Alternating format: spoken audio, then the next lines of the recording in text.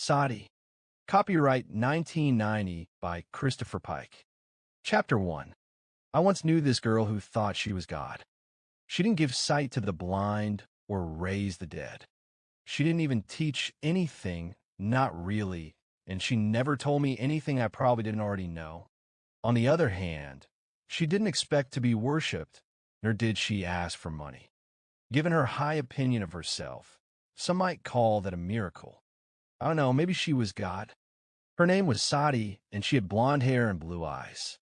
I first met her in the middle of the night alongside Highway 10 in the Arizona desert. She was sitting, not standing like your usual hitchhiker, in the sand next to the asphalt. Had I been any more tired than I already was, I probably would have missed her. All I saw was a flash of white in my semi's high beams. I was a couple of seconds down the road before I realized I'd just passed a person. My brakes took their time, bringing my 70-mile-per-hour rig to a halt. In the rearview mirror, my flash of white stood and walked slowly toward the truck. When the passenger door opened a minute later and the overhead light went on, I decided I'd made a wise decision stopping. She was a soft beauty, and I blinked twice, for she looked familiar, though later I was never able to decide who she reminded me of. The rose tinge of her skin complemented her long, sunny hair. Her big eyes glanced across my littered seat, bright and calm. "Need a ride?" I asked. She nodded, lifting up the hem of her white dress and sliding into the seat. The overhead light went off as she shut the door. "Are you hitchhiking?" I asked, thinking I hadn't seen any broken-down car along the road. "Yes," she said. "Well, I am heading to L.A. I have friends in L.A. You want to ride all the way there with me?" "Yes," she said. That was fine with me. Hauling freight when you're half asleep is always easier with company. I put the truck into gear and we rolled forward. "My name's Michael Winters," I said, offering my hand, hoping she could see it in the dark. Desert nights get as deep as a pool of ink. Her profile was a shadow against the black window. Her warm fingers found mine and squeezed hello. "I am Sati," she said. "Oh, I say oh a lot. The world is always taking me by surprise." "What kind of name is Sati?" "An old one." "How did you come to be sitting out here at this time of night?" "I was waiting for a ride." Her tone was not unhappy, but she was obviously being evasive. Perhaps she just had a fight with her boyfriend and had been dumped, I thought. Or maybe she lived in Catsun, a town a few miles back the way I'd come, and had decided to leave home tonight. She couldn't have been more than 20. "Hey, you hungry?" I asked. There was a diner not far up ahead where I occasionally stopped during my boring Phoenix to LA runs. Before picking up my guest, I hadn't planned on eating so soon. I think I just wanted to get another good look at her. "I wouldn't mind stopping," Sati said. Pete's was the name of the place, appropriately enough. It served tons of truck drivers who resembled the owner and head chef Peter Korboff, a big, heavy-set man whose sole culinary achievement was consistently fantastic pancakes. I usually stopped in only when I knew the diner would be fairly empty. Just because I made my living moving freight from one town to another didn't mean I was a truck driver. The job was temporary, I told myself, and the years kept rolling by. The air had a chill in it as we climbed out. Come 10 in the morning, and I knew it would be simmering. Sati pulled up beside me, a head shorter than my even 6 feet. Her long white dress swished close to the pavement as we walked toward the diner's front door. "I hope Penny's working," I said. Sati nodded, apparently not caring who Penny was. The place was crowded for 2 in the morning. There were about a dozen people present. Steering Sati toward a booth in the corner, I noticed Penny pouring coffee behind the counter and gave a wave. She raised an eyebrow when she saw I had a female with me. Penny was a good friend. We'd spoken to each other once a week for the last 3 years, but she didn't know my wife was divorcing me. I hate telling people my problems. It depresses me. "I see you don't have a purse," I told Sati when we were seated. The hard white light of the diner took nothing away from her beauty. Her complexion looked as soft as it had during my first glimpse of her in the truck. At my remark, her wide mouth curled into an amused line. I added hastily, "But don't worry if you're hungry. I've got money." "I am not worried, Michael," she said. "All right." Sati wasn't a large girl, but her fingers were long and slim.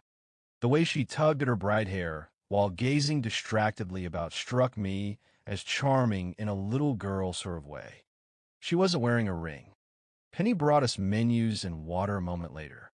Penny was destined to be a waitress in a truck stop coffee shop. She fit the part so well. Buxom, with cheaply dyed red hair and gobs of makeup, she had the friendly southern accent that barely hid a lonely pain. Her husband had died of cancer a week after their 5th anniversary, and she had never remarried. Her 20-year-old son was presently doing time in a sweaty Texas jail for stealing a car. Had Harry Chapin still been alive, he might have written a song about her. "And who do we have here, Mike?" Penny asked. "A lost hitchhiker who thinks she wants to go to L.A., I said. "Penny, meet Sati." "Lord, girl, don't tell me you're another one of those aspiring actresses." Penny said, "I see dozens of them pass through here on their way to fame and fortune. See them on their way home, too, the stars wash from their eyes. Where are you from, child?" "Not far from here," Sati said. Penny gave her a closer look, puzzled. "Have I seen you before?" Sati did not answer the question. She instead nodded to the ring on Penny's finger, a plain gold band given to Penny on her wedding day. "The ring is very nice," Sati said. Penny fairly lit up, then laughed. "I can see you know nothing about jewelry, girl.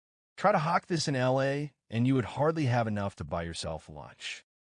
Sati stared her straight in the eye. It was then I realized what had struck me about her blue eyes the moment she had climbed in my truck. They were unusually serene. I wondered if she was stoned. "But you wear it well," Sati said. Penny seemed touched. "Thank you," she said softly. Then, shaking herself as if she was stirring from a pleasant daydream, she reached for her pad. "So, Mike, what would you and your traveling companion like this fine morning?" "I'll have 6 of Pete's perfect pancakes and a cup of coffee," I said. "Bring lots of butter." I should have known. Sati had been looking out the window. She glanced toward the counter. "May I have that banana there?" "Is that all you want?" I asked. "Better take a free meal when you can get one," Penny said. Sati nodded, as though that were good advice, but didn't say anything. Penny added, "Are you a vegetarian? I know a lot of actresses are. Listen, I could put that banana on some cold cereal if you'd like." "That would be fine," Sati said. Penny collected our menus and left. "You're not really an actress, are you?" I asked. "Not exactly," Sati said. "What do you plan on doing in L.A.? "I'll tell you when we get there." "You don't know." She smiled again. Like her tugging at her hair, it seemed so innocent, that smile. For a moment, I thought she could have been an actress, that she could have lit up any screen. "I know," she said. Our food came, and I ate quickly. Penny had diced the banana over a bowl of cornflakes and drenched it in milk. Sati chewed each bite so thoroughly, one would have thought she believed it was going to be her last meal for the rest of the week. My plate was clean, and I was finishing my 2nd cup of coffee, feeling anxious to hit the road, when she finally pushed her bowl away. "We can go," she said. "You're full." Her bowl wasn't empty. Completely full. Just before we stood to leave, I noticed a pot-bellied man with a handlebar mustache standing by the door and staring our way. It took me a moment, but then I recognized him as a local, a foreman in a factory in Catsun who always worked the late shift. We'd shared a cup of coffee at the counter before, although I couldn't remember what his name was. He appeared on the verge of approaching us, but he suddenly turned and left. "Did you see that guy?" I asked. "Which guy was that?" Sati asked innocently. "Never mind, he's gone." Penny returned to our table to say goodbye. She told me to give Linda her love. I left the tip as big as the bill. I like to tip big. It makes me feel like a nice guy. Sati and I were back in the truck and barreling down the road when Sati asked about Linda. She's my wife, I said. We've known each other since high school. We have a daughter named Jenny. She'll be 6 next month, June 17th. We had her only a year after we were married. Actually, we'd had Jenny only 9 months after we'd been married, but tell people that and they think they know what really happened. Back then, Linda and I both had to drop out of college and get jobs. I never had a chance to get back, and Linda was only now finishing her degree. One of her professors was her new boyfriend. She had always fancied the academic types. His name was Dick. You would like Jenny, I added. She's the smartest little kid. What about Linda? Sati asked. Sati's question caught me off guard. I wasn't exactly sure what she was asking. Nevertheless, the query did give me an occasion to examine my motives in picking her up. There was the company excuse, sure, but I'd never bought a hitchhiker breakfast before. What the hell, I thought. Her long dress wasn't giving away a lot, but there was no hiding her fine figure. I'd slept with 2 women in the 6 months since I had split up with Linda. I thought there was a chance my depression was largely sexual frustration. I thought wrong, and had not called Sharon or Joetta back. Glancing across the dark seat, I wondered if I was ever going to learn. Sati's hair hung loosely atop her breasts. What? I said. Linda must be smart, too. I decided she was playing with me. Tell me about yourself. Sati wore what appeared to be hand-carved wooden slippers. Slipping her feet out of them, she tucked her legs beneath her and sat cross-legged on the seat. I'll tell you when we get to your apartment, she said. But I am not going straight to my apartment. We've got several tons of pool acid sitting a few feet behind us. I gotta drop that off first. Fine. But afterward, if you'd like, I could take you over to your friends. She closed her eyes and sat up straight. I am going to your apartment. Don't talk to me until we get there. But what about your friends? I asked. You're my friend, Michael. The sun had begun to color the sky when I backed into Stinson's pool supply dock. Mr. Stinson was one of my more dependable customers. Twice a week, he had me bringing in a full trailer of goods from Phoenix. He intended to give me more business when I purchased 2 more trucks, which would give me 4 altogether. At present, my partner, Jesse, drove my other truck. Stinson was a reference I planned on using when I hit the bank later on in the day with my hand out begging for money. Here, I hated what I was doing, and I was trying to expand the business. Don't ask me why. Sati had a strong back. Her posture stayed firm the whole time she slept. I wondered if she wasn't really meditating or something. She didn't move an inch, I swear. I couldn't have counted the times I glanced over at her. Stinson's son was already at work. With his help, I had the acid unloaded in 15 minutes. He didn't have occasion to look up front. He had no idea I had a cute blonde with me. Not that I would have cared. My fatigue level had begun to reach the point where sleep, more than any imaginable erotic encounter, was all I wanted. I'd already decided Sati could crash at my place for a day or 2. She didn't seem the sort who was going to steal me blind. Of course, my wife hadn't seemed that sort either, until her boyfriend had introduced her to his lawyer. Sati, I said softly as we approached my home. My apartment's in a small complex in Santa Monica, about half a mile from the beach. The place was owned by a high school buddy of mine, David Stone. My friendship with David was the main reason I was living there, although he didn't give me a break on the rent. David had a lot of money and kept an eye on it. Sati opened her eyes at the sound of her name. She stared off into space for a moment, then closed them again. We're almost there. She whispered, Yeah, did you have a nice rest? She opened her eyes again and glanced out her window. The eastern sky was orange going on yellow. Yes, it's going to be a pretty day, a busy day. Do you have plans? She regarded me thoughtfully, without a trace of drowsiness in her eyes. Yes. What are you going to do? I asked. You'll see after you sleep. My trailers are far too big to park at the apartment complex where I live. I was currently renting a square of asphalt that belonged to a nearby car dealer. The parking spot was ideal. It was only a short walk to my place. I didn't have to go through the hassle of unhooking the trailers from the truck every time I came home. As I had surmised, Sati's slippers were definitely wooden. They made funny knocking sounds after we parked and were walking along the sidewalk. "Where did you get those shoes?" I asked. "I made them." "Really? I made this dress too," she said. "You must be pretty handy." "Oh, I am." Fred McDougal was in front of the apartments folding papers. He worked for the Times and also helped David Stone maintain the grounds, for which David let him have a tiny apartment for free. Fred was 19, but still finishing his senior year in high school. His dad had thrown him out of the house a few months back, and he had latched on to me as sort of an authority figure. That was fine with me. Fred was a nice kid. He had girl troubles, too. Lori was her name, and I doubt she had any idea how much I knew about her. The problem was, Lori didn't feel the same way Fred did. It was a common problem.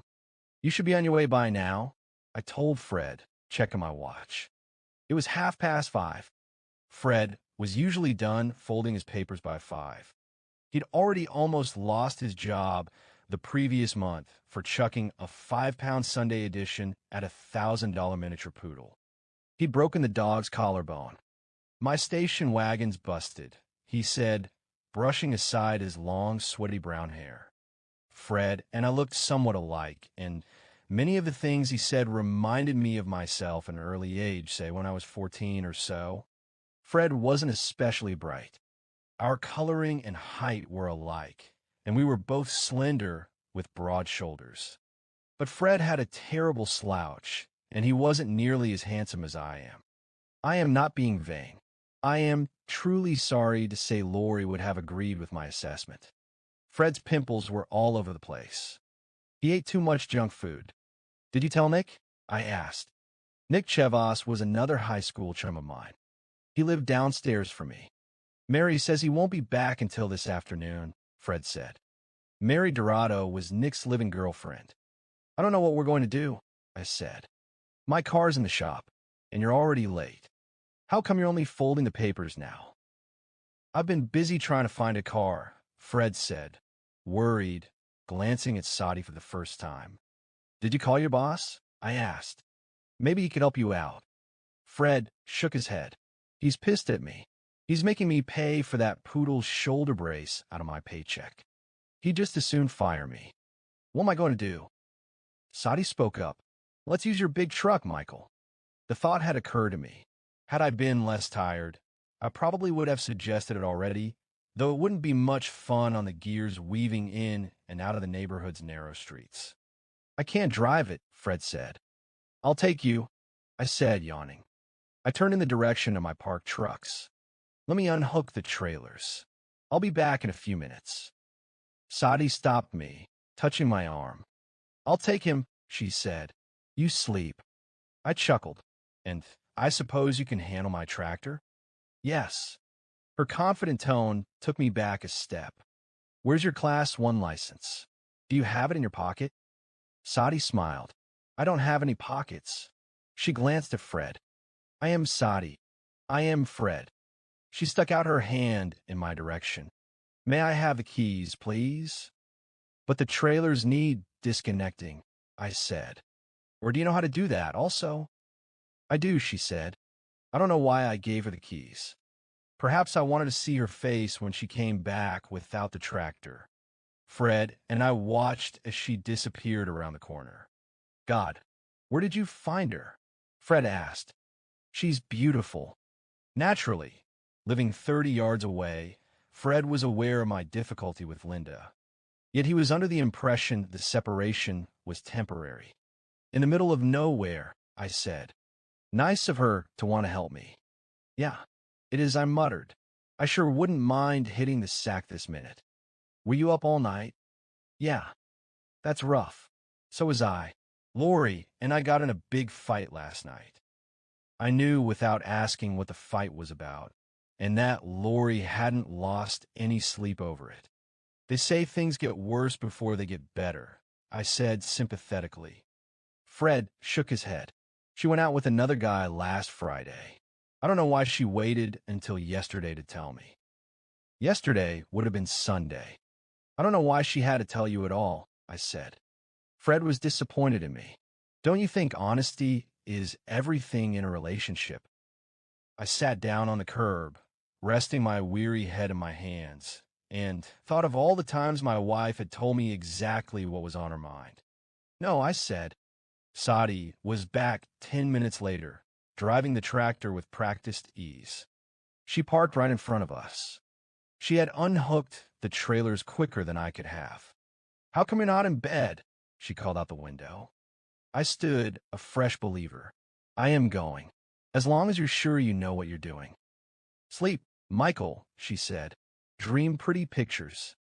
I nodded, yawning. Whatever you say. Sati, when you're done, Fred will show you where I live. I'll leave the front door unlocked. I patted Fred on the shoulder. Better get going. Fred nodded. So, what do you think I should do about Lori? Ask Sati. She's a girl. My apartment has 2 bedrooms. One was completely crammed with the furniture and appliances that I had inherited during my separation from Linda. Once inside, I wondered if I should leave the usable bedroom to Sati and crash on the couch. It was a fleeting thought. One could push the hospitality routine a bit too far, I decided. Really, when I thought about it, I couldn't figure out why I had instinctively trusted her so quickly. As I fell asleep, the only pretty picture I remembered thinking of was of her face. Chapter 2. And then Linda was sitting beside me and smiling the way she used to smile before the dark ages. Her hair was as black as deep space, and an artist had stolen the color of her lips from a red rose. Or so I fancied as I slowly climbed back to waking. What? I croaked. You were snoring, Linda said. Impossible. I never snore. It was nice seeing her before I had to see anything else. Huh. I remember different. I muttered, not knowing where to go with it. Don't you know you have Jenny this afternoon? She asked, sitting back and taking her hand off my arm. What time is it? 10. What did you get in? I sat up. Feels like a minute ago. You shouldn't be working so much. It's hard keeping 2 roofs over our heads. I said, that was a mistake, silly me. Linda's voice changed, and not for the better. If you want to go back to sleep, fine with me. I can take Jenny with me. There was a note of finality in the remark. Where is she? Downstairs, cutting flowers with Mrs. Hutchinson. Mrs. Hutchinson was an elderly widow whom David Stone had made his apartment manager. Except for her always trying to save my soul, we got along okay. But she had never cared much for Linda. I'll take her, I said. Are you sure? Dick said she could come with us if you were busy. There was a lousy taste in my mouth. I am sure. Where are you 2 going? Shopping, Linda said. Oh yeah, my birthday's coming up. Linda winced. I am sorry, Mike. When was it? Saturday? It just slipped my mind. I wondered why Linda hadn't run into Sati out on the couch, and if my truck was still in one piece.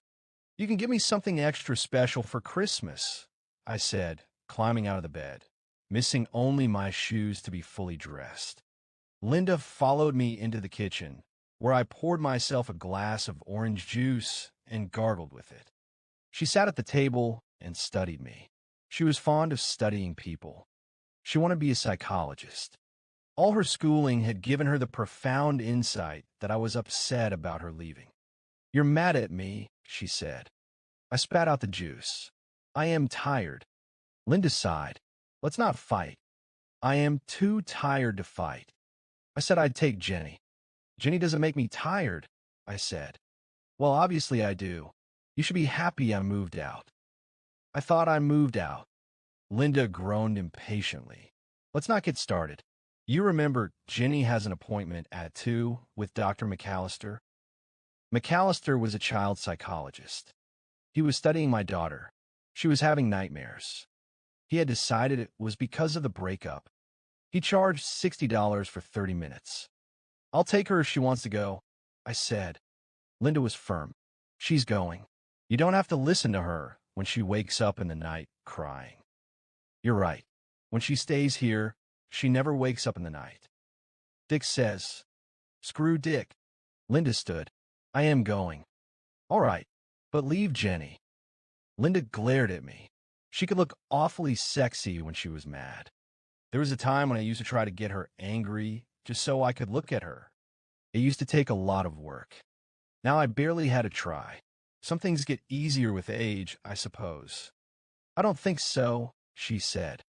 Leave her here and buy me a birthday card when you're out. You can mail it to me.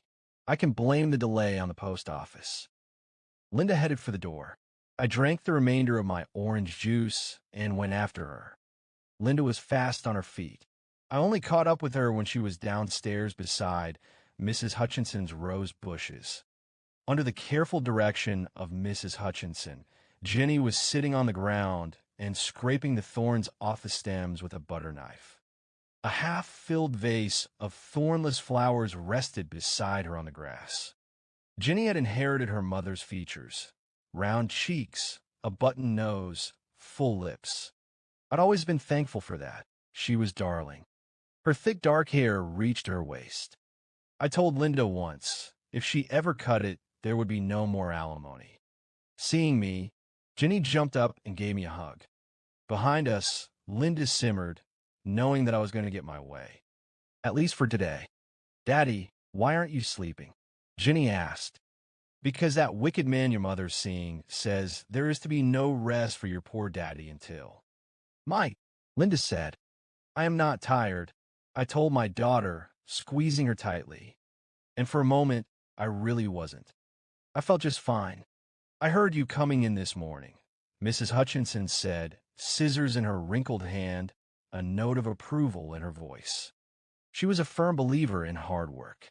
She was 73, and up until 2 years earlier, she had worked full-time as a tailor in an expensive clothes store in Beverly Hills.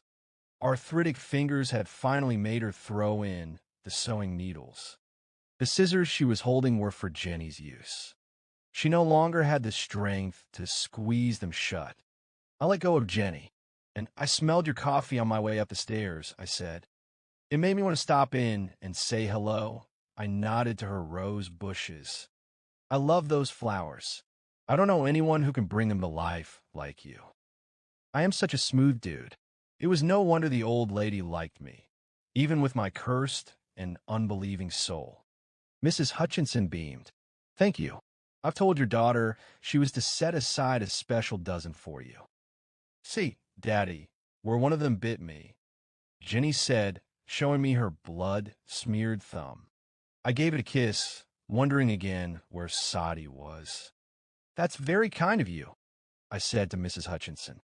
By the way, have you seen Fred since he finished his paper route? A moment ago. He was returning from the supermarket. A moment ago? He mustn't have gone to school. That he certainly did not do, Mrs. Hutchinson said, not pleased. He had some girl with him. A blonde. That's the one. I glanced at Linda, who was not enjoying being ignored. Could you wait here a sec? I asked. I have to check on something. Do you know this girl? Linda asked. She'd always had uncanny radar. Not really, but just give me a minute. In a closet-like apartment that David Stone had given to Fred in exchange for neatly trimmed lawns and a carefully maintained swimming pool, I found Sati rolling dough and Fred opening a jar of cherries. Fred jumped a little when I entered. The door had been left open and I hadn't knocked. Sati paused long enough to wave hello with her rolling pin. Get the papers delivered? I asked. Yeah, Fred said quickly. Good, I said. How's the truck? I'll put it back in your parking spot, Sati said. The keys are on top of your icebox. Any problems? I asked. No, she said. Great. I sat down. Something was going on. Fred wouldn't look at me. What happened to school? I didn't go, Fred said. Right. Why didn't you go? Fred glanced at Sati. She had put her hair up in a bun. Her white dress was sprinkled with white flour. He's helping me get ready for tonight, she said. Tonight? I said. What's tonight? We're having refreshments tonight after my meeting, she said. What meeting? I asked. Now Fred was looking at the floor. Sati, however, was as cool as ever. Fred, she said, give Michael one of our flyers. I don't know, Fred said. Sati smiled at his discomfort. I'll give him one, she said. Wiping her hands on a dish towel, she removed a notebook-sized sheet from the top of Fred's waist-high icebox and took a seat beside me. She handed me the paper. The lettering was standard typewriter characters. The page was obviously a photocopy. Attention! My name is Sati. I am God. I would like to invite you to a special meeting I will be holding tonight at 8 o'clock at 1245 3rd Street, Apartment 3. Refreshments will be served. I'm looking forward to meeting with as many of you as possible. I stared at Sati for a moment. I thought you said you weren't an actress, I said. I am not, she said. This is Apartment 3. You couldn't fit 5 people in here. Then we'll have the meeting at your place, she said. I folded the flyer in two and frowned. What are you up to? Her big blue eyes were mischievous. Come to the meeting and find out. I snorted. Who will be there? Who's seen these flyers besides us? Many of the people on Fred's paper were out. She said. What? I exclaimed. Fred, you didn't put them in with your papers? Fred was talking to the wall. We didn't exactly put them inside the papers. We put them on the outside, Sati explained. Underneath the rubber band. I think the flyer is catchy. I typed it on Fred's typewriter right after you went to bed. I made copies at the 7-Eleven store around the corner. Had the circumstances been different, I probably wouldn't have blown up. If someone thinks she's God and wants to tell others, that's her business. But Linda's waking me up and talking about Dick a minute later had put me in a bad mood. Plus, I wasn't exactly full of physical pep. In fact, I suddenly had a splitting headache. Sati, do you have any idea what you've done? I asked, not even trying to disguise my anger. I know, she said. Quit telling me that. You know nothing. Just last week this young man here flattened a poodle. He came within an inch of getting fired. And that was an accident. How do you think the Times is going to feel about having this garbage purposely peddled inside their paper? No one will complain to the paper, Sati said, unmoved by my outburst. You don't know that. But I do. Don't get mad, Mike, Fred said meekly. I've never had a party here before. I kind of like one. She's not talking about a party. She's talking about a goddamn meeting. Sati smiled. It won't be a goddamn meeting. It's a meeting about myself. But you say you're God, I said. In soap operas, people always walk in on arguments at precisely the worst moment. The same axiom applies to my life. In the blink of an eye, Linda, Jenny, and Mrs. Hutchinson were standing in the doorway. Who says they're God? Mrs. Hutchinson wanted to know. Sati plucked the flyer from my paws and handed it to the old lady, casually returning to her rolling pin and cookie dough. Linda crowded beside Mrs. Hutchinson. Together the two of them read the good news for modern man, their faces quickly darkening. Jenny stood staring at Sati in awe, a bunch of red roses in her tiny hands. Did you write this? Mrs. Hutchinson demanded, her eyes narrowing on Sati. Yes. Sati sprinkled a little sugar over her dough. You're also welcome to attend the meeting. This is blasphemy, Mrs. Hutchinson breathed, trembling. Because she was so old, I worried about her heart, which made me all the angrier at Sati. This is ridiculous, Linda snickered. Mike, who is this girl? My attention was drawn to my daughter. Her odd expression was frozen on her face. She stood mesmerized, watching Sati make her cookies.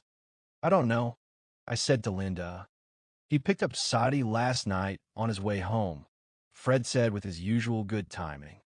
Is that true? Linda asked. Yes, Sati said, with no skin off her back. Swell, Linda said.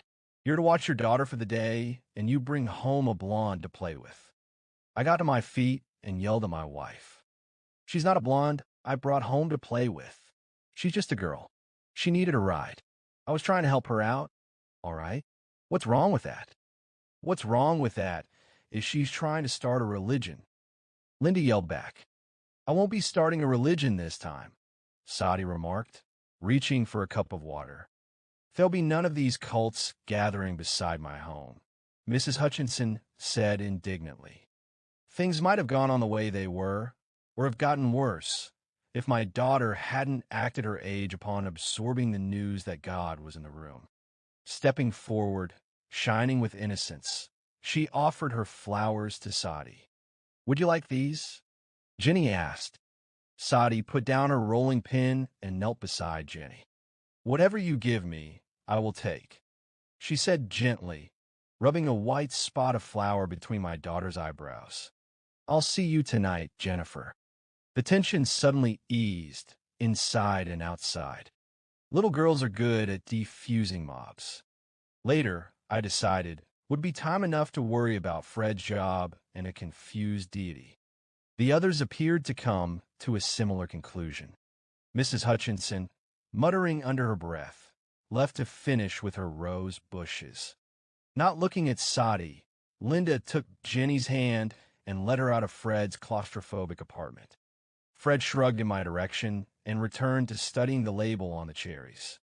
I knew he'd have a good excuse as to how Sati talked him into distributing the flyers. I would listen to it another time. I went after my family. Sati called goodbye to my back. Linda was waiting for me in front of the apartments, near her car, pacing the sidewalk. Jenny had returned to helping Mrs. Hutchinson with the flowers. Sorry about that, Linda, I said. She suddenly stopped her fretting, the hardness slipping from her mouth. She laughed. You sure know how to pick them. Just like that, just that easy, one friendly line, and I knew I would be thinking about her all day. But I wouldn't wonder why she was with Dick instead of me. I still didn't know how I'd gotten her to marry me in the first place, how I'd talk her into it. She was right. We were meant to go our different ways. She was going to be happy, and I was going to be miserable. I used up all my luck on my first choice, I said. Linda hesitated. That was sweet, Mike. I gave her a brief kiss on the forehead and turned away. I wanted to end on a nice note. Have fun today, Linda. I'll see you tonight. Maybe we can go to that meeting together. I didn't know why I said that. Chapter 3. Jenny was glad my car wasn't available and that we had to go to the bank in my truck. She loved being up high while riding down the road. I'd had an expensive stereo installed to keep me amused on the long road. She always had me crank it up on a heavy metal station. 5 years old, and she was an Ozzy Osbourne fan. Once I'd suggested to her child psychologist that her favorite music might be related to her nightmares. The dude had smiled. He thought I was old-fashioned. But today, Jenny did not want music. She wanted to talk.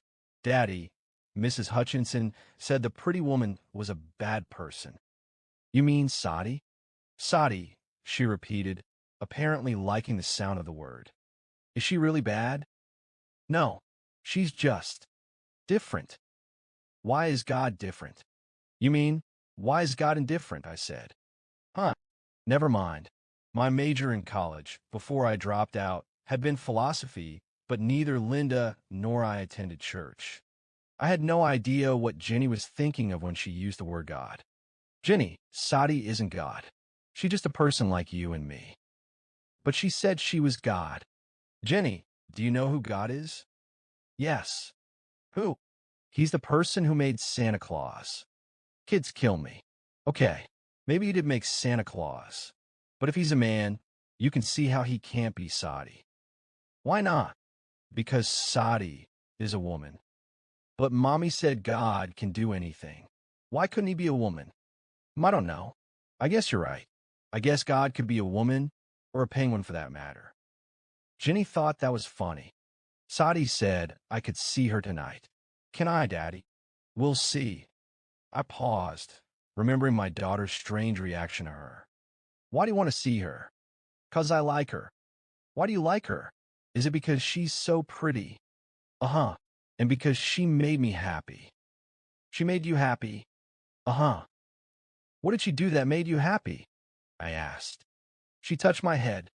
Oh, banks remind me of dentists' offices. They are wicked places. Evil people work in them. But maybe I have a bad attitude. Seated across from the neatly attired loan officer, with me still in my dirty jeans, I try to convince myself my paranoia was all in my head. I am afraid we can't grant you the loan, Mr. Winters, the young man said. What do you mean? I asked. Bad news always takes me a while to assimilate. Sometimes I never understand it. We can't give you the money, the loan officer said. Jenny squirmed in the seat beside me. Gesturing for her to be still, I asked why not. The young man leaned forward. You're asking for $110,000 to buy 2 used diesel tractors and 2 used 40-foot trailers. 45-foot trailers, yes? With the intention of using them to hire 2 new employees and generate twice as much business. Now this seems to be a poor loan for us to make from every angle. First, each of these tractors has over 100,000 miles on it. They'll go for over 300,000 miles. Second, you have no written commitment from either of your prospective employees. They can't commit until I got the trucks. And third, you have no written commitment from the companies with whom you intend to do business. I've given you references from several of my clients, I said. They have all said they intend to continue to use my partner and myself. Several have stated they would give us considerably more freight if we had the equipment and manpower to handle it. But they did not commit, the man insisted. You have no signed contracts with them. That's not the way the trucking business works. But it is the way the banking business works, Mr. Winters. Are you saying you're not going to give me the money? That's what I said, the man said. Oh, it was turning out to be a bad day, I thought. If I had gotten the loan, I could have bought the trucks, and then I could have made a lot more money, and then maybe Linda would have come back to me. But I've done my banking here for years, I said. I've never been late with a loan payment. Besides, what's the risk? You have the trucks as collateral. You can always take them away. The young man pushed my loan application across the desk to me. It had taken me 3 hours to fill it out. I am sorry, Mr. Winters. What if I get a co-signer? I asked. Then we will be happy to reconsider the situation. I stood. I'll get one right now. This afternoon. This minute. Don't go away. I grabbed my daughter's hand. Come along, Jenny. David Stone, old buddy and real estate millionaire, had previously offered to help finance the expansion of my business. I not wanted to take him up on the offer, partly because of pride and partly because even when a friend was involved, business was business with David. I would have to give him a piece of the action. Now I figured I had no choice. I called him at his office from a phone booth outside the bank. What's the bank? He asked when I had explained the situation. The First Interstate on Wilshire. I know it. What did you say the amount was? I told him, and it was small change to him. I'll be through here in an hour, Mike. Can I meet you there at 2? I'll be here. I really appreciate this, Dave. He laughed. Let's just say when I get into smuggling stuff across the border, I'll be giving you a call. 2 o'clock. Right. It wasn't as bad as calling the Godfather, but I wondered after I hung up the phone whether I really needed those extra trucks after all. Jenny and I had lunch in a coffee shop across the street. Her appointment with the psychologist was approaching. Jenny, do you want to talk to Dr. McAllister today? Can I stay with you? She asked. I canceled the appointment. David was almost an hour late. Jenny entertained me by telling me about all the times Dick and Linda fought. I figured that was one relationship on the way out. David only showed when the bank was about to close. I got hung up, he said when we met out front. Did you get the money? What do you mean? He laughed, which he did easily, and which I suppose was understandable when you were 29 years old and in a position to retire for several lifetimes. He was a thin, nervous man with a neat blonde mustache and a pointed face that Linda had said was nothing but a big money-sniffing nose, an opinion apparently not shared by the majority of females. Even back in high school, when his means were modest and he couldn't get on an athletic team, David had lots of girlfriends. He could be charming when it suited him, and he certainly was sharp, but he had never married. We were more acquaintances than friends. David had made his money the old-fashioned way. He bought houses for next to nothing from people whose Spanish was excellent and sold them for a huge profit to people whose first language was Japanese. They told me on the phone they would draw up the check for you, he said. But don't you have to fill out forms and sign dotted lines? He patted Jenny on the head. How's my girl? Fine, Jenny said, her expression solemn. But I am not your girl. You're not my daddy. David continued, They trust me, Mike. Let's go inside, you'll see.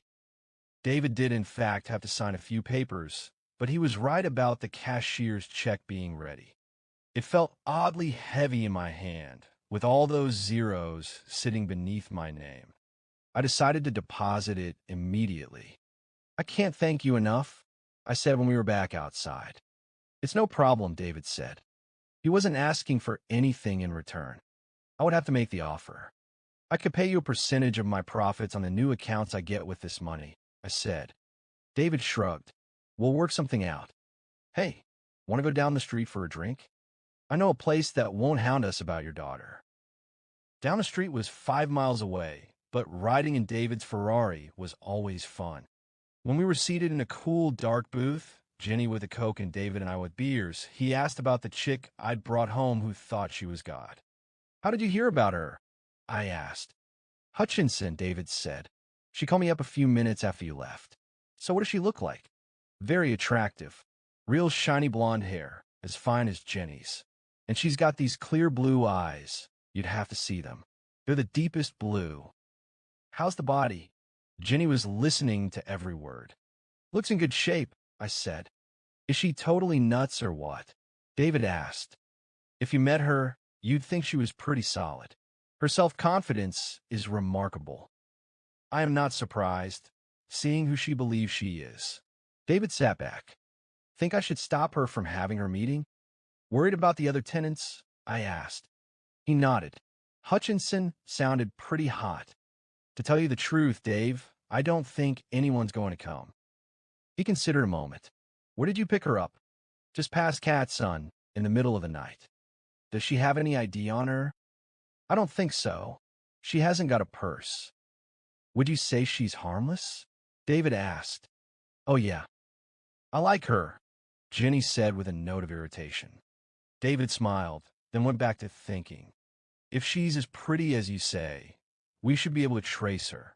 He pulled out a pen. What name is she going by? By the time we'd finished another couple of beers and worked out exactly how much I would pay David for the use of his credit rating, it was close to 5. Driving Jenny and me back to my truck, David said he'd let Sati do whatever she wanted, at least for tonight. He also said he'd try to stop by the meeting. Linda had left a message on my machine, scolding me for canceling Jenny's appointment and saying she wouldn't be back till 8. Sati was nowhere to be found. I wasn't going to worry about her. Jenny and I decided to take a walk down to the beach. On the way out, we ran into Nick Chevos. Nick and I had been close in high school, although he hadn't arrived on our campus until his senior year. Before then, he'd lived in East L.A., where he had been a member of a gang. They called themselves the Black Bastards, and they'd not been fond of white people, or Hispanics for that matter. Nick hadn't come right out and said it, but from hints he'd dropped, there was blood on his hands, and some of it sounded nasty. Even as a teenager, he'd lifted weights. He could pick me up with one hand without straining. 2 events had helped transform him into a civilized human being. First, his mom, who was the only one he cared about, had had a stroke, followed by a series of heart attacks. There had been no money in the family. He'd nursed her 24 hours a day, and as a result, had been forced to give up his violent nocturnal activities. And then when his mother had finally died, the fight in him had apparently died, too. He said it was the first and only time he had cried, and I believed him. But his mood might have gone bad again, hanging out with the sword he was used to, if his uncle hadn't legally adopted him and moved him into our neighborhood. We met in my garage. I was into being a rock guitarist in those days, and was blasting the block with hard-biting blues when he walked in and said he liked my style. Turn out, he could play piano. He had a huge finger spread. We started jamming together right then, and a few months later, I got over my fear of being alone with him. At heart, he was really a mellow guy. Except for the 4-inch knife scar in front of his left ear, I would have had trouble believing his past. When people met Nick, they saw that scar first, and I don't suppose many forgot it quickly. He could have been handsome, but when you didn't know him, he just looked mean. He was great with his hands and had an artistic bent. The art teacher in our high school thought Nick's sketching technique gripping. Unfortunately, his uncle had only agreed to keep him till he was 18. Soon after graduation, Nick was out on the street again and looking for work everyone was afraid to give him. Finally, he did get a job as a bricklayer. But it was in Oregon, and it was then I lost track of him. Up north, he learned to construct beautiful fireplaces. Yet he got few of the jobs he bid on. Not many people would let him into their living rooms. He started drinking beer in backwoods bars with people who grew marijuana by the ton in their huge forested backyards. These people were interested in the gang friends Nick had known when he was young. Seemed a few of those friends had since made names for themselves in the drug business.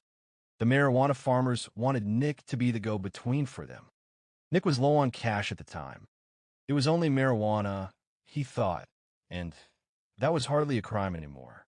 He made it clear he wouldn't handle cocaine or any hard stuff. The dope planters were agreeable. Nick made the connections with his childhood friends. Deals were struck. Nick started driving a van full of marijuana from Portland to L.A. every week. He became a pusher. We didn't run into each other again until our 10-year class reunion. It was about this time that Linda started to talk about our psychological incompatibilities. At the reunion, Nick had an illegal alien named Mary Dorado with him. He told me of all the trash he'd been into in the last few years, and how he'd gotten out of it because of Mary. He was poor again, he told me, but his conscience was clear. Mary didn't know he'd ever dealt in dope. Nick, David, and I got together a week after the reunion and saw a movie. David told us about his apartments. Nick moved in with Mary a couple of weeks later. And 6 months after that, I moved out of my house and became Nick's upstairs neighbor. Nick was the only one I told my problems to. He knew how to listen without giving advice, which is a virtue few happy people understand. And he had problems of his own. Mary was pregnant, a good Catholic Hispanic. She wasn't going to have an abortion. She wanted to get married. The timing was bad. Nick had used up all his savings. He was still a mean-looking black dude with a scar. Work was scarce. He'd returned to hauling marijuana. Not as much as before, but even a little, he knew, was too much. Mary was getting suspicious. Nick was feeling like dirt. "How's my babe?" he asked when he saw Jenny. She giggled as he swung her onto his broad shoulders. "How's it going, Mike?" "My life is a series of ecstatic moments, each more intense than the previous," I said. "How are you?" "I am fine," he said without enthusiasm. Jenny began to tickle his ears, and he resettled her atop his head. "We're walking down to the beach," I said. "Want to come?" "Sure." "Mary's welcome, too," I said. Nick glanced at his apartment door. He looked as tired as I felt. Her cousin came by and took her shopping. She left a note. She won't be back for a couple of hours. "You were gone all day?" I asked. He sighed, setting Jenny down. "Yeah, I was busy. The beach was only 10 minutes away." Once across the coast highway and onto the wide stretch of sand leading to the water, Ginny ran on ahead, chasing the pigeons. "How did it go?" I asked. He grimaced. "I was coming back down on I-5. I usually bring an extra tank of gas, so I don't have to stop at a station. But I forgot this time. You know those jerks up there don't care how they package the stuff. They wrap it in a plastic bag and figure it's cool. But you know how dope smells. You've only got to get close to the van to smell it. Anyway, I end up having to stop near Fresno. Just my luck, a cop pulls into the station right then. Wonderful. Yeah, I thought of just splitting, but his eye went straight to me. He wandered over and started making small talk. Man, I was sweating vinegar. He even leaned his back against my van. "But you just said how strong it smells." Nick laughed. I was standing there wondering what kind of fools they have for cops in Fresno when he starts to tell me about his hay fever. He was suffering something awful with it. His whole head was stuffed up. He couldn't have smelled the dope if he'd stuck his head in a bag full of it. I told him to try alfalfa. My mom used to take that for her allergies. He thanked me for the advice. Do you ever feel sometimes that you're tempting the gods? Nick lost his smile. I wasn't laughing about it when I pulled out of the station. I was telling myself that was it. Great. He shook his head. But when I made my delivery and got handed 1,000 for my troubles, I started thinking maybe I'd make just one last haul. Why is that, Mike? It's because you're an idiot. Nick nodded. That's what I need to hear. But I'll tell you, I went out on 8 jobs this week. I didn't get a 1. And Mary's already seeing this gynecologist that's costing a fortune. How far along is she? 10 weeks. Is she over her morning sickness? I asked. Yeah, but I think I've caught it. I took that to mean he wasn't sure he wanted the baby. Doesn't she ever smell the dope that's been in your van? Sure. I tell her I smoke it occasionally, which I do. She doesn't approve. If only she knew, would she leave you? I asked. I don't like to think about it. We decided to build Ginny a sandcastle. We had a respectable moat in place when Nick got the idea to bury Ginny up to her chin behind the sand walls. I had my doubts. She didn't have on her swimming suit, and the largest waves were already brushing our castle's outer perimeter. I could see Linda freaking out later when she heard about her nightmare-plagued child being buried in front of an advancing tide. But Ginny loved the idea. While Nick dug a hole for her, she pulled her dress off over her head.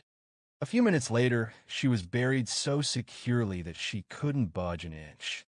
And so we spent until sunset frantically repairing the walls of the castle, with our princess in distress alternately pleading with us to keep her dry and laughing with us when she got splashed. Finally, however, nature got the best of us. A particularly large foamy wave disintegrated our castle walls in one stroke. Ginny swallowed a mouthful of seawater before we could pull her out. But she giggled all the harder, and I wasn't worried about any psychological trauma. On the way home, with Ginny again dancing ahead of us, Nick asked me again about my day. I told him about David's co-signing for my loan. Must be nice to be rolling in the dough like him, Nick observed. When I get the other trucks, I'll be able to offer you a job. If you offer it, I'll take it, he said. You don't think I am getting in over my head, do you? He looked at me seriously. You know, Mike, I hate to say this, but I sometimes think I made a mistake talking you into asking Linda to the high school prom. It hurt that I was so transparent. He could see why I wanted the loan, and he thought I was wasting my time. But if you hadn't, we wouldn't have had Ginny to play with today, I said. Yeah. Look, we're still talking. We're working on it. You're working on it. Linda's talking because she wants to be a counselor, and their job is to talk. I lowered my head. You're depressing me. Nick patted me on the back. Hey, I am just a dope dealer. What the hell do I know? Suddenly, I remembered Sati's meeting. I checked my watch. It was 7:30. I was curious what she would have to say and whether anyone would respond to her flyer. Nick, do you want to meet God? I asked. Huh, I've got this girl back at my place who says she's God. Want to hear her talk? Nick was interested. What'd she look like? Awesome. Totally awesome. Sure. His reaction did not surprise me. It was, after all, Southern California. Have the right deity, and it was a snap to get disciples. Chapter 4. Fred met us at the door of my apartment. A glance inside told me someone had been cleaning up. Sati wants to know if she can use your place for her meeting, he said. Fred had on dress slacks and a long-sleeve shirt. He'd even washed his face and brushed back his hair. I hardly recognized him. Tell her if she's God, I said. She should know whether I'll let her use it or not. Who's been playing housekeeper here? Sati did most of the work, and she said you would let us use the place, but that I should ask you anyway. Sati had placed my best chair at the end of the room and covered it with a white sheet. Presumably, that was where she was going to sit. Roses had been arranged in a vase on the corner table beside the chair. But the flyer directed them to your place, I said. I am to wait down there and direct them up here. She told you that? Yeah, Fred said. And I know what you're going to say, that I shouldn't listen to her because she's crazy. Well, now that you mention it. Fred lowered his voice and spoke confidentially. Nick, who was carrying Jenny, had to lean closer to hear. I spent the whole day with her, Fred said. I've never seen anyone like her. Everything goes her way. We went to the bank on 3rd Street to see if we could use their community room for another meeting she wants to hold tomorrow night.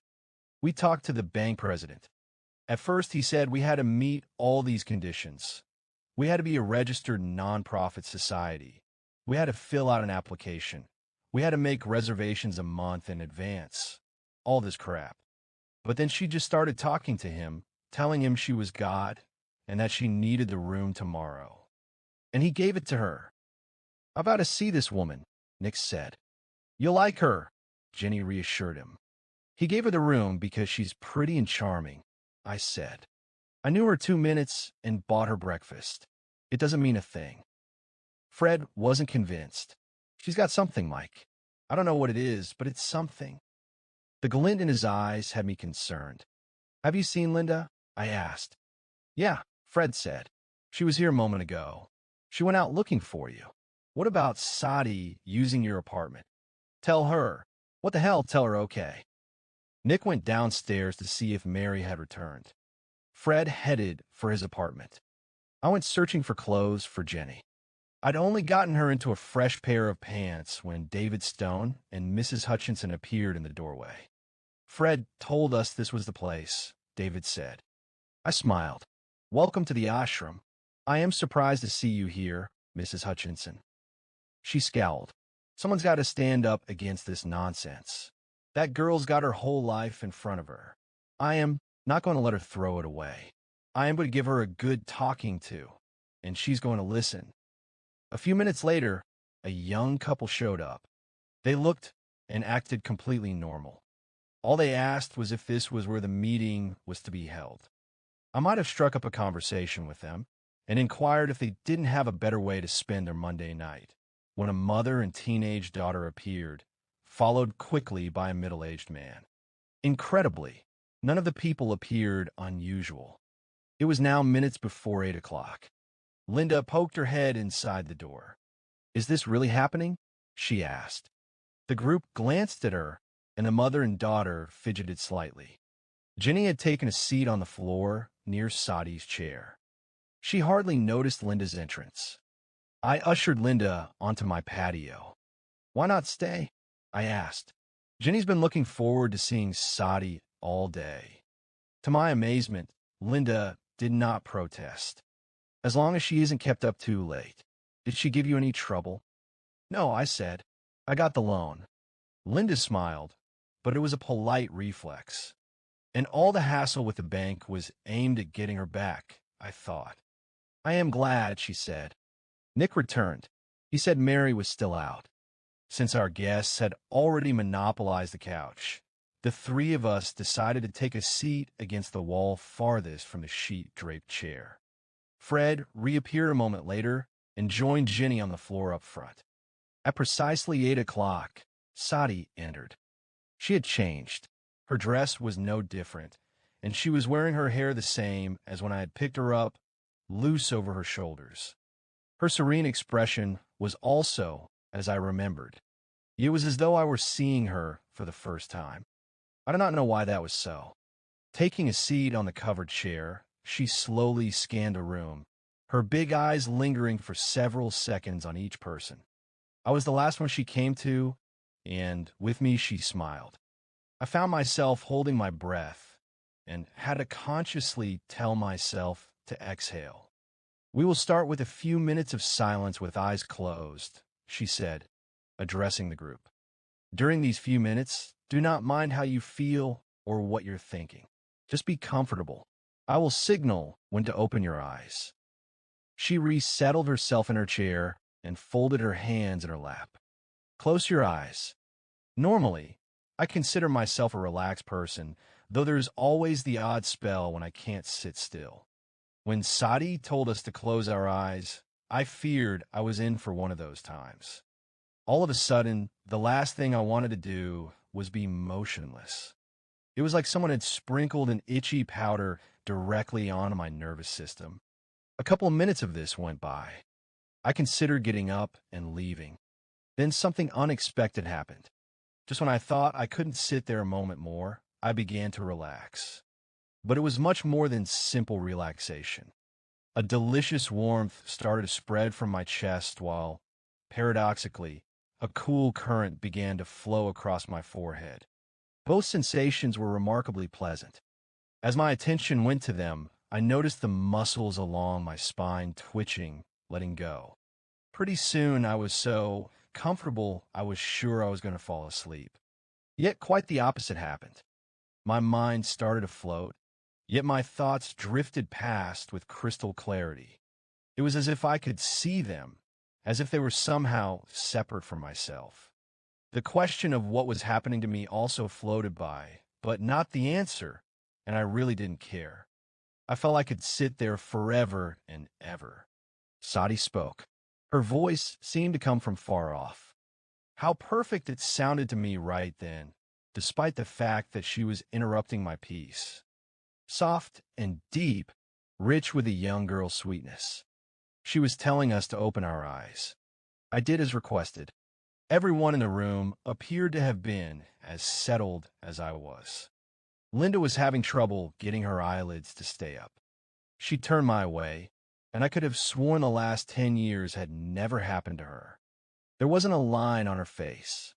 "Did I fall asleep?" she whispered. "Did you?" I asked. She frowned, checking her watch. "I must have. A half hour's gone by." I had to check my own watch to believe her. Sleep must have caught me unaware, too, I decided. Sitting on the other side of Linda, Nick smiled and shook his head, equally amazed at the passage of time. "Thank you all for coming," Sati began. "This will be the first time I have spoken publicly, and for that reason, tonight is special for all of us." She paused, again carefully taking in everyone in the room. A solitary corner lamp was the room's only source of light. Her blue eyes sparkled through the dimness. "My name is Sati. It is a name none of you consciously recognize, an ancient name you may translate as the word God. I am God, but I am not the one you imagine when you think the word God. I am beyond your imagination and your thoughts. My nature is divine. It is indescribable. Therefore, I will shy away from words while I describe it to you. I say shy, for I know in the days to come we will inevitably exchange many words, such as your state that you depend almost exclusively upon words for understanding. But do not feel belittled by my last comment. You are all great. You are all divine. You are the same as myself. Just now you caught a faint glimpse of yourself and almost saw me. When I talk to myself. There is only one of us here." She grinned, even laughed a little, and I noticed she was tugging on her hair. "But if none of this has meaning to you, accept me as a girl. I'm a girl, a very young one at that. I like to play. You will ask why I am here, what profound purpose my coming foretells. You will be disappointed to hear I have no particular purpose in coming. I am here because it suits me to be here. This world, this entire creation, is my playground.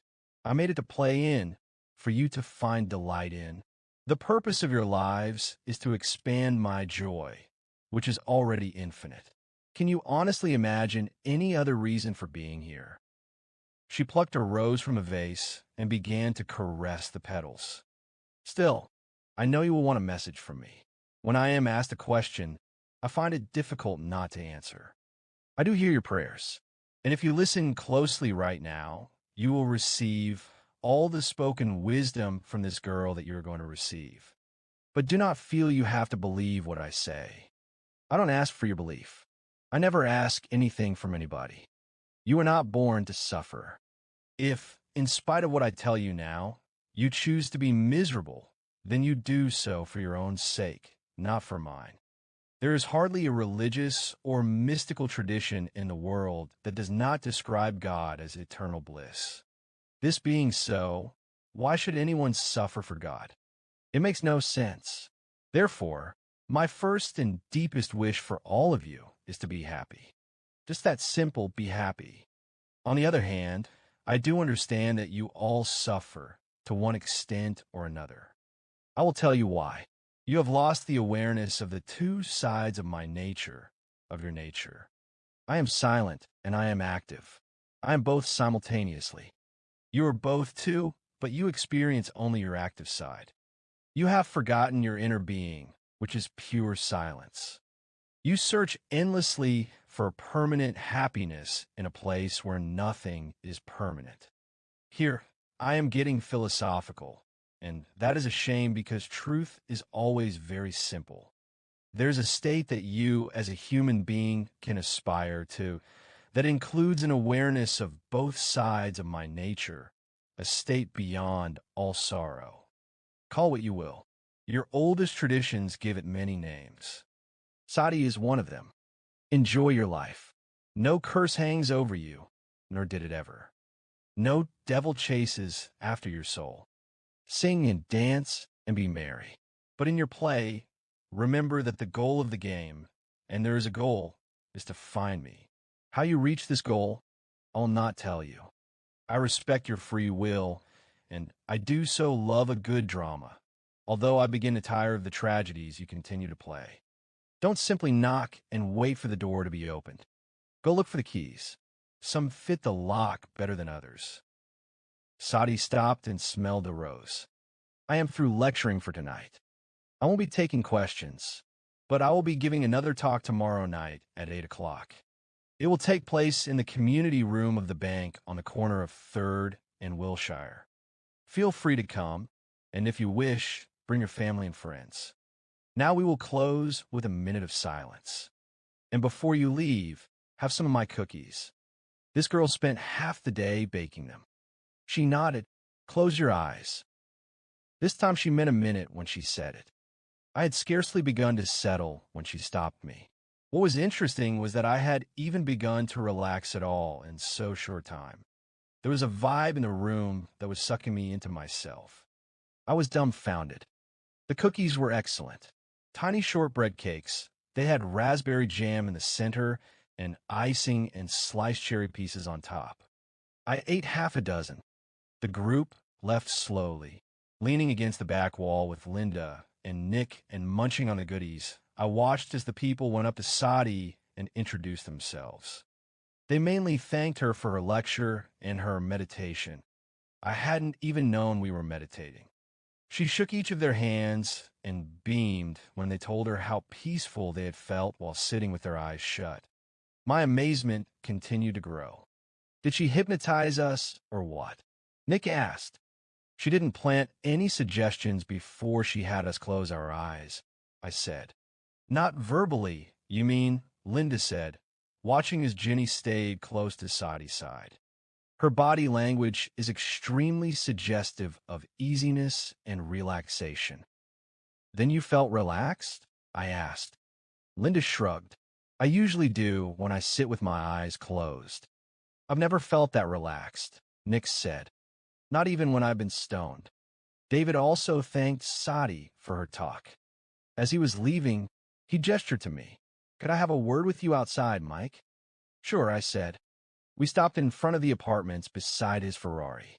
The night was warm and clear, with a gentle, salty breeze coming from the ocean. That girl's the most incredible person I've ever seen in my life, David said with feeling. You liked her talk that much? Who cares about her talk? It's the way she handles herself that gets me. What charisma. What a face. That girl's going places. If you believe what she says, she's already been everywhere.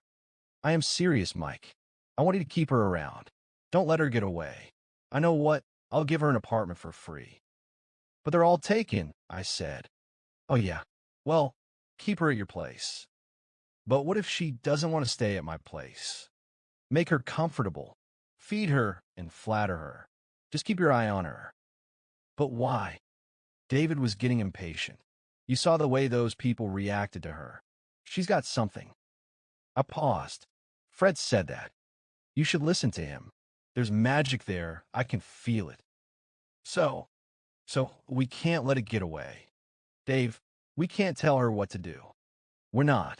We're just helping her out. You're the one who said she didn't have a purse or any money. What's wrong with taking care of her? He slapped me on the arm. Besides, how can you complain about sleeping in the same place as her? If she wants to stay for a few days, that will be fine with me. But I am going to let her make up her own mind. From what I've seen of her, she's going to do that anyway. David wasn't satisfied with my attitude. He started to get in his car. Thanks for inviting me tonight, Mike. Coming tomorrow, I asked. You can count on it. Good night. Linda and Jenny met me near the pool as I walked back to my place. At that moment, the young couple who had shown up first waved to us as they went out the back way. They were both smiling. They had fun, I observed. Linda was swinging Jenny in her arms. This little girl has had too much fun today. She told me how you buried her at the beach. Nick made me do it. Linda wasn't mad about it, which surprised me, but not nearly as much as did the envelope she pulled out of her back pocket. She handed it to me. I know you told me to mail it to you, but this way you get it a day less late. She gave me a quick kiss on the lips. Happy birthday, Mike.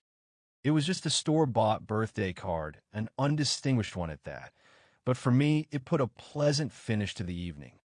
I hope it doesn't shrink when I wash it, I gushed. You don't wash it, Daddy, Jenny said. You put it in the drawer. I messed up my daughter's hair. Did you like Sati's meeting? Uh-huh.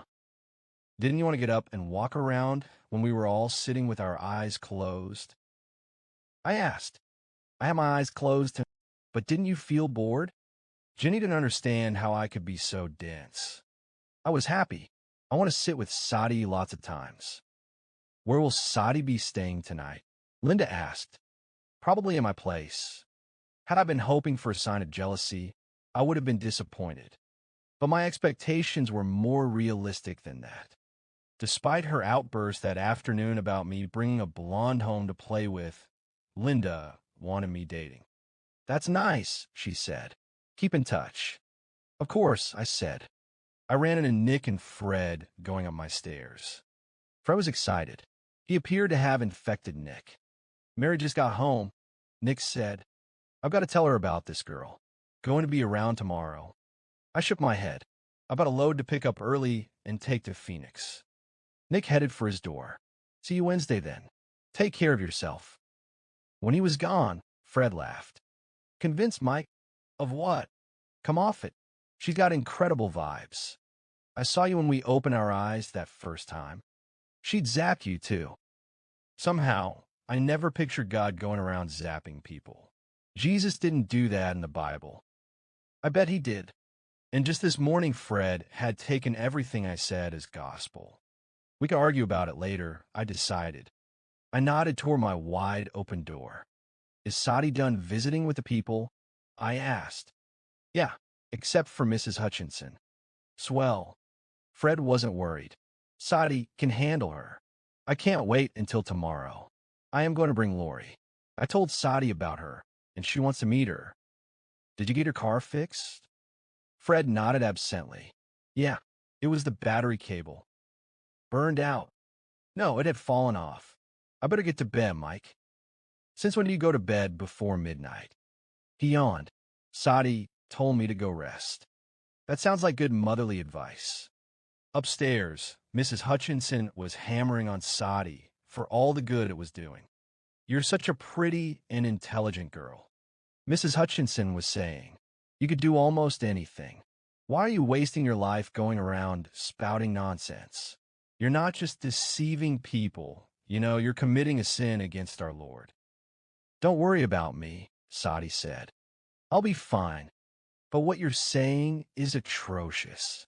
It violates Scripture. Sati was patient. You're a good person.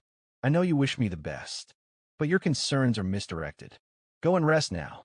Tomorrow, you will come to the meeting, and things will become clearer for you. She raised her hand as Mrs. Hutchinson went to blast her again. Enough said, Carol. Go to bed. Mrs. Hutchinson froze for a moment, then did as she was told. She stalked past me. The great vibes apparently hadn't infected everyone, I thought. I hadn't known her first name was Carol. Sati hardly seemed to know I was there. Taking a seat on the couch, I watched as she stared off into empty space for a full minute. In that time, she didn't blink once. I wasn't even sure if she breathed. Finally, she said, Michael, you're coming to the meeting too. I am afraid that's impossible. I have to go to Phoenix. I pull my schedule book from a drawer in the coffee table. See, I have to pick up a load of books in the valley tomorrow and deliver them in Phoenix. Sati plucked the schedule from my hands and studied it. There's a Jesse written here. Is he scheduled tomorrow? Jesse's my partner. Well, I call him that. He's actually more of an employee. He has tomorrow off. He has your other truck? I had to assume Fred had told her I had two of them. Yeah. Sati closed the schedule book, her expression still far away. You need to rest, she said. Yeah, I was thinking of turning in soon. I have to be up at 4. You can have the bedroom. I don't mind the couch. You will sleep in your own room. But I'll be getting up early. I'll wake you. I will be up before you, she said. But you've been going since I picked you up. You must be exhausted. I'm never tired. But you do sleep? I rest. Did you get something to eat this evening? I've forgotten dinner, myself. I'll eat tomorrow. Go to bed, Michael. Your body needs to assimilate what you experienced tonight. What did I experience? Sati looked at me closely. The experience explains itself. Words don't explain it. Her seriousness did not make me uncomfortable. Indeed, it struck me then that for someone I hardly knew, someone who could at best be described as unusual, I felt totally at ease with her. But you still think of yourself as a person, don't you? I said. You said tonight you were a girl. She nodded. I'm a girl. Do you have parents? No. Did you ever have parents? I am self-born. This body you see came into being 4 days ago in the desert, near where you met me. That was quite a statement. What were you doing out there before I came along? She touched my outstretched knee. I was waiting for you. Why me? There's a reason for everything. Are you going to tell me what it is? She squeezed my leg and let go. Not tonight. When? Before I leave. When are you going to leave? When this body dies. Chapter 5. When I awoke, I knew immediately I wasn't going to Phoenix that day. The sun was streaming through my open window at a steep angle, which it did not do at 4 in the morning. A glance at the clock told me I had overslept 6 hours. It was 5 after 10. I felt behind the clock and discovered the alarm switch pressed in. I knew for a fact I had pulled it out before going to sleep. There was a note taped on the inside of my bedroom door, printed in neat ink letters on a piece of notebook paper. Michael, Jesse picked up the books and is on his way to Phoenix. Sati. I wasn't mad. I felt too refreshed to be mad. It had probably been the best night's sleep I'd had since I was 10 years old. Also, I should have seen it coming. Jesse's number had been listed in the schedule book, and Sati had made a point of the fact that Jesse was going to be available. She was nowhere to be found. In the bathroom, I discovered a slightly damp towel and a few strands of long blonde hair in the bathtub. So our resident goddess did get dirty and shed her hair, I thought. The only available shampoo was in a brand new bottle that Sati had not troubled to open. But turning on the water, I had to wonder if she hadn't used some kind of soap. The tub smelled faintly of honey. When I came out of the shower, I found Mary Dorado, Nick's girlfriend, knocking on the front door. She had a huge box of clothes in her hands. Because she was pregnant, I immediately snatched it out of her hands. I had treated Linda the same way when she was carrying Jenny. And of course it had irritated her. "This is heavy, Mary," I said.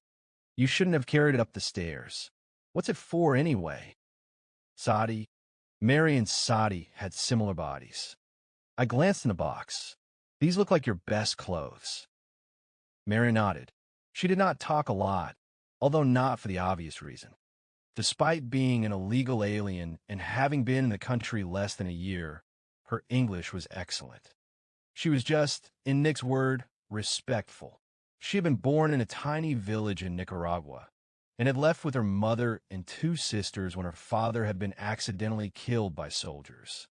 Who these soldiers were, Contras or Nicaragua military personnel, was not clear. I suppose it didn't really matter. Mary had made her way north over a period of 6 months.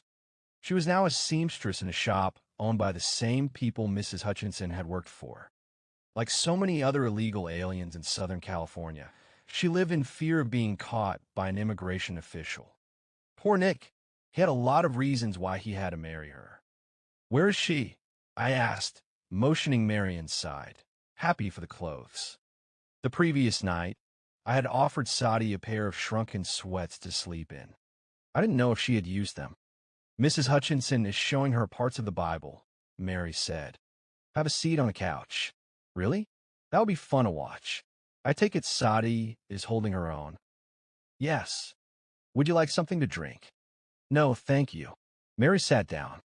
"Sati told me to tell you she would be making you breakfast." I laughed and pulled up a chair across from Mary. "I haven't had anyone make me breakfast since, the last time you made it for me. I hope she's half as good a cook." Mary blushed shyly. I went on, "Have you spoken to Sati much?" Mary nodded. She invited me to walk with her. "Where did you go?" "To the beach." "Just the two of you?" "Yes." "What do you think of her?"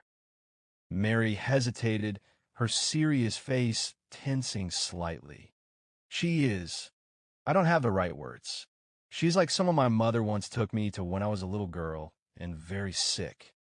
"A healer." Mary nodded. "I had a fever, and the doctor was far away at another village. This man put his hand on my forehead, and I was better." "Did Sati touch you?" "No." "Then why does she remind you of this healer?" "She can heal. Mrs. Hutchinson's fingers are already better." I sat up. "What do you mean?" A light glittered in Mary's usually soft eyes. "She has been working in her garden all morning. She is weeding and turning the soil with both hands." "Does Mrs. Hutchinson know Sati's healed her?" Mary shook her head. "Why not?" I asked. "She says only God can heal." "But does she know her hands are better?" "She should," Mary said. My heart was pounding, and I was glad Mary could not hear it. My reaction to the news embarrassed me. Arthritis was the one disease faith healers were famous for improving. Lay on the hands, I thought, invoke the name of the Lord, and practically any desperate person would start bending parts that hadn't moved in a while. Except Sati had done neither of the above. She had told no one what to expect from her period of silence. And Mrs. Hutchinson had not come to her for healing. "Mary, you're Catholic," I said. "Doesn't it bother you that Sati says she's God? Holy people can be strange. St. Francis used to run naked with the animals." "Then you think she's a saint?" Mary nodded. You can see it in her eyes and hear it in her words. "But she's not even Catholic." Mary shifted uneasily. "She could be baptized." Sati walked in at that moment, and all thoughts of miracles went out the window. Her white dress was gone. In its place was a tight red t-shirt and a baggy pair of white running shorts. The absence of a bra created an interesting effect, with her shiny hair hanging around her breasts. Her legs were tanned, even slightly sunburned. "You were talking about me," she said with a laugh. In that moment, I imagined she was a college co-ed back from cheerleading practice. The serene power that had seemingly emanated from her the previous night was hard to find. "No, we were discussing running with animals," I stammered, imagining how she would look in place of crazy Francis. I also thought if this really was God, I would be going straight to hell the second I died. Sati smiled. "I don't believe you." I could feel the blood in my face. "In that case, am I forgiven for lying to you?" "Certainly. I forgive everybody everything, even when they don't ask for forgiveness." She turned toward the kitchen. "What do you want for breakfast?" "Don't you know?" I teased. "Pancakes," Sati said. "You want pancakes?" "You're wrong. I was thinking of having bacon and sausage." "There is no bacon or sausage in the icebox. Besides, when you taste my pancakes, you'll realize they're what you really wanted." Her pancakes were excellent, better than Pete's at the diner. Not long afterward, Sati sat beside me in the kitchen as I shoved them hungrily into my mouth, her bare legs tucked cross-legged beneath her, fine golden hairs just visible from the top of her thighs to her ankles. She didn't shave her legs, I noted, and there wasn't a male on the planet who would have minded. Mary had returned home. I was sort of glad. It was nice to have Sati to myself for a few minutes. "Have you had breakfast?" I asked, reaching for the butter. "I wanted to have breakfast with you." "Then what are you waiting for?" I nodded to the steaming food stacked on the plate in the center of the table. "Eat." It was as if she had been waiting to make sure I was taken care of. Fetching another plate, she lifted 2 small pancakes for herself. "Is that all you're having?" I asked. "It is enough for me." I stood. "I forgot the milk. I should get it for you." "No problem," I said, already at the icebox. There were 2 open cartons inside. I took the closest one. Returning to the table, I poured us each a full glass. Sati stared at her glass for a moment, but I didn't pay it any heed. She was always staring at things. "What time did you turn off my alarm and call Jesse?" I asked. "Clever boy. For in the morning." He was glad for the extra work. I told him you would pay him double. I almost choked on my milk. "Why did you tell him that?" I had just woken him up. I didn't want him mad at me. "Did he ask who you were?" Sati nodded. "He's coming to one of my meetings this week." Jesse was a conservative fellow. She must have given him a great pitch. "Are you going to have lots of them?" I asked. "Every night." "Are you going to do any advertising?" "Word of mouth will be enough. But you'd reach a lot more people if you put out some ads. Numbers are not as important as you think. You're not trying to reach everyone. When I reach one, I reach everyone. There's only one of us here. You and you." The telephone rang. "Hello," I said with a full mouth. "Michael, what are you doing home?" Linda asked. "Eating pancakes," I said. "What's up?" "It's Jenny. She was up half the night with horrible dreams. I want to take her to McAllister, but she says she'll only talk to Sati. I am worried about her. Is Sati there?" "Yes." I put my hand over the phone. "My daughter's been having nightmares for months now. She had them last night. She wants to talk to you." Sati drank her milk. "Have Linda bring her here." "You don't want to just talk to her on the phone?" "No." I spoke to Linda. "Sati says to bring her here." Linda did not protest, and that worried me. Jenny must have been extremely upset. I said goodbye to Linda and put down the phone. I slept so well last night, I muttered. "When I first woke up, I honestly thought your meeting last night had something to do with it. You're disappointed that the silence did not help your daughter?" "I am not looking for miracles, Sati." She was doubtful. "But you would like to see one. Something you could verify with your senses. I'll give you none of those. You'll recognize me from inside yourself, or you won't recognize me at all." But Mary says you've healed Mrs. Hutchinson's arthritis. Is that true? The rest during the silence last night has helped her condition. I don't see how simple rest could get her fingers working again. Rest is a great gift. It is the silent side of my nature. When it is perfect, it can heal anything. How did you do? Whatever it was you did last night. Why ask? You don't think I did anything. She smiled. Your doubts don't bother me. Deep inside, you know who I am. But I don't know it consciously. Yes. Then what good does it do me? Sati, I don't want to strain our friendship, especially after you've gone to all the trouble to make me breakfast, but I don't think you're God. You're asking too much. Did I ask for your belief? I assumed you wanted it. Your happiness is what I want. I'm a god of bliss. A happy man does me the greatest worship just by being alive. All right, I return to my pancakes. But I think I'd be a lot happier if I knew my daughter was all right. My touch can be cool and soothing. It can also burn if the need is there. The experience of silence caused Jennifer's avalanche of dreams. But it is good. They will pass, and she will feel better. I sure hope so. We finished our breakfast, and together did the dishes. I thought I should use my unexpected free time to take another look at the tractors and trailers I was planning on buying. But I ended up sitting in the living room with Sati. She was not an easy person to leave. This I did realize consciously. We had not been talking long when Timmy Pinton came to the door. Timmy also lived in the apartments across the swimming pool from my place. The day I'd moved in, he'd help me unload my furniture. But he wouldn't be helping me load it back on the truck if Linda ever had a change of heart and wanted to give the marriage another shot. He was 40 pounds lighter than he had been last November. He was a 35-year-old homosexual with AIDS. Next to Nick, he was the best friend I had. When I opened the door, the sight of him almost brought tears to my eyes. With my busy schedule, I'd missed him the last couple of weeks, and it seemed he had shrunk even more in that short time. His once thick auburn hair was so thin I knew it must come out in handfuls when he showered, the side effect of some new wonder drug. His generous hello smile did not help. I could see every bone in his face. It was amazing he could still get around. He'd had a cough for the last 2 months. Mike, he said, you look like you just saw a ghost. How are you doing, Timmy? I asked, trying to sound casual. Wonderful.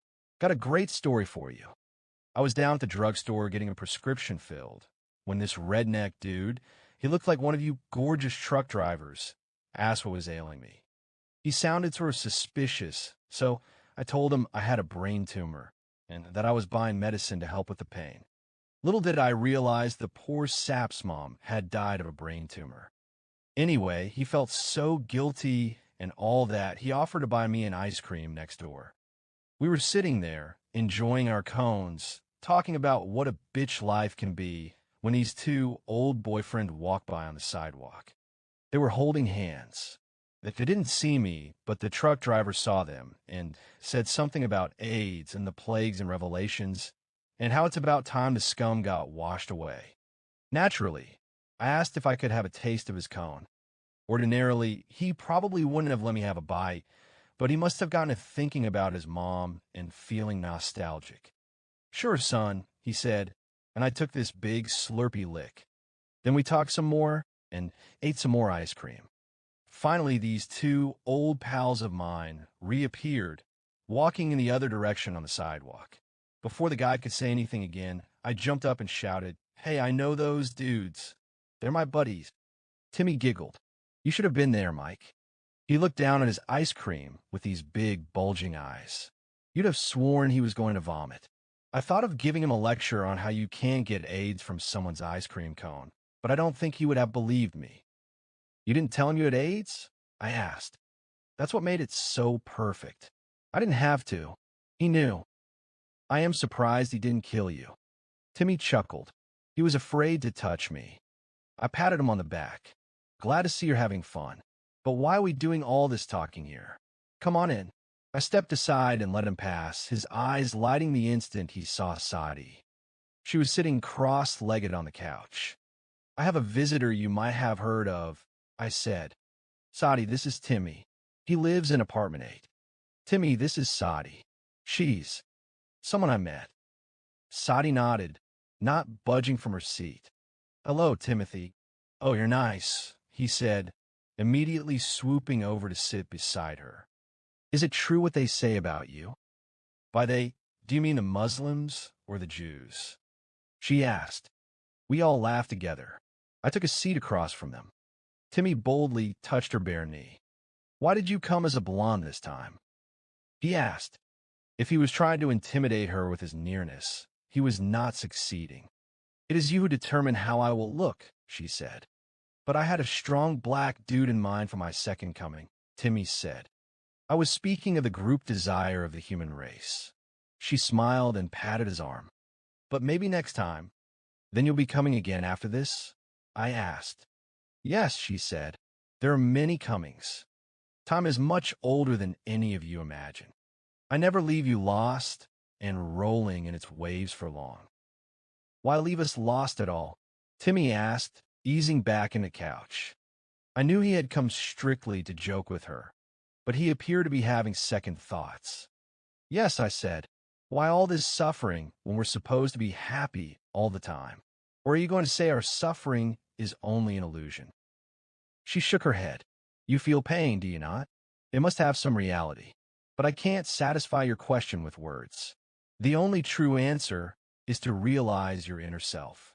Then this question and all paradoxes associated with life will disappear.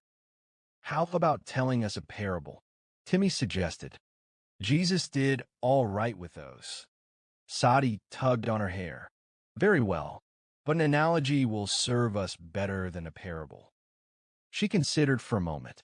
When you're sitting still in a hot bath, it sometimes happens, if you sit long enough, that you no longer feel the warmth. You have to wiggle a toe to feel it. Then you say to yourself, yes, this warmth is delightful. You see, I'm always complete, always warm. But occasionally I have the desire to feel my warmth. She gestured above. All this vast creation is a ripple from when I wiggle my toe. Each of you is an infinitesimal bubble created by that ripple. You float in my waters, surrounded by my waters, yet you're always dry inside, always looking for a drink, until the day your bubble pops and you are me again. The individual bubbles represent individual souls? I asked. Yes. But why did you make us dry? Timmy asked. Sati looked at him strangely. Who ever heard of a bubble full of water? Then she began to laugh. She laughed so hard, we were forced to join her. But you still haven't answered the question, I said after a bit. Why did you have us make bubbles at all? Why not sponges? Then we could have stayed wet and warm and still had room for air spaces. But I made sponges, Sati said, red-faced, trying to catch her breath from her outburst. I made angels. There are really angels? Timmy asked. Oh, yes. Male and female ones. Definitely. He smiled. Are any of them gay? They're all celibate. Timmy was disappointed. How dull. I wouldn't say that, she replied. You should see how wild they get at choir practice. But last night you said there was a reason for everything.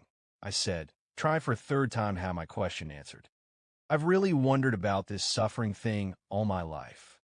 Sati began to speak, to laugh, then fell silent, holding my eyes. I could wax on forever about the clarity of her eyes, the way the blue seemed to shine no matter what the lighting. But I would just keep saying the same thing. Sati had a window at her back, and the sun was warm and soft through her long hair, with the rays also touching the whole of my right arm and part of my right leg. I forget the name of it now, but I once saw a Woody Allen film where the main character, played by Woody Allen, spoke of a single golden instant in his relationship with a woman. The beauty of the moment lay in its simplicity. His girlfriend was reading her paper in the morning, and she just looked up at him and smiled.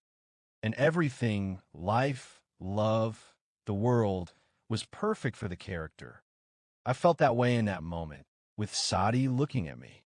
It wasn't by any stretch of the imagination an overwhelming experience. I did not feel the depth of the silence I had the previous night, but I was completely at ease. For a few seconds, I couldn't imagine anything I would rather be doing, any place I would rather be. The sun on the skin of my arm was a delight. Sati continued to look at me without blinking, and I believe she knew exactly how I felt. It was only then that I wondered if this was not the mystical state she had spoken of earlier, if it wasn't something as natural as sitting and enjoying the sun in the company of friends. Perhaps because of my state of mind, what she said next went deep inside. It was a comment that was to stay with me always and come to me whenever I try to figure out things I should have known enough to leave alone. You say you wonder, Michael, Sati said. That is good. There is a difference between a question and a wonder. I would prefer to answer only questions that will be of benefit to you.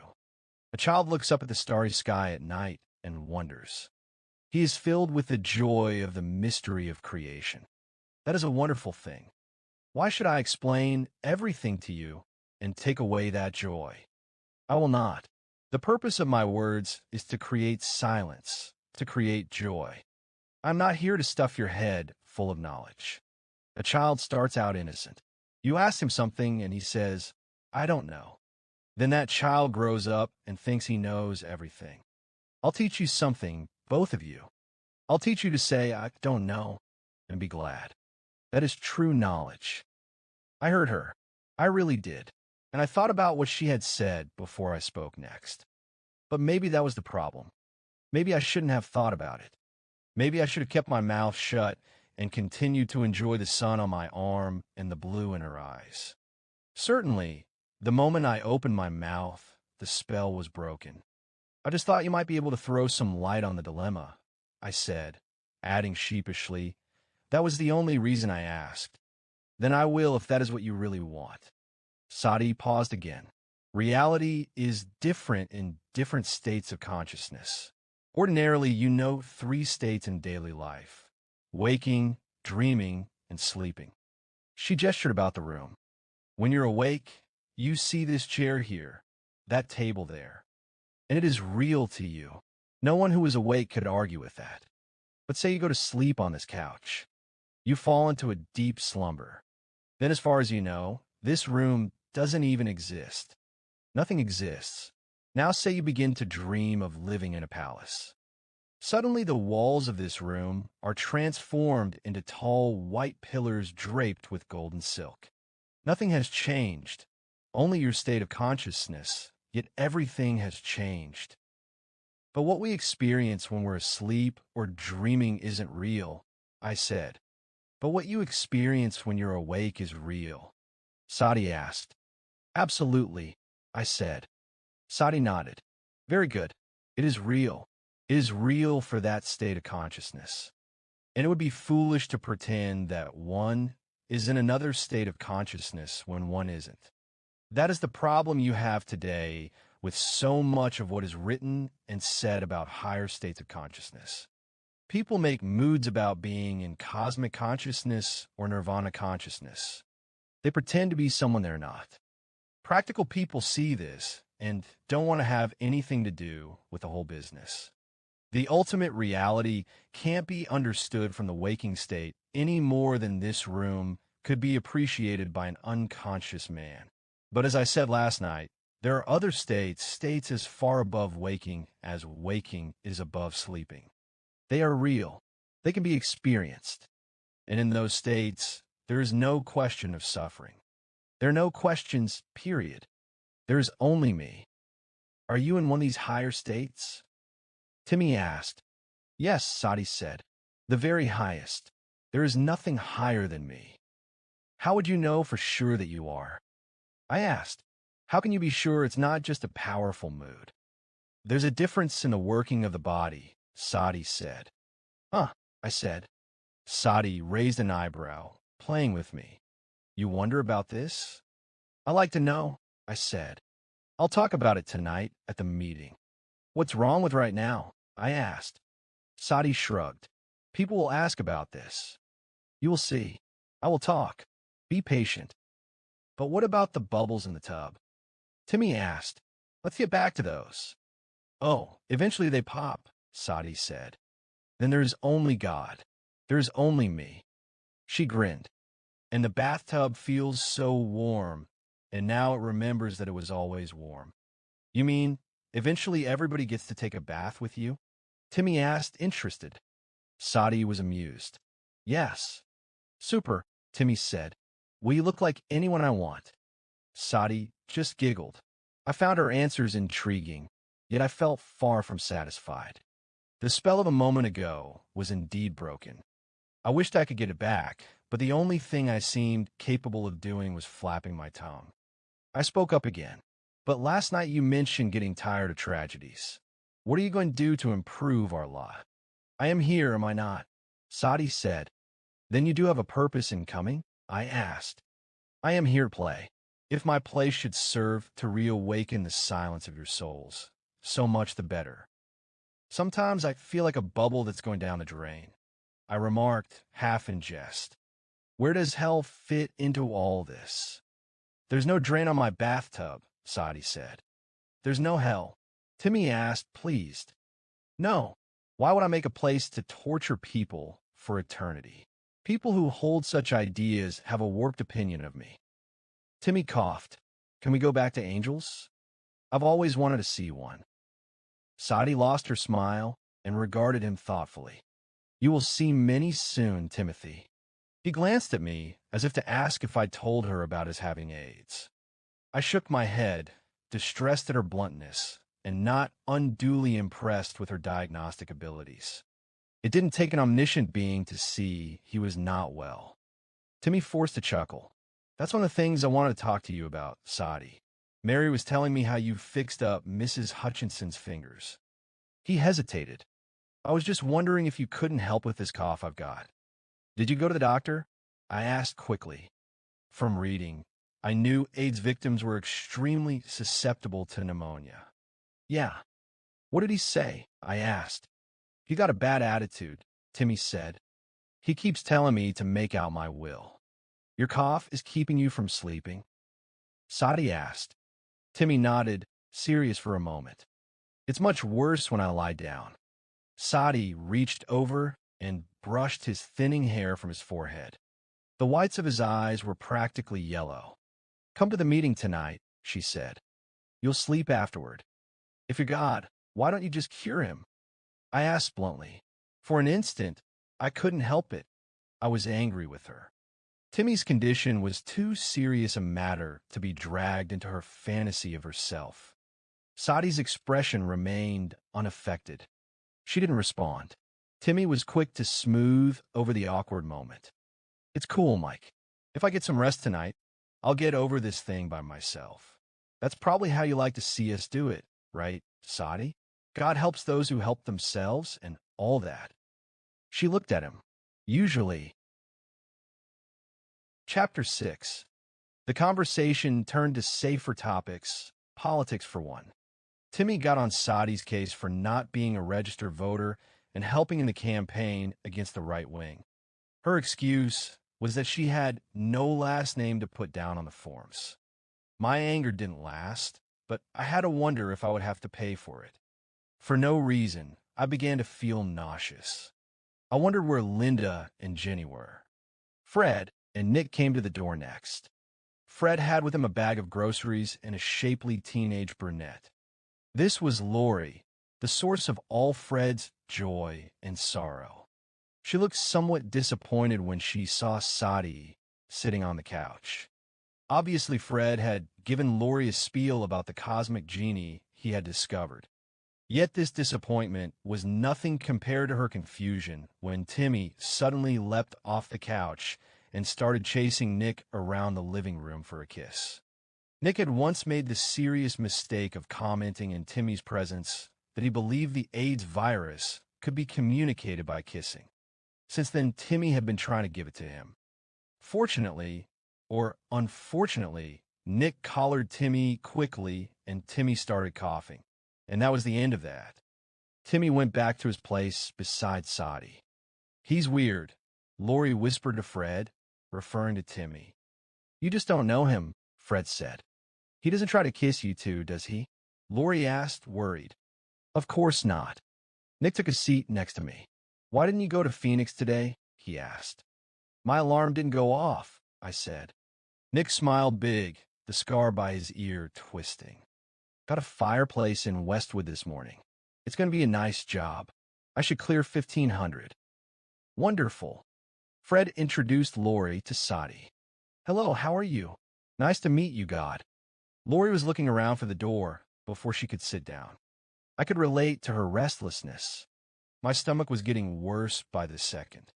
I thought doing my laundry might take my mind off it. It was already too late to go looking at rigs.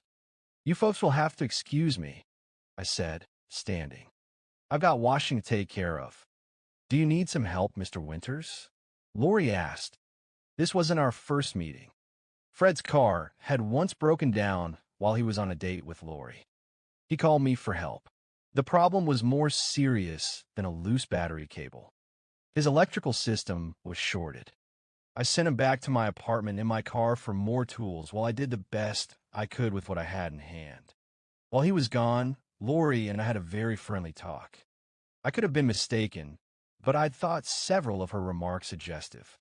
Naturally, I hadn't told Fred. No, I don't need help, I told Lori. Why don't you stay and get acquainted with Sati? Yeah, Fred said, with a trace of annoyance. That's why I brought you here. Before Lori could answer, Sati interrupted. Go ahead, Lori, help Michael. She grinned at me. But don't be gone too long. I would not grant Sati her divine origin, but after I'd been alone with Lori for a few minutes in the downstairs laundry room, I was more than willing to concede that Sati could read body language like no one I had ever met. She knew Lori was hot for me. She wanted the two of us alone. No doubt the nearby sexual electricity would increase her infinite bliss. The advances started innocently enough. Lori was helping me sort out what was to be bleached and what should be put in cold water. We talked about school and where she wanted to go to college after graduation. Then she suddenly asked about my separation, more specifically, whether I was lonely. I work so much, I don't have the time or energy to think about it, I lied. But it must be hard when you're used to being with someone. It's not too bad, but I bet you miss the closeness, don't you? Lori asked. Oh yeah. Lori batted her brown eyelashes. You don't have anything going with that girl, do you? With who? Sati? No. You're not lovers or anything? No. Lori leaned closer until it was hard to avoid bumping her breasts while working through my clothes. Lori's were not as shapely as Linda's, or for that matter, Sati's, but they were big.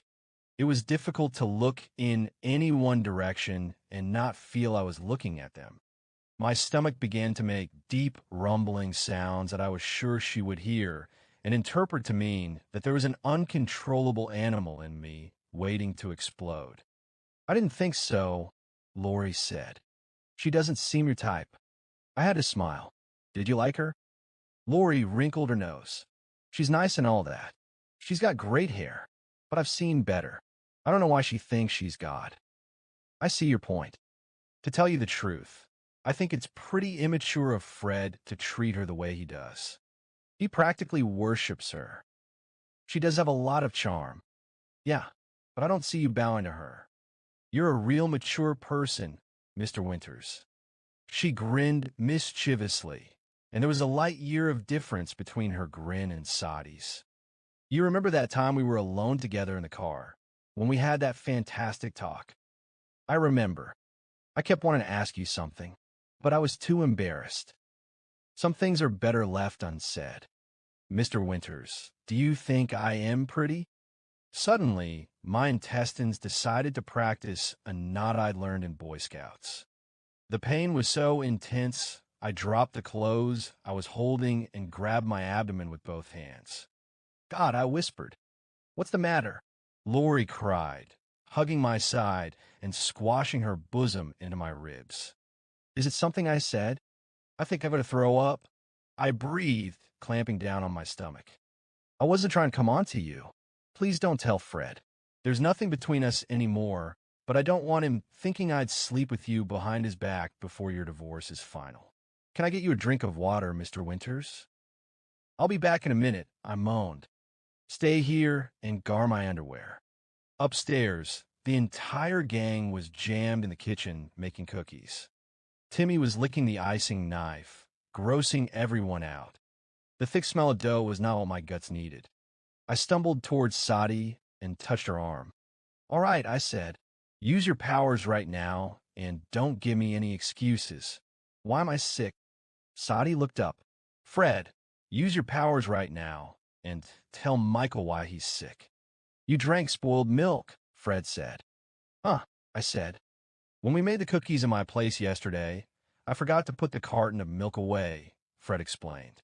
It was a hot day. Sitting out for so long must have ruined it. But how did it get in my icebox? I asked. When Sati was helping me deliver the papers this morning, she said she'd be making more cookies this afternoon in your apartment. When we finished the route, I took what stuff I had and jammed it in your refrigerator. But why did you put spoiled milk where I would drink it? I cried. I didn't know it was spoiled, Mike, Fred said. We only discovered it just now. He pulled a carton from my garbage bag. Here it is if you want to smell it. It stinks. No, I don't want to smell it, I shouted, shoving the carton away.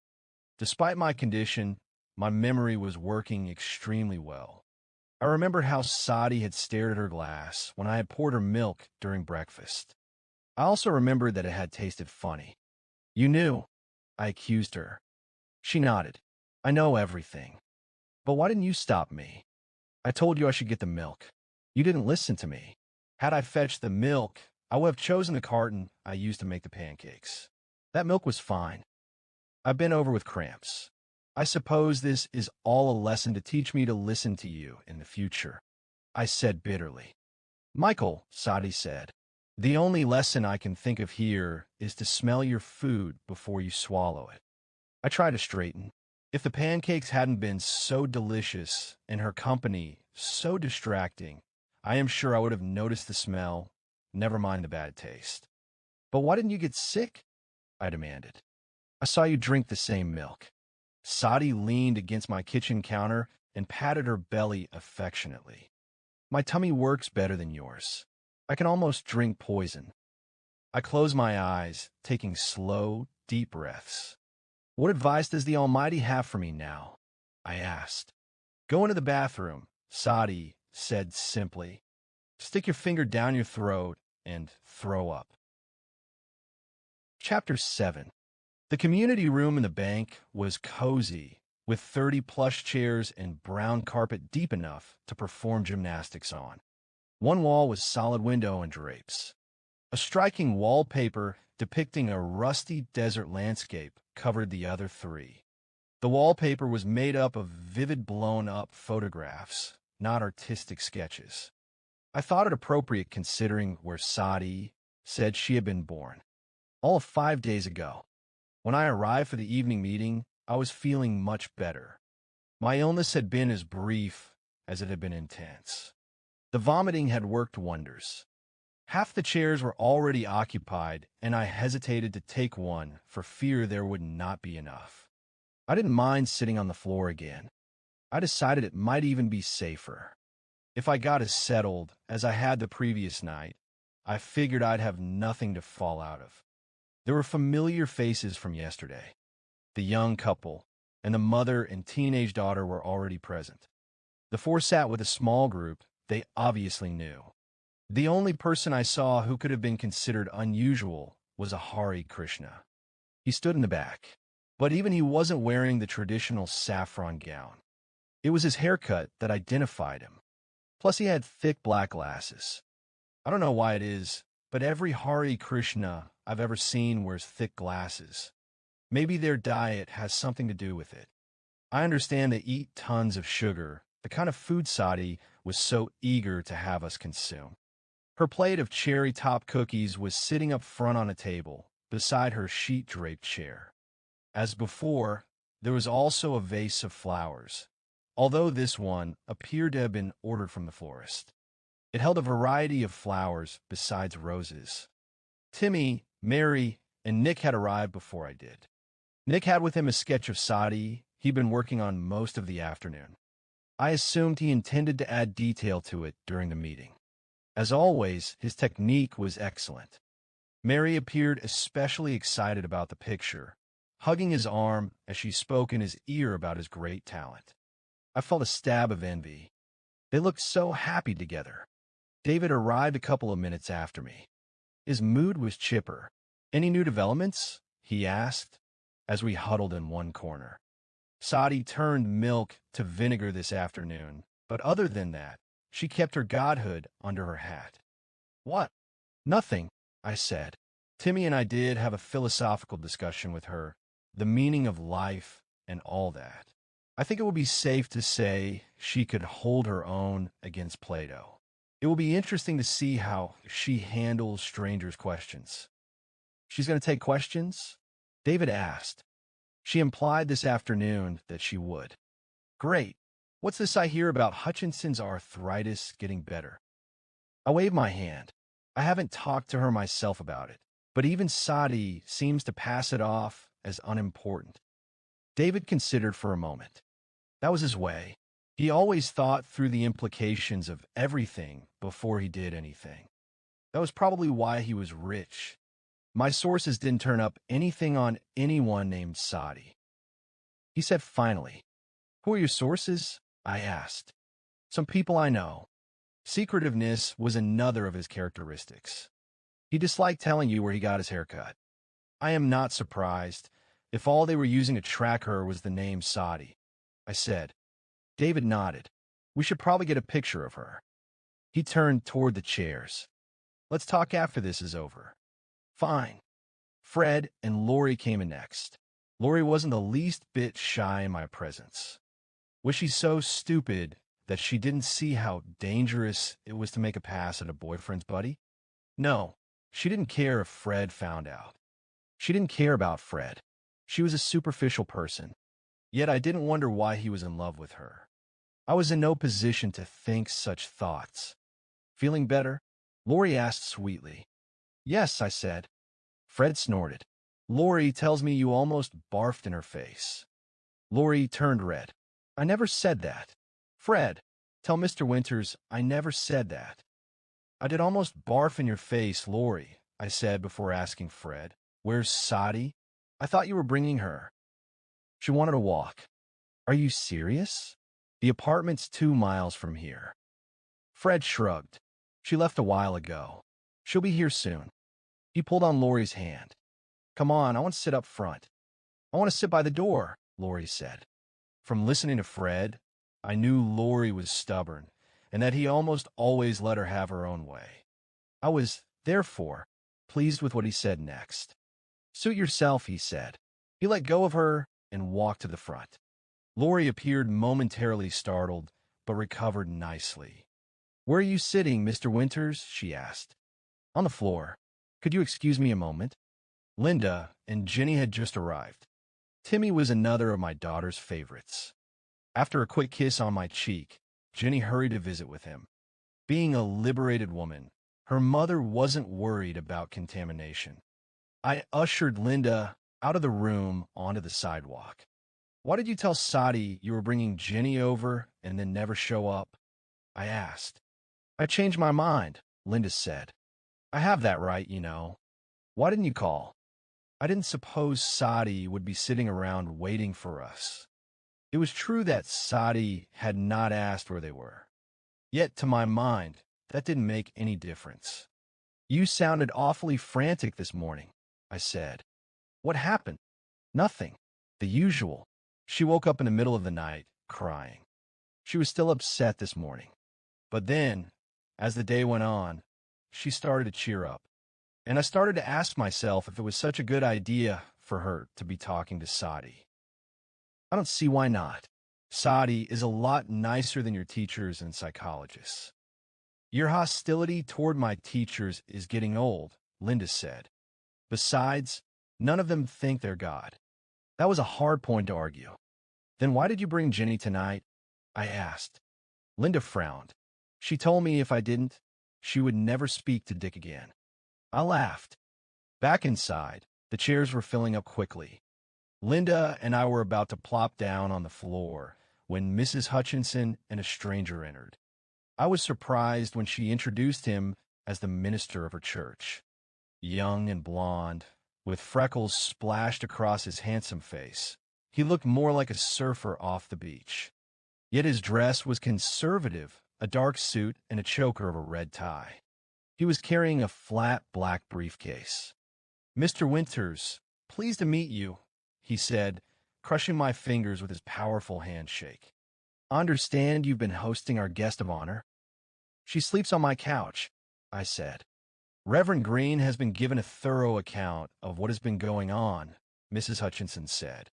"How are your hands?" I asked. She glanced down at them, answered slowly. "They're feeling better today, thank you." "I am glad," I said. Before I could explore the matter further, her eyes focused on Timmy. Pushing her glasses back on her nose, she stalked toward him. "Why aren't you home in bed?" she started. "There's a chill in the night air that can go straight into your chest. Didn't I tell you?" Mrs. Hutchinson disapproved of homosexuality. Fortunately, that didn't keep her from taking care of Timmy. 3 months ago, he'd caught a flu bug that had been going around, and with an immune system already depressed, his fever had spiked up to 105 degrees. If Mrs. Hutchinson hadn't been regularly checking up on him, he probably would have died of dehydration. He'd been too weak to get out of bed to get a glass of water. Reverend Green caught my eye. "I've been looking forward to this all day." He glanced around. "Is she here?" "You'll know when she gets here," I said. "What's she like?" Reverend Green asked. "I try to describe her to people, and I have the hardest time," I said. "You'll just have to meet her." "But you seem taken by her," he said. "Why do you say that?" "For one, you let her stay at your place," Reverend Green said. "For another, you're telling people about her. I only preach about someone I really believe in. How about you, Mike?" Somehow the context in which he used my first name did not seem as friendly as, say, when Sati used it. I did not mind. I wasn't going to get into an argument with him over what I believed or disbelieved. I didn't know what I believed or disbelieved. If nothing else, Sati had already taught me that one thing. Still, I was pretty damn sure she wasn't God. "I like variety in the company I keep," I told the Reverend. He wasn't given a chance to respond. A bright blonde head suddenly flashed in the doorway. Every head in the room turned at once. It was a curious fact that she never looked exactly the same to me. Now her appearance seemed a contradiction in terms. She looked stunning, yet in no way glamorous. Her manner suggested complete authority and total innocence. As always, her hair hung loose and curly. I doubted she ever combed it. She walked easily, apparently in no hurry, but it wasn't as if she moved slowly. Quite the opposite. She looked very energetic. The green dress she wore was medium length, tied at the waist with a narrow yellow silk sash that had been knotted off-center so that the ends hung around her left hip. It must have been one of those Mary had given to her. The colors suited her. Sati nodded as she passed Reverend Green and me, but she did not pause or speak until she was seated up front. All the chairs were now taken, and a handful of us were still standing. There were approximately 40 people present. "Jennifer," Sati began, "I want you to sit in the back with your father. Sit on his lap, and the rest of you without chairs, make yourselves as comfortable as you can on the floor. You might find it easier on your backs if you lean against a wall." The chair Jennifer vacated was taken by Reverend Green. Timmy was now to Green's immediate right. Why Sati wanted my daughter on my lap was not clear to me, but the weight of her little body on my crossed legs was certainly no burden. Linda settled beside us. The lights were dimmed, and Sati repeated her instructions from the previous night about not minding how we felt during the period of silence. Then we closed our eyes. This time I experienced no initial restlessness. Almost instantly, I felt my body slowed down. It was no mood. My rate of respiration definitely lessened. The other sensations, however, of warmth in the heart and coolness on the forehead, did not occur. Perhaps I was looking too hard for them, but I wasn't disappointed. My overall state of mind was one of steadily increasing peacefulness. The minutes didn't just vanish as they had in my apartment. For this, I was glad. It gave me more of a chance to savor the rest. God only knew what was bringing it about. A comment Sati had made earlier floated by in my mind. There comes a time for everybody when words and reasons can become such a great weariness. After what seemed to be about half an hour, I began to notice an unusual phenomenon. I had started the period with my arms draped loosely around Jenny. Then I had forgotten she was even sitting in my lap. Now I began to notice that something was pressing against me. What made this so unusual was that this something was not exactly my daughter, and what it was pressing against was not exactly myself. Had I been in an analytical mood, I probably would have gotten all excited and ruined the whole thing. Fortunately, that did not happen. The pressing was actually more of a cuddling. It was extraordinarily pleasant. For the first time in a long time, I felt as though I belonged to someone and that she belonged to me, and that it would always be that way. Sati asked us to open our eyes. The silence in the darkened room was so thick it rang. Jenny turned and looked up at me. "I love you, Daddy," she whispered. I pressed my face into her hair. "I love you too. Always. Always and forever." "I know," she said, nodding to herself. "I know." Sati welcomed everyone and proceeded to cover the same points as before. She was God. Life was meant to be enjoyed, and it was in everybody's best interest to realize their inner being, which was the source of all enjoyment. Her talk lasted maybe 5 minutes. When she was done, she sat waiting, not speaking. Someone raised a hand. It was Reverend Green. Sati nodded slightly. The preacher got to his feet. "Prove it," he said, and then sat down. "The silence experienced in my presence is my proof," she said. "I didn't experience anything," Reverend Green said. "Silence is subtle," Sati said. "It generally dawns in life without fanfare. Yet it is the most intimate aspect of life. Your inner self is nothing but pure silence. An awareness of silence is the only genuine spiritual experience. Talking in tongues, or talking to spirits, healing people, or reading another person's mind, these abilities are insignificant compared to the bliss of silence. Be happy with what has happened for you tonight. Contact with me never goes to waste." Before Reverend Green could argue the point, Sati took a question from a young man who had been to the first talk. He had previously caught my eye. He looked intelligent, like a young math major or something. "You mentioned talking to spirits," he said. "By that do you mean channeling?" "Describe this channeling," Sati said. The young man made a vague gesture. "It's real big in California. All the celebrities visit channels.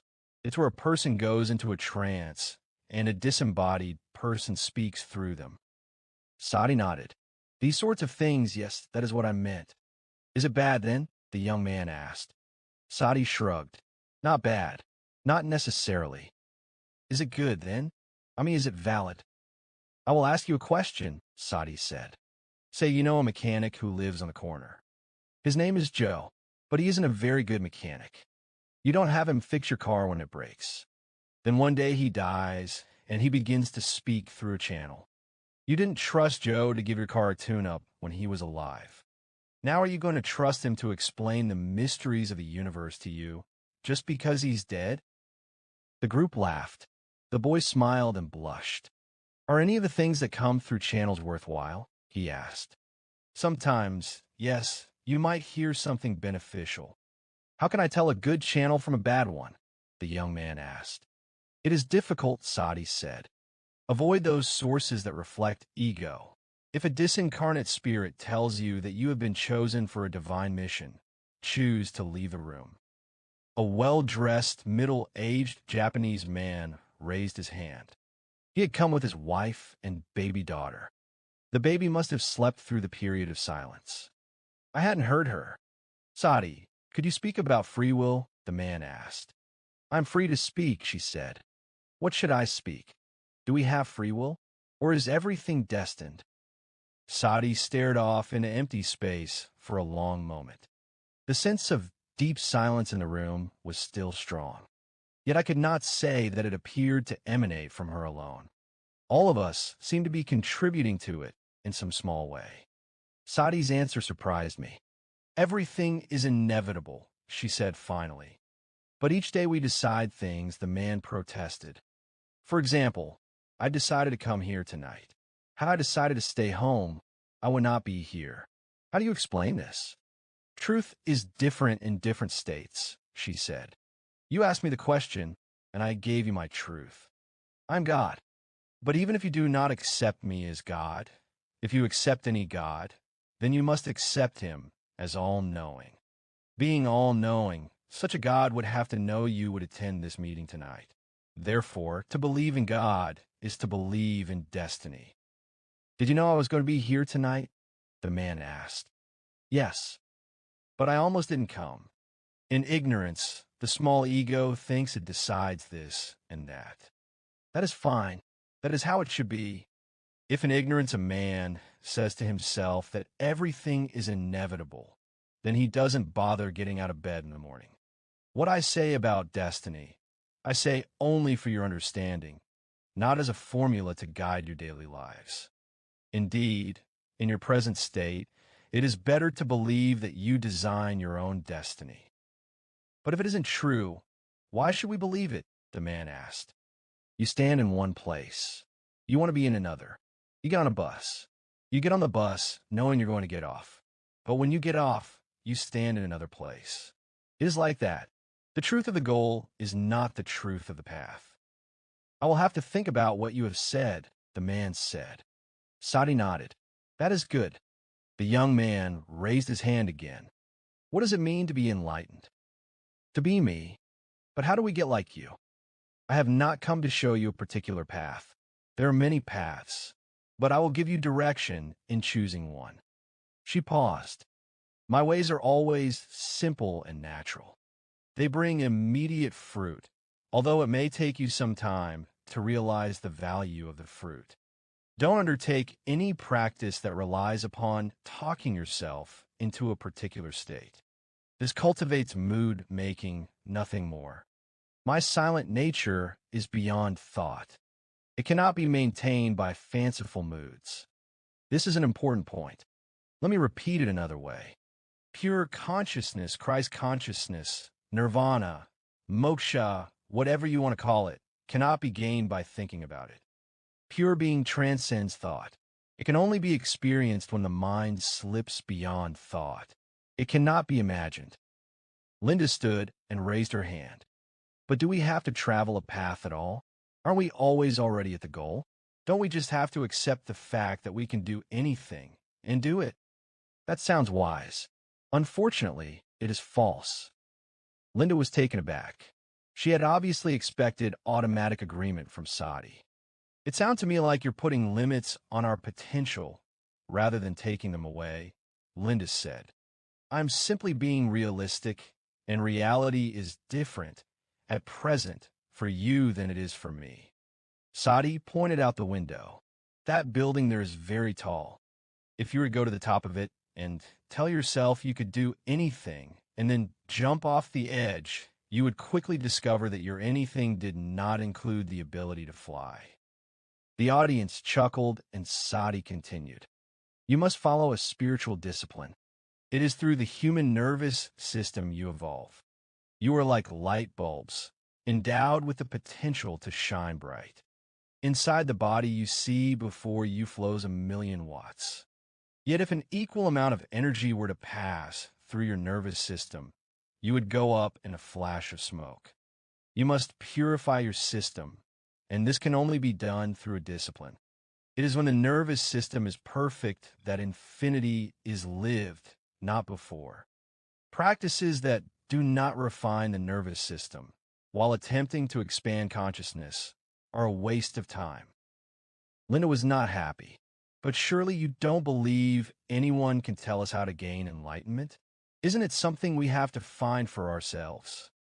Certainly, it is something you must find for yourselves, but it is equally true you won't find it unless you learn from someone who already knows where it is. If you want to learn carpentry, you study with a carpenter. If you want to know me, you study with someone who knows me. How do we recognize them? The first young man asked. They will remind you of me. Wait a second, Linda said. Are you saying we need a guru? A teacher. Why is that so difficult to accept? Because I grow the most when I decide things for myself, Linda said. If I just listened to some guru and did what he wanted me to do, I wouldn't get anywhere. A true teacher would never tell you what to do, Sati said. But he would give you the knowledge with which you could decide what would be best for you to do. On the path to me, it is first necessary to come to the understanding that you do not know. This is difficult for most. Everybody likes to think they know, but when you are humble, you can learn a great deal very quickly. Do you understand, Linda? I know what you're saying. I just don't agree with you. That is fine, too. What about visualization techniques? Linda asked. Yes, Sati said. Do they help us unfold our inner being? I use them a lot in daily life. You like them? Yes. That is good, Sati said. Linda showed impatience. But do you think they have a value? They have a value, certainly. There's value in all these things. But for fathoming the inner being, the value is small. The mind is deep. It is as deep as an ocean. Some small imagination here or there on the surface does not do much. I will give you an example. Say you have cancer. Today, these practices you speak of would have you imagine that you are well, that your body is whole and fit. Now it is you who has created your body. It is you who holds it together. It is you who has made it sick. But all these things you have done from a very deep level of the mind. If on the surface of the mind you imagine that you are healthy, when the deeper part of your mind is saying you're sick, then you only break the connection between the mind and the body further. Lack of mind-body coordination is what leads to sickness in the first place. Linda was now annoyed, but studies have shown that people who do visualization exercises get better much quicker. What do you have to say about that? Different studies show different things. If you enjoy these exercises, there is no reason you should stop. Linda tried a different approach. What about dreams? I do a lot of work with my dreams. Does this have a value? No. Dreams have different sources. Some come from your daily likes and dislikes. Some arise out of latent impressions in the mind, so old you would have trouble imagining. Still others are premonitions. The trouble is, it is impossible to tell what the source is. Also, all dreams, in one form or another, are the release of something. By putting your attention on them, you re-emphasize those things the mind is trying to release. It's like sorting through your garbage. It's unnecessary. It's all just garbage. Throw it out. So what you're saying essentially is that all my spiritual practices are garbage. Linda asked. Sati did not respond. She just stared at Linda. It was obviously hard for Linda to take, although I'd always found Sati's stare soothing. I know for a fact that I feel better when I visualize white light, Linda blurted out. I feel calmer, less stressed. You're not going to convince me differently. I'm not trying to convince you of anything, Sati said gently. But the light is already present inside you. Some small turning of your attention, and there it is. There's no need to visualize it. There are other lights besides white. You have seen them. Linda stopped. Yes. Before your meeting began, when we were sitting in silence with our eyes closed. Our meeting began with silence. Silence follows us all the way through. What lights did you see? White and red and blue. You like them? Linda stammered, yes. They are there. They are real. You are full of lights. I see them in you. You are beautiful to me. Linda suddenly seemed less stressed. I hope they come back. Sati shrugged. It is inevitable. Linda sat down. The Hare Krishna raised his hand. Are you saying you're a Krishna? He asked. Yes. I even know how to play the flute.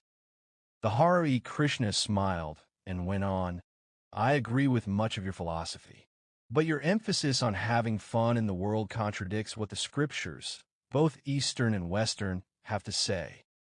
Where's the scripture that says you mustn't be happy? Show me it, and I will tell you that you're not reading scripture at all. However, I am not advocating a hedonist lifestyle, unless of course you honestly feel that's what makes you happy. The key word here is honestly. Your intuition is sharper now than when your holy books were written. You are all older and wiser. Your intuition is a truer guide to right action than a list of commandments. Examine what truly makes you happy. Do drugs? How many could honestly answer yes to that? Does cheating other people?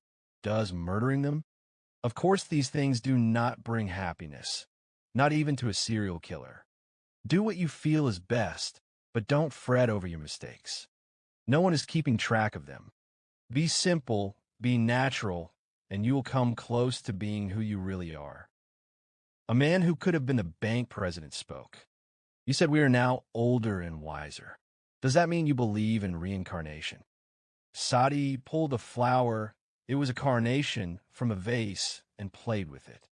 One carnation should be enough, she said. The audience laughed again. The gentleman persisted. But do we grow through many lives? The past is past. If your past goes back 10 years or 10,000, what difference does it make? You are alive now. This life alone is sufficient to realize me. Don't worry about past lives.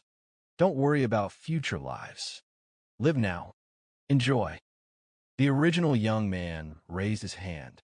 There are a lot of books nowadays saying this is the dawning of a new age for mankind. Is this true? Should we be optimistic about the future? No, Sati said. The young man paled. No. Are things going to get worse? Is the world going to be destroyed? The world will not be destroyed. It has a life insurance policy. That policy is me. But why be optimistic about the future? Why be pessimistic? Why not see things as they are? What will come will come. All your anxieties reside in the past and the future. Your mind feels guilty about something you have done. You worry about what will happen as a result of what you have done. But in the present, there are no worries or anxieties. The present is always filled with joy, with love. If you were to live fully in the moment for only a moment, the stress and strain of your entire life would be washed away. Lori, Fred's girlfriend, raised her hand. But when people say bad things about you, how can you not worry about it? She asked. What people say about you is their concern. Sati said, it is not your concern. Don't think too much about life. Live it. Don't think too much about others. If you live your life based on the opinion of others, then you will always be weak.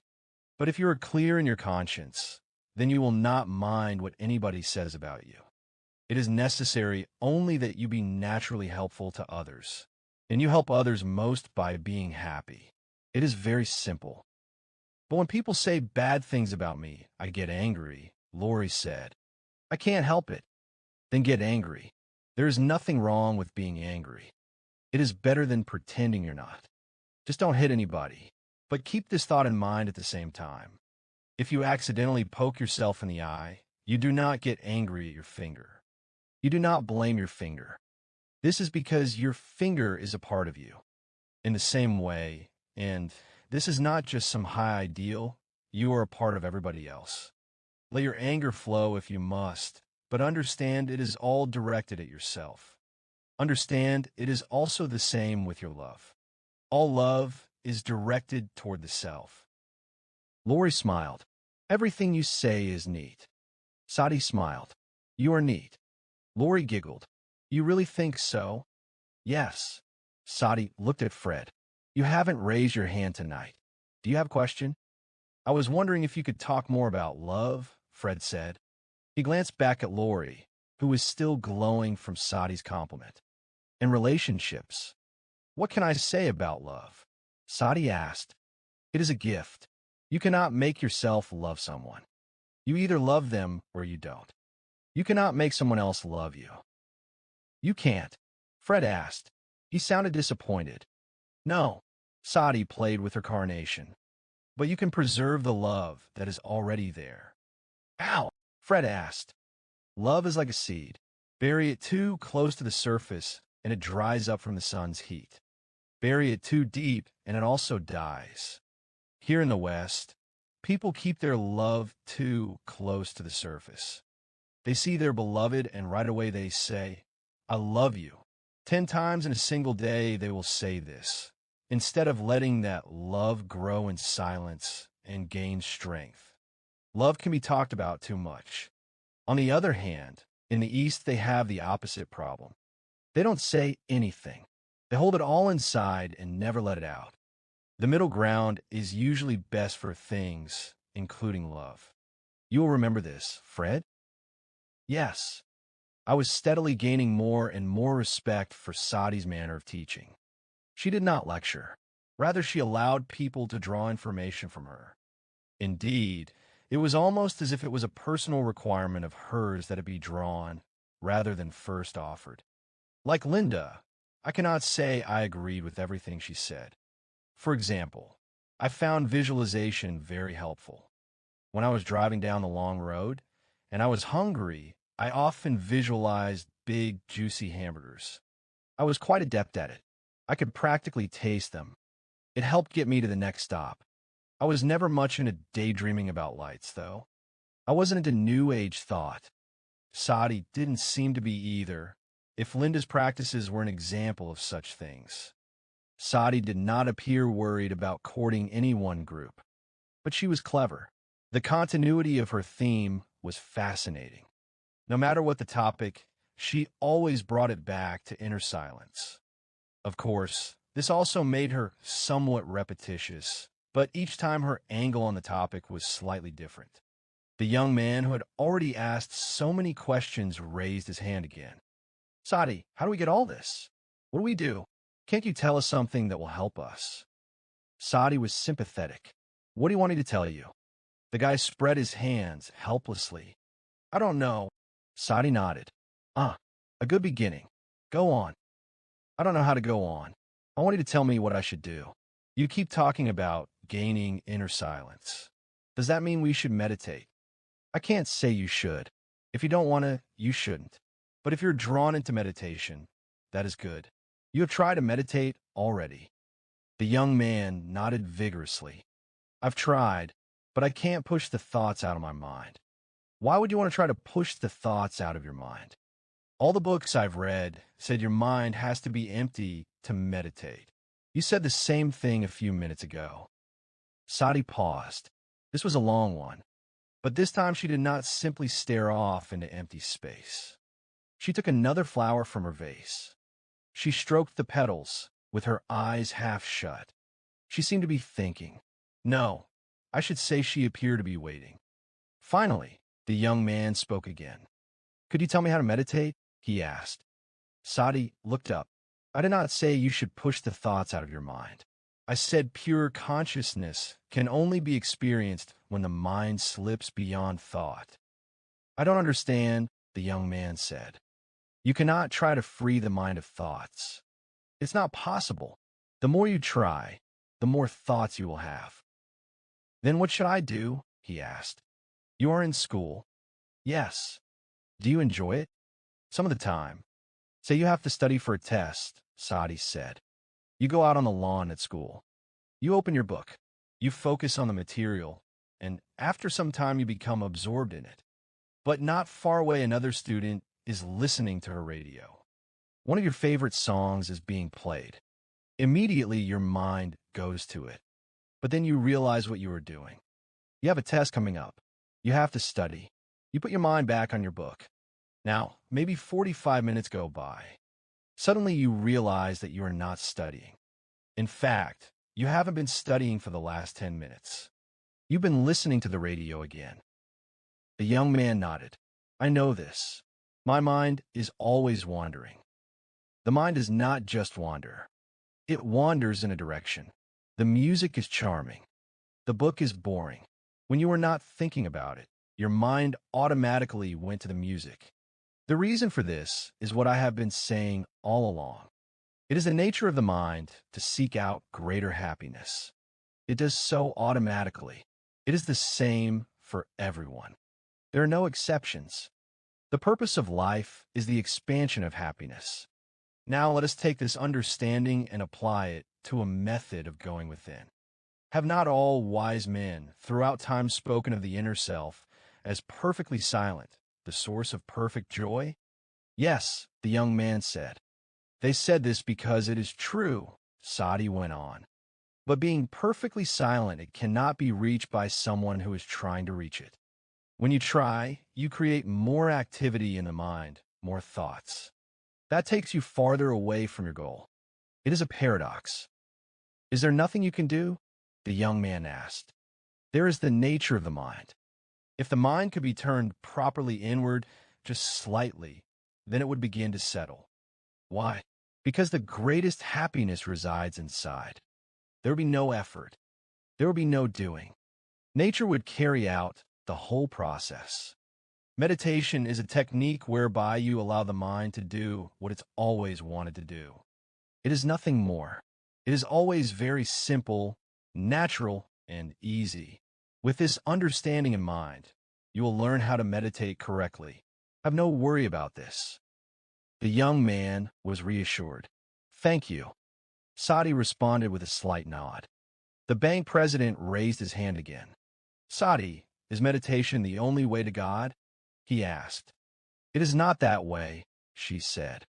Even though I have spoken of a path, there is no path as such to God. Linda was right there. This is the trouble with words. Answers given in words create more questions, even while they are being spoken. Only in silence is there perfect communication. One only finds God by grace, and grace alone. Grace is like the sweet rain that falls from the sky. You are like cups, you have to catch this grace as it falls. Meditation allows you to keep your cup turned upward so that when the rain comes, you are ready to receive it. Is there no other way? The man asked.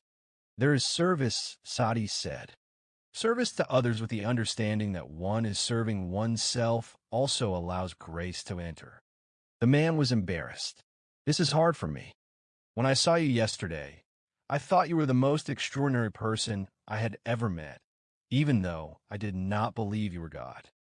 And now tonight, after sitting in silence with you, I'm even more confused. It is so beautiful just to be here in your company, and I don't know why. What is so hard about this? Sati asked. Are you really God? Yes. The man shook his head. I am a Christian.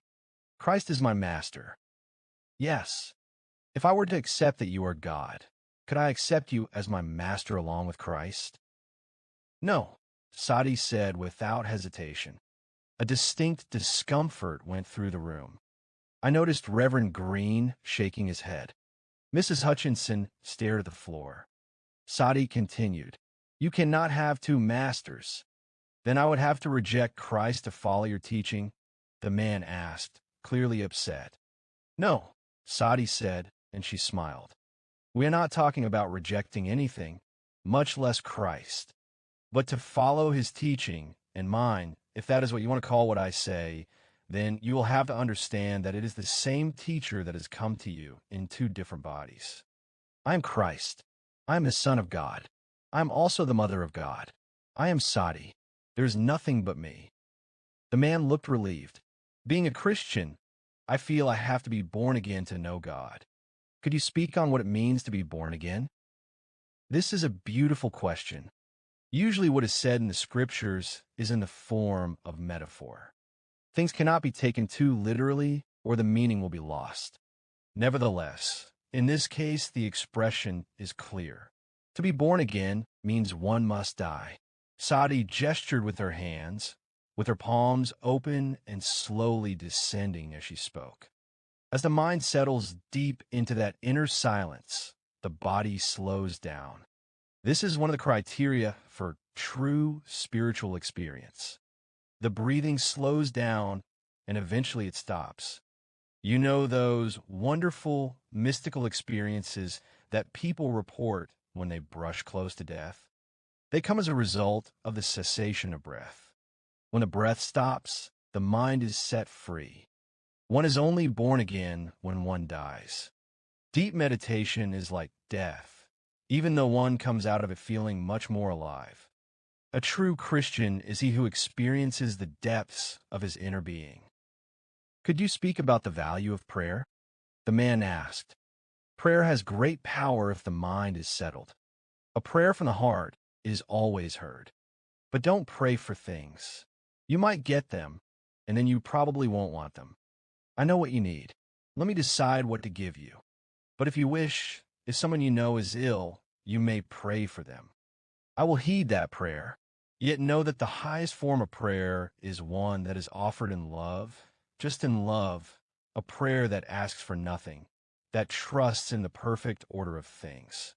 I tell you, without any doubt, everything is inevitable. Don't fret in prayer about what is to be or what should have been. Prayer should be fun, joyful. But if you don't love me, if you're not happy with me, then remain silent and listen to me. For everybody, prayer should end in silence and meditation. Is there a value in traditional prayers? The man asked. For example, the Lord's Prayer? Or should we pray as we feel to pray? There is great value in tradition. All the religions of the world have their different prayers.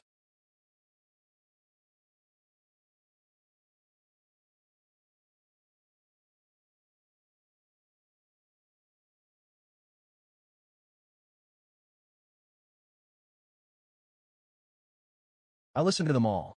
I wrote them all. Many years of repetition have endowed these prayers with power. Yet if you choose to make up a prayer, I will also listen to that. Remember my names when you pray, my true names. Sati is but one of them. There are many others. No one religion has a lock on the truth. Each knows bits of the truth, but only those bits that lead one to a realization of the inner being have value. Thank you, the man said. Very sincere questions, Sati said. It is good. A bearded fellow in a wheelchair near the wall raised his hand next.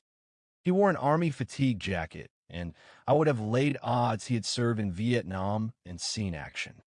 Having just missed the war, I always felt guilty whenever I came face to face with guys like him.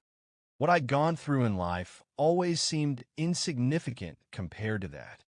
If I understand you correctly, the guy said, you're telling us to look after number one? Who else is there? Sati asked. That sounds selfish to me. Shouldn't we place the needs of our brothers before our needs? You will not become selfish seeking me. I am in all people. Move a step closer to me, and you move 10 steps closer to the rest of humanity. I am afraid that's a bit too abstract for me to swallow. Only the strong can help the weak. If you go to console a friend in the hospital, and while you're there you catch his disease and start coughing in his face, how have you helped him? A man or a woman? I speak of both, of course. Who finds me is never ill. He is always strong. Nothing can harm him. He does the greatest service to humanity. By his mere presence, he brings life and joy to all. Such men and women are more important to the world than any number of those who labor to help their fellow man. Don't misunderstand me. Those who serve are performing good works, especially if their service brings them personal satisfaction. But if their labors don't, if they sacrifice and suffer in the name of God, then they would be better off going into another line of work. A do-gooder who suffers does no good at all. The crippled man nodded. It's interesting what you say. Sati regarded him closely. You wanted to ask another question? He lowered his head shyly. It's not actually a question.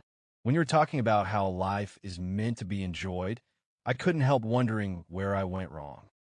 You refer to your spinal injury? Sati asked. Yeah, among other things. You have memories you wish you could forget. He glanced up. Yes, sure do. When you were sitting a few minutes ago with your eyes closed, how did you feel? He started to speak, stopped, thought for a moment, then sighed. I felt great. Like you were flying? He was surprised. Yeah, it is true you evolve through the body, but no injury or sickness, no matter how severe, can prevent you from finding me if your search is sincere. She smiled. Why worry about walking when you can fly? He smiled. I'll try to remember that. I'll remember you. He lowered his head again. Thanks. The name's Kurt. I know your name. Reverend Green stood again. I've been waiting for him to do so. His expression was not quite as pleasant as when he had entered. Miss, may I speak? He said. Yes. He cleared his throat. First, I would like to congratulate you on your style of presentation. You have the remarkable talent of satisfying people's questions without saying anything. But, thank you, she interrupted. I agree completely with you that words are unsatisfactory. That is why I told you silence is my only proof. But, he continued with a note of impatience, not all of us have such a luxury. Like this gentleman here, I am a Christian. I am also a minister, and, as such, I must back up everything I say with the Holy Bible. He paused. Do you accept the Bible as true? Sati reached for more flowers to play with. Parts of it are nice. Which parts do you like? The parts that talk about me, she said. The minister allowed a trace of smile. Offhand, I don't recall your name mentioned once in either the Old or the New Testament. Wherever the joy of the Lord is discussed, there I am. So you're a happy God? Yes. And you're the second coming of Christ? If you like. Are you or aren't you? She grinned. I am Sati. I am just a girl. But you say you're God. We're all God. Sati found a red rose she liked and began to caress it along with her other flowers. The only difference between you and me is that I know I am God. Reverend Green checked around the room to make sure he had everyone's attention. Do you believe Christ was like you, that he knew he was God? He asked. Yes. Excellent. Now, being omniscient, you must also know that Christ said in the Gospel of John, chapter 5, verse 16, I am the way, the truth, and the light. No one comes to the Father except through me. Would you agree that he said this? Yes, Sati said. Then you would also have to agree that his words make you a liar? Not at all. The statement is entirely impersonal. Christ is not speaking of the individual personality he took on as Jesus. He is referring to his inner reality, which is the same infinity Krishna and I experience. Krishna said he was the only God. I say I am the only God. None of us is lying. We are all the same being. The Reverend tried another approach. Do you believe that Christ died on the cross for our sins? You are all responsible for yourselves. That is how it must be if you were to learn from life. Christ wouldn't have been so foolish as to try to take away important lessons from anybody. That's not what the Bible says. If you're trying to get me to agree with everything the Bible says, we will be here all night, and the cookies I baked this afternoon will go to waste. But your difficulty is not with the Bible. From the right perspective, it could be of great value. It is a beautiful book. I wrote parts of it. No, your difficulty is a lack of awareness of your inner being. You see difference everywhere. You even go so far as to take God out of man and put him up in heaven. Sati smiled, her eyes lighting up the room. When she's really sitting right here in front of you. He wasn't amused. What if I told you I thought you were deluded? That you were a mouthpiece for the devil? I wouldn't hold it against you. There is no devil as you understand him. If you consider for a moment with an open mind, you will see that to accept a devil who operates outside the will of God is to accept a God who isn't omnipotent. Obviously, this can't be. Nothing happens except through the will of God. Even what you would call evil has its place in God's design. Reverend Green's voice was cold. I am sure you would know that better than most. That is correct. I am as evil as I am good. I am all things, and yet I am beyond all things.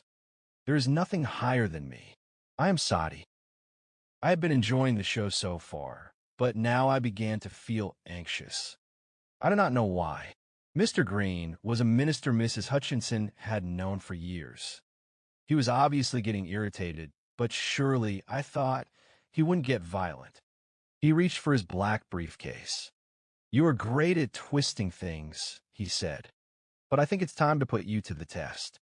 Mrs. Hutchinson informs me you told her earlier today that Christ never suffered. You said his death and resurrection were shams. His death and resurrection were facts. I never said they were shams, nor did Carol tell you I did. But Christ never suffered. How could he suffer? Only the weak suffer, and he was far stronger than you can imagine." Reverend Green snapped open his briefcase. "And I suppose you never suffer, either?" Sati smiled. "Nail me on a cross, and I'll still be smiling." "I am glad you put it that way," the minister said softly, removing a heavy hammer and a long nail from his briefcase. An unhappy stir shook the room. Linda's head twisted toward me, and I quickly removed Jenny from my lap and stood. Nick set aside the drawing of Sati he had been working on, freeing his hands in case things got nasty. He had one eye on the minister and one eye on me. If I gave the sign, he would pick Green up and toss him out on the pavement. Unaware of this, Reverend Green enjoyed the commotion he'd started. He gave everyone a good look at the sharpness of the nail. Faces darkened. Sati continued to play with her flowers. "Is there a problem here?" Reverend Green asked. "Doesn't anyone besides me want a demonstration?" "I, for one, do not need a demonstration," the bank president said, angry. "Bill, please," Mrs. Hutchinson said, trying unsuccessfully to get his attention. "Put that away," I said sharply. Reverend Green nodded. "I assure you, I have no wish to harm this young lady. But at the same time, I cannot sit idly by while she desecrates the Bible." "Why not?" Timmy asked. The Reverend spoke firmly. "Because I'm a soldier in the war against Satan." "Sorry, I didn't know," Timmy said. "There'll be no demonstrations," I said. "This is a friendly get-together. Put your tools away now or leave." I had the group on my side. That was clear, but the guy didn't care. He turned to Sati. "What do you say, girl? Want to accept the challenge and show these people that you're more than talk?" Sati put down her flowers. "What's the challenge, sir?" He cleared his throat. "You set the conditions with your own remark. I'll hammer this nail through your hand, and you'll keep smiling." People gasped.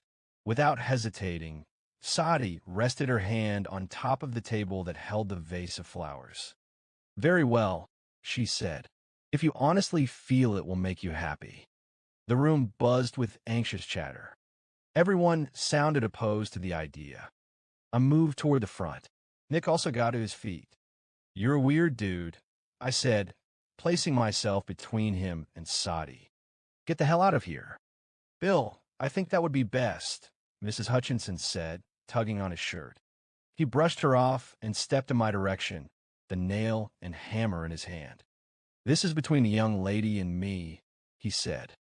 "If she wants to play God, she's going to have to pay the price." Nick was asking me with his eyes if he wanted me to stop at his way. I shook my head, putting my hand on the minister's arm. "This is your last chance, buddy," I said. "Leave, or we'll make you leave." He laughed. "Are you a bodyguard or what? Does your God need them?" Jesus didn't need any. He was the genuine article. His voice hardened. "I'll leave the second she admits to being a phony." "Hey, let's just eat the cookies and call a night," Timmy said. Mrs. Hutchinson came up behind her minister. "Bill, I don't like this. It's not proper." He ignored her, looking past me at Sati. "You're not talking, girl," he said. "Are you afraid?" "Michael, let the soldier pass," Sati said. I turned toward her. "Are you crazy? You have been wondering that since you picked me up." "No, I'm not crazy. Let him do what he wants." "No way," I told her. "He says he's going to pound a hole in your hand, and he'll do it. I've seen these kinds of guys before." "Trust me," Sati said. "Everything will be all right." I looked in Sati's eyes. If I was looking for a sign of fear, I looked in vain. She was actually enjoying herself, but it was at the expense of others. At the rear of the room, my daughter was cringing in her mother's arms. People were biting their nails. Mrs. Hutchinson was trembling. "Trust me," Sati repeated. I let go of the minister's arm, saying, "Nick, get rid of this creep." Nick strode forward. Mr. Green took one look at him, knife scar and all, and backed up fast. Some might have thought it funny that he backed behind Sati for protection. "If you cooperate, Reverend," Nick said, "you'll be able to get out of bed tomorrow morning." "I am not leaving till I've made my point," he swore. Nick sighed and glanced at me. The preacher was apparently willing to take it, as well as dish it out. The situation was almost comical. "He'll break you in two," I warned. "Nick, let him do what he wants," Sati said. "I'm afraid I can't do that," Nick said, cracking his knuckles. Sati closed her eyes for a second, then reopened them. In that brief moment, her face had changed. Suddenly, it was stern. "You'll do as I say," she said. Nick dropped his arms to his sides. I found I had taken a step away from her. The chatter in the room ceased. I could almost hear my heartbeat. Sati turned behind her. "They will not harm you, William," she said to the minister. "Sati," I began. "Be silent, Michael." She raised her hand, the one she was offering to sacrifice, to stop others from protesting. But her tone returned to normal, softening. "Shh, be quiet, all of you. Nothing can hurt me." Reverend Green slowly emerged from his hiding place, coming around Sati on her right. Once again, she laid her right hand on the table beside the vase of flowers. It occurred to me, then, it was really an extraneous thought that I didn't know if she was right-handed or left-handed. She seemed to use both equally well. "I've got to say one thing for you, girl," Reverend Green said. "You know how to put on a show." Sati nodded. The minister weighed the hammer in his hand. "Are you sure you want to go through with this?" he asked. "Are you?" she asked. He fidgeted. "You're nothing." "Am I?" He reached out and centered the nail in her palm. I could not believe I was allowing it to happen. I had to ask myself if I was the one who wanted a demonstration. But that could not be possible, I thought. There was nothing I wanted from Sati. There was nothing she had to prove to me. She wasn't God. There almost certainly wasn't one. A faint whimpering sound caught my attention. It was Lori, of all people, with tears streaming over her cheeks. "You're not smiling," Reverend Green said. Sati smiled warmly for him. The minister quickly removed the nail from her palm. He was getting exasperated. He wasn't quite the psycho he appeared, I realized. He must have listened to Mrs. Hutchinson half the day on the phone and gotten himself all worked up about all the ways he would set Sati straight. He had probably brought the nail and hammer thinking she would back down. Yet here she was goading him to go through with it. I realized she could very well force him to do it. "I could damage your nerves," he said. "You could," Sati said. "But nerves don't heal. I don't think you know what you're doing. It is you who are doing it. Look, even the Lord cried out when the Romans tortured him. What makes you think you are greater than he?" Sati spoke softly. "I never cried out." Reverend Green stuck his nail back in her hand. "Your insolence will be the death of you." He raised the hammer. "I am going to do it." Sati nodded, watching him. "You'll bleed, just like anyone else. You're no better." "Do it." He stood frozen forever. Then he let the hammer fall. It hit the head of the nail squarely. The room choked on the sound of the contact. Sati kept right on smiling. She wasn't bleeding. Reverend Green had lost his nerve. At the last instant, he'd moved the nail aside. It was now stuck in the table, between her fingers. "You missed," Sati said, a note of irony in her voice. My paralysis left me. Striding forward, I snatched the hammer from Reverend Green's hand and shoved him back. It was Sati, however, whom I glared at.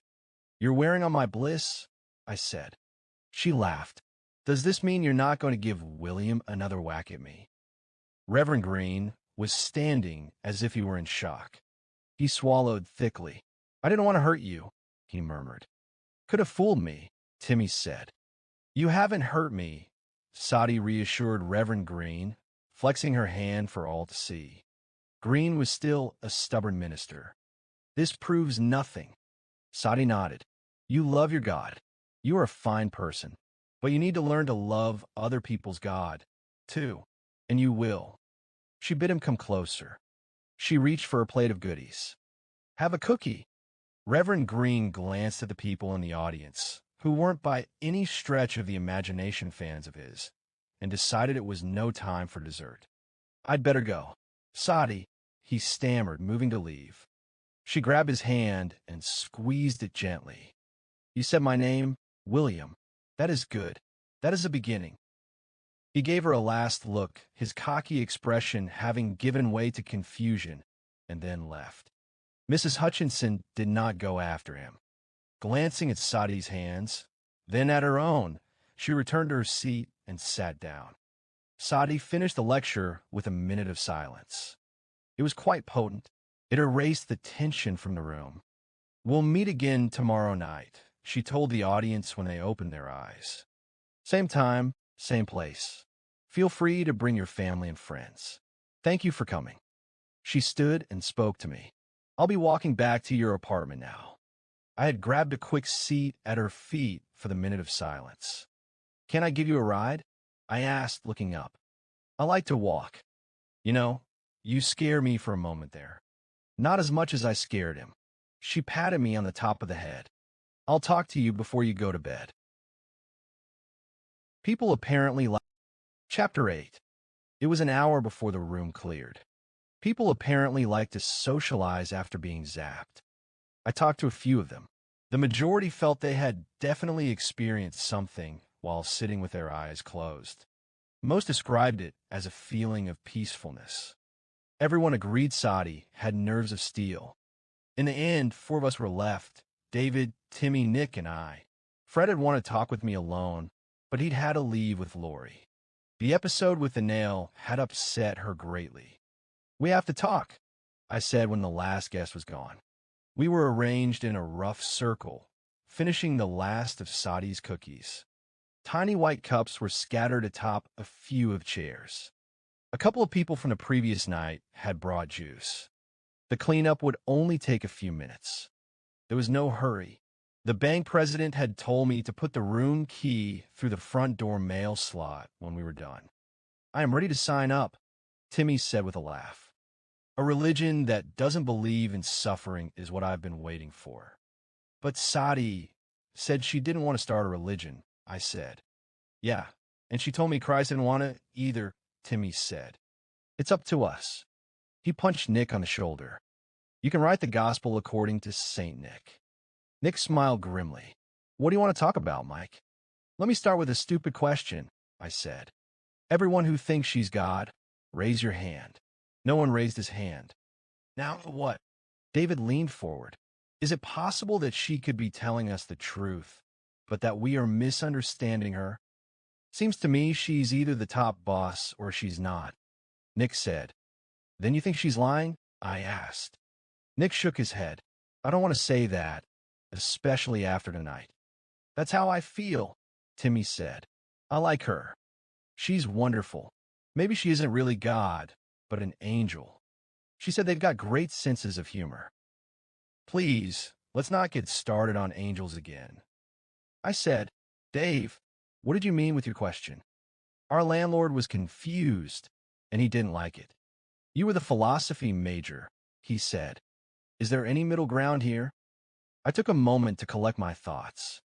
There are a number of traditions in the world that deal with the state of enlightenment. The Buddhists and the Hindus are the obvious ones, but there's also the Sufis and the Jains, not to mention many of the modern-day groups. They teach philosophies similar to Sati's, that everything is pure being and nothing else, that there is only one being, and that we are all ultimately it. In most of these traditions, when a man gains full enlightenment, he is said to be identical to the Supreme Being, Sati herself has indicated that when we really know her, we become her. Then you're saying Sati could simply be an enlightened person? David asked. I'll go for that. Nick put in. Those yogis in India are supposed to have all kinds of unusual powers. I once saw a photograph of one of those guys floating in the air. Timmy seconded the idea. She has yogic characteristics. Notice the way she sat on the couch this afternoon. She was in a half lotus. Also, she sits so still, like she's meditating even when she's talking to us. And, of course, she gives off that great feeling. There are two problems with this idea, I said. First, we can't say she is simply an enlightened person, not the way she defines enlightenment. If she is, then she is all-knowing and all-powerful. There would be no difference between her and God. We would be back where we started from. Second, she's not saying she's your typical master or yogi. She says her body did not come into existence until a few days ago. Does she have a belly button? David asked. Nick and Timmy broke up. David went on. I am serious. Does she? Timmy smiled. I am an expert on bodily orifices. She's got one. How do you know? I asked. I tickled her this afternoon, Timmy said. Is she ticklish? Nick asked. Extremely, Timmy said. Let's not get sidetracked, David said. Does a belly button mean anything? Nick asked. When she formed her body, she could have added a belly button. If she didn't have one, I said, it would be a hell of a lot easier to believe her story. I took a bite of a cookie. All the sugar was giving me a rush, and it didn't appear to matter that God had baked them. Let's look at the facts. What has she done that demonstrates supernatural abilities? We've already covered her vibes. What else have we got? She's not afraid of anything, Nick said. She's sharp, incredibly sharp, Timmy said. I nodded. She can handle a tractor and trailer. Plus, she doesn't seem to need much sleep. Have you seen her sleep at all? David asked. I've seen her sit perfectly still in my truck for several hours with her eyes closed, I said. Have you ever seen her lie down and sleep? David asked. No, but I haven't spied on her in the middle of the night. Check on her tonight, David said. I'll try, I said. David was unhappy. We're not getting anywhere. Except for her vibes, nothing we're listing is that out of the ordinary. Yeah, Timmy said. Imagine how far the apostles would have got telling people what a groove it was sitting with Jesus. They had his miracles to fall back on. We need one.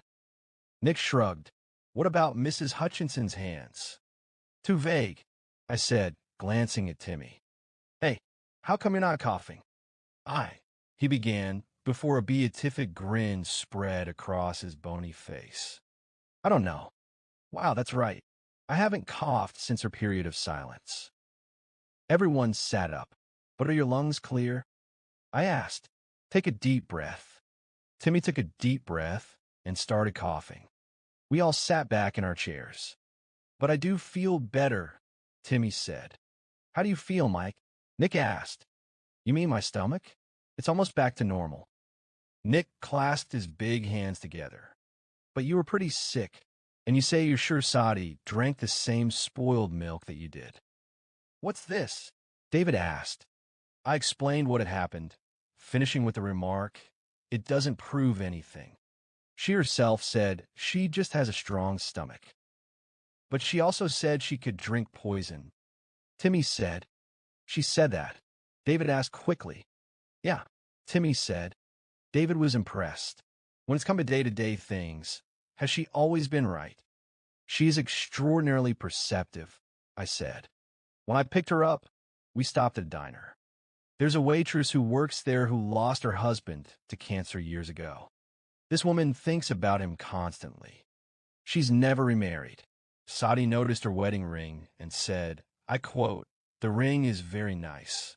You wear it well." So, David said, I've known Penny a long time, I said. I've never told her that, but it's something I've often thought. Sati seemed to grasp Penny's background immediately. I shrugged. Then again, she might have simply meant that the ring looked nice on Penny's finger. Anything else? David asked. Yes, I said. She predicted yesterday morning that no one would complain to the Times about the flyers she stuck in Fred's papers. So far, according to Fred, no one has. She often refers to things that end up happening. She told my daughter she would see her at yesterday's meeting. It looked like a remote possibility at the time, but Jenny ended up coming. She told me I would be here tonight, and here I am. But she turned off your alarm, didn't she? Timmy asked, yawning loudly. She arranged for you to be here. That's true, I said. Our profound discussion faltered. The four of us sat eating cookies and wishing they would magically multiply in the thousands, as fish and loaves of bread were reputed to do on such occasions. Timmy started to cough again. Hey man, you should be in bed, Nick said. Let me take you home. Timmy nodded. I should go, yeah. But it's been nice to get out like this and be around people. The innocent remark made it hard for me to swallow the bite of cookie I had in my mouth. Timmy's parents had disowned him 5 years earlier when he had told them he was gay. They didn't even know he was dying. He had no brothers or sisters. He had no money. It was sad. All he had was us. Need anything? David asked. He could be a tight bastard, but with Timmy he had always been generous. Before his illness, Timmy had been an electrician. Since being put on permanent disability, he had been doing electrical maintenance on David's properties in exchange for an apartment. Since this maintenance amounted to no more than a few hours. Labor a week, David was essentially giving him the apartment free. Indeed, for the last couple of months, Timmy had been too sick to work at all. I am fine, thank you, Timmy said. Don't play the martyr with me, David said. If you need a few bucks, tell me. Timmy nodded. Okay, I would like some money, but not for myself. I'd like to buy Sati a present. What can you buy a girl who has everything? I asked. It's a secret, Timmy said. David took out his wallet. Will 100 be enough? I won't need that much, Timmy said. David gave him 100, anyway. Nick, take this guy home. And could you leave that sketch of Sati? I like to look at it. Nick stood and handed David his drawing pad. The picture was remarkable. Nick had caught Sati's joyful nature without having to resort to putting a big smile on her face. I am sort of proud of it, Nick said. Who knows? David said, hardly glancing at it. Maybe someday it will be worth a fortune. It won't be for sale, Nick said. Then he scratched his head and laughed. What's so funny? I asked. It's nothing, Nick said. It has nothing to do with Sati. Tell us, Timmy said. Nick was embarrassed. It just struck me tonight that Mary's going to have my kid. It's weird. It never really hit me before. He helped Timmy up. I should get home to her. Timmy feigned weakness and leaned against Nick's body. My heart, he gasped. You'll have to carry me up the stairs. I can carry you, Nick said. Just don't try to kiss me. Timmy beamed. She must be God. All my dreams are coming true. When they were gone, I asked David, what do you want the drawing for? A photograph would be better for tracing her. David nodded. Try to get one. Are you making a run to Phoenix tomorrow? Yes. Do you have a Polaroid? No. Ordinary film usually takes overnight to develop. Nick's sketch might be the only picture you'll have to take with you. You want me to show her face to people who live near where I picked her up? I asked. If you have the time. I know it's a long shot. For all we know, she could have hitchhiked from the other side of the country. It may not be the long shot you imagine.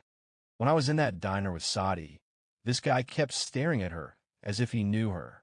He works down the road in Catsun in a factory. I don't remember his name, but Penny, the waitress I mentioned, will tell me what it is. In fact, Penny herself thought Sati looked familiar. It's a lead. We got to find out where she came from before we.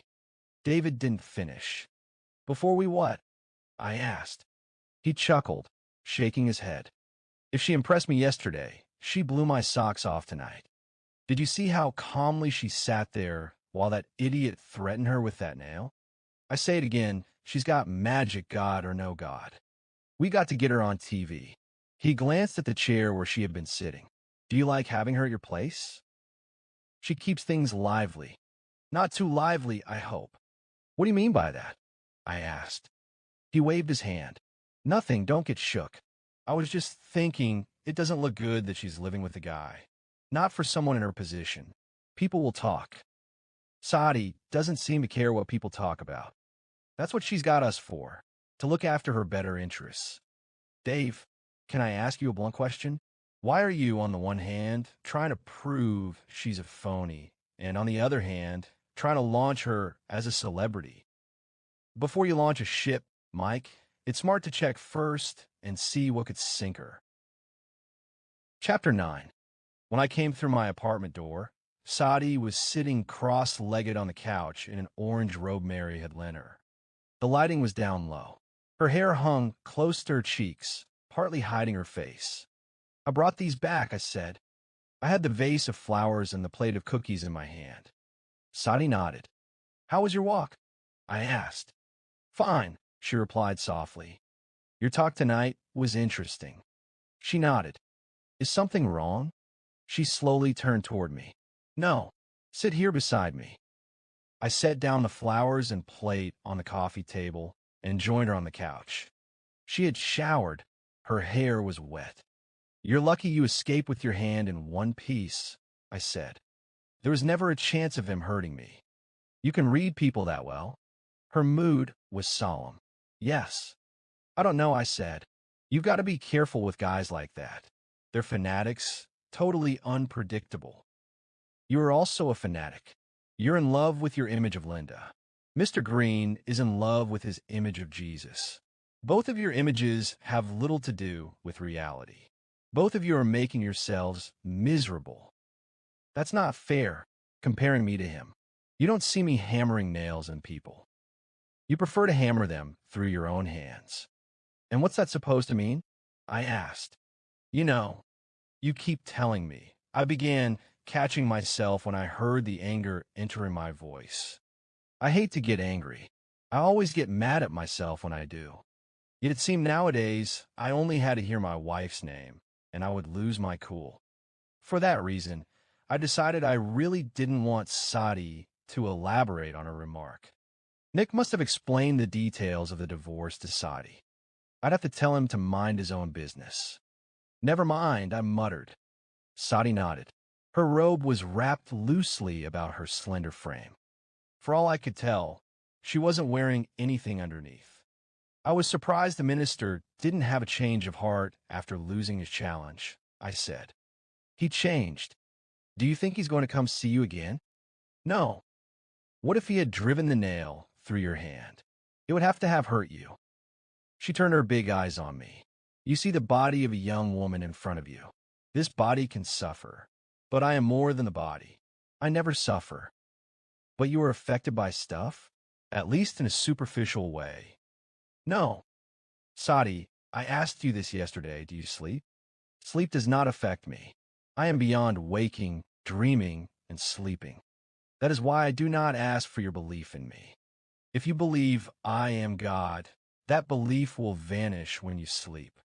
If you believe Christ is God, that belief will vanish when you sleep. When you sleep, you are all atheists. Can't you see how fragile belief in God is, that something so simple as sleep can wipe it out? But when I am truly found, sleep never steals me away. When I am within a man or a woman, I am there to stay. Sounds neat, I muttered, not minding that she hadn't really answered my question. Her point of view was simple, yet the more I thought about it, the more profound it seemed. To her, understanding reality didn't depend upon adopting a certain attitude. She was strictly into experiencing reality. Hey, I wanted to ask about what happened tonight during your period of silence. I felt. You talked to your daughter after the meeting, she interrupted. Like many of her questions, it could have been a statement. Yes, to Linda and Jenny both. Linda finally broke down and admitted you were one amazing creature, whoever you are. But that minister scared Jenny. I hope she doesn't have another bad night because of it. Her bad nights were because she was afraid she would lose you. That fear is gone. Really? That's what I want to talk to you about. When I was sitting there, I felt, shoo, too many words, Michael, about things better left inside. All right. I settled back on the couch. Her tone had not lightened. This serious Sati was in some ways frightening, and in other ways even more beautiful. Her long lashes brushed the strands of damp hair clinging to the side of her face. The collar of her robe was loose. The top of her left breast was visible.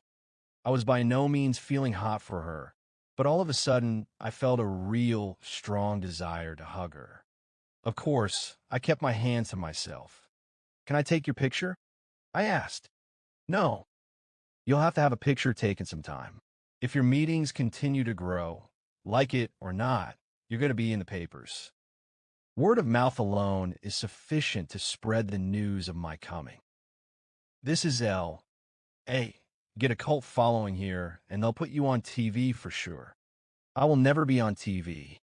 That's not what David thinks. Sati did not answer. She just looked at me strangely. Chapter 10. The wind was dry and dusty as I stepped from my truck into the afternoon sun and walked toward Pete's diner. A tumbleweed bounced by. I looked at the brown desert and thought of ghost towns and skeletons in the closet and ships I might not want to sink. Still, I went inside the diner anyway. Nick's sketch clutched close to my heart. I asked to speak to Penny. She wasn't there, which was no major surprise. I was on my way to Phoenix, not on the road home. No one knew better than I how late Penny usually worked. However, Pete himself was at the checkout stand, and he was kind enough to ring her home for me. "Hello, Penny," I said, using Pete's phone behind counter. "I didn't wake you, did I?" "Shucks, no.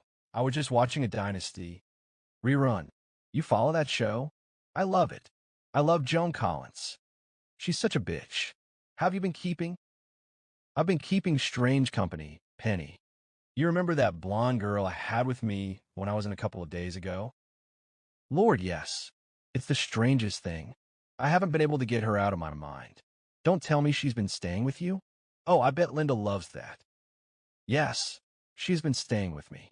But Linda hasn't really complained. Penny, why have you been thinking about her so much?" "Well, she was so gorgeous.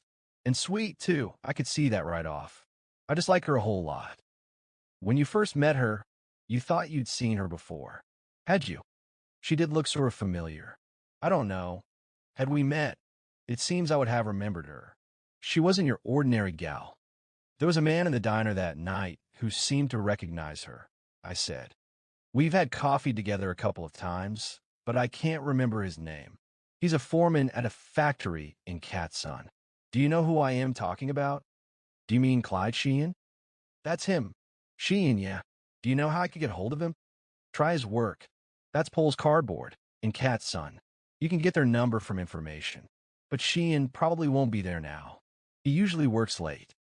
"I'll give it a shot. Wait, don't leave me like this. What's up? What's she done?" "I am sorry, Penny. It's a long story. We'll have to save it for another time." I said goodbye and thanked Pete for the use of his phone. I moved to the phone booth outside. The factory's number was easy to obtain, and Mr. Sheehan was working, after all.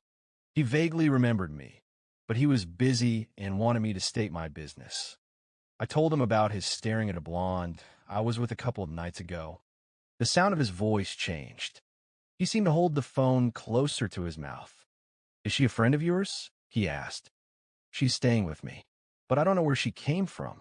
I am trying to see if she has any family around here." My heart was pounding. "Do you know her?" "Why, yes, I think so. Her name's Kathy Lyon. She used to live in a house I rented." I was surprised to see her in Pete's. Casey had told me she'd left town 10 days ago. "Who's Casey?" All of a sudden, I didn't feel so hot. And this was exactly the news I'd been looking for. She was Kathy's next-door neighbor. "You really ought to talk to her. She knew Kathy best. Is her number listed? I asked. Probably.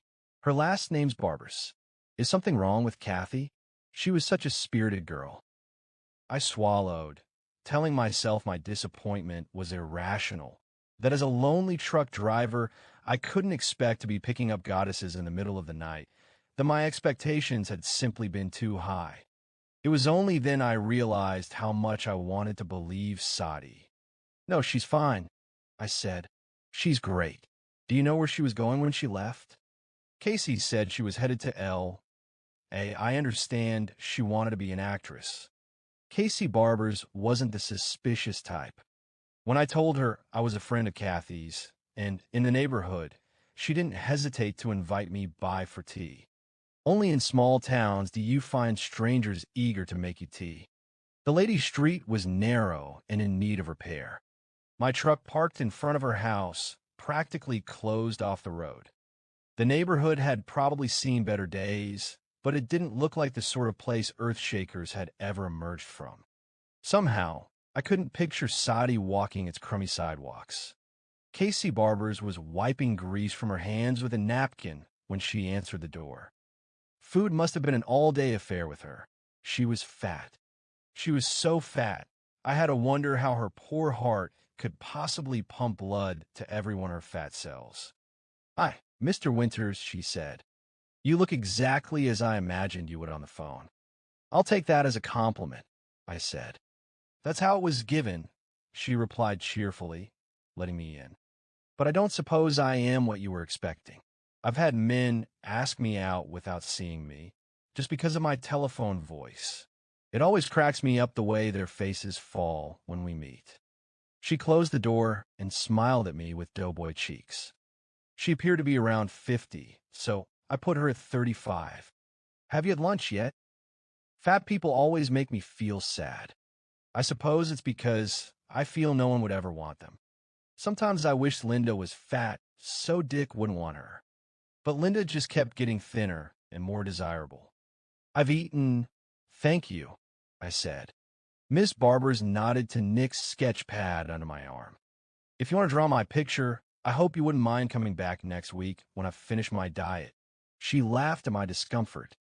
"You are a polite man, Mr. Winters. Did anyone ever tell you that?" "Sati told me that once," I replied, figuring I might as well get to the heart of the matter. "Is that a girlfriend?" she asked, pointing me in the direction of the kitchen table. We sat down together. "Not exactly." I uncovered Nick's handiwork and slid it toward her. "This is Sati." Miss Barbers' expression brightened. "She's pretty. She looks a lot like Kathy."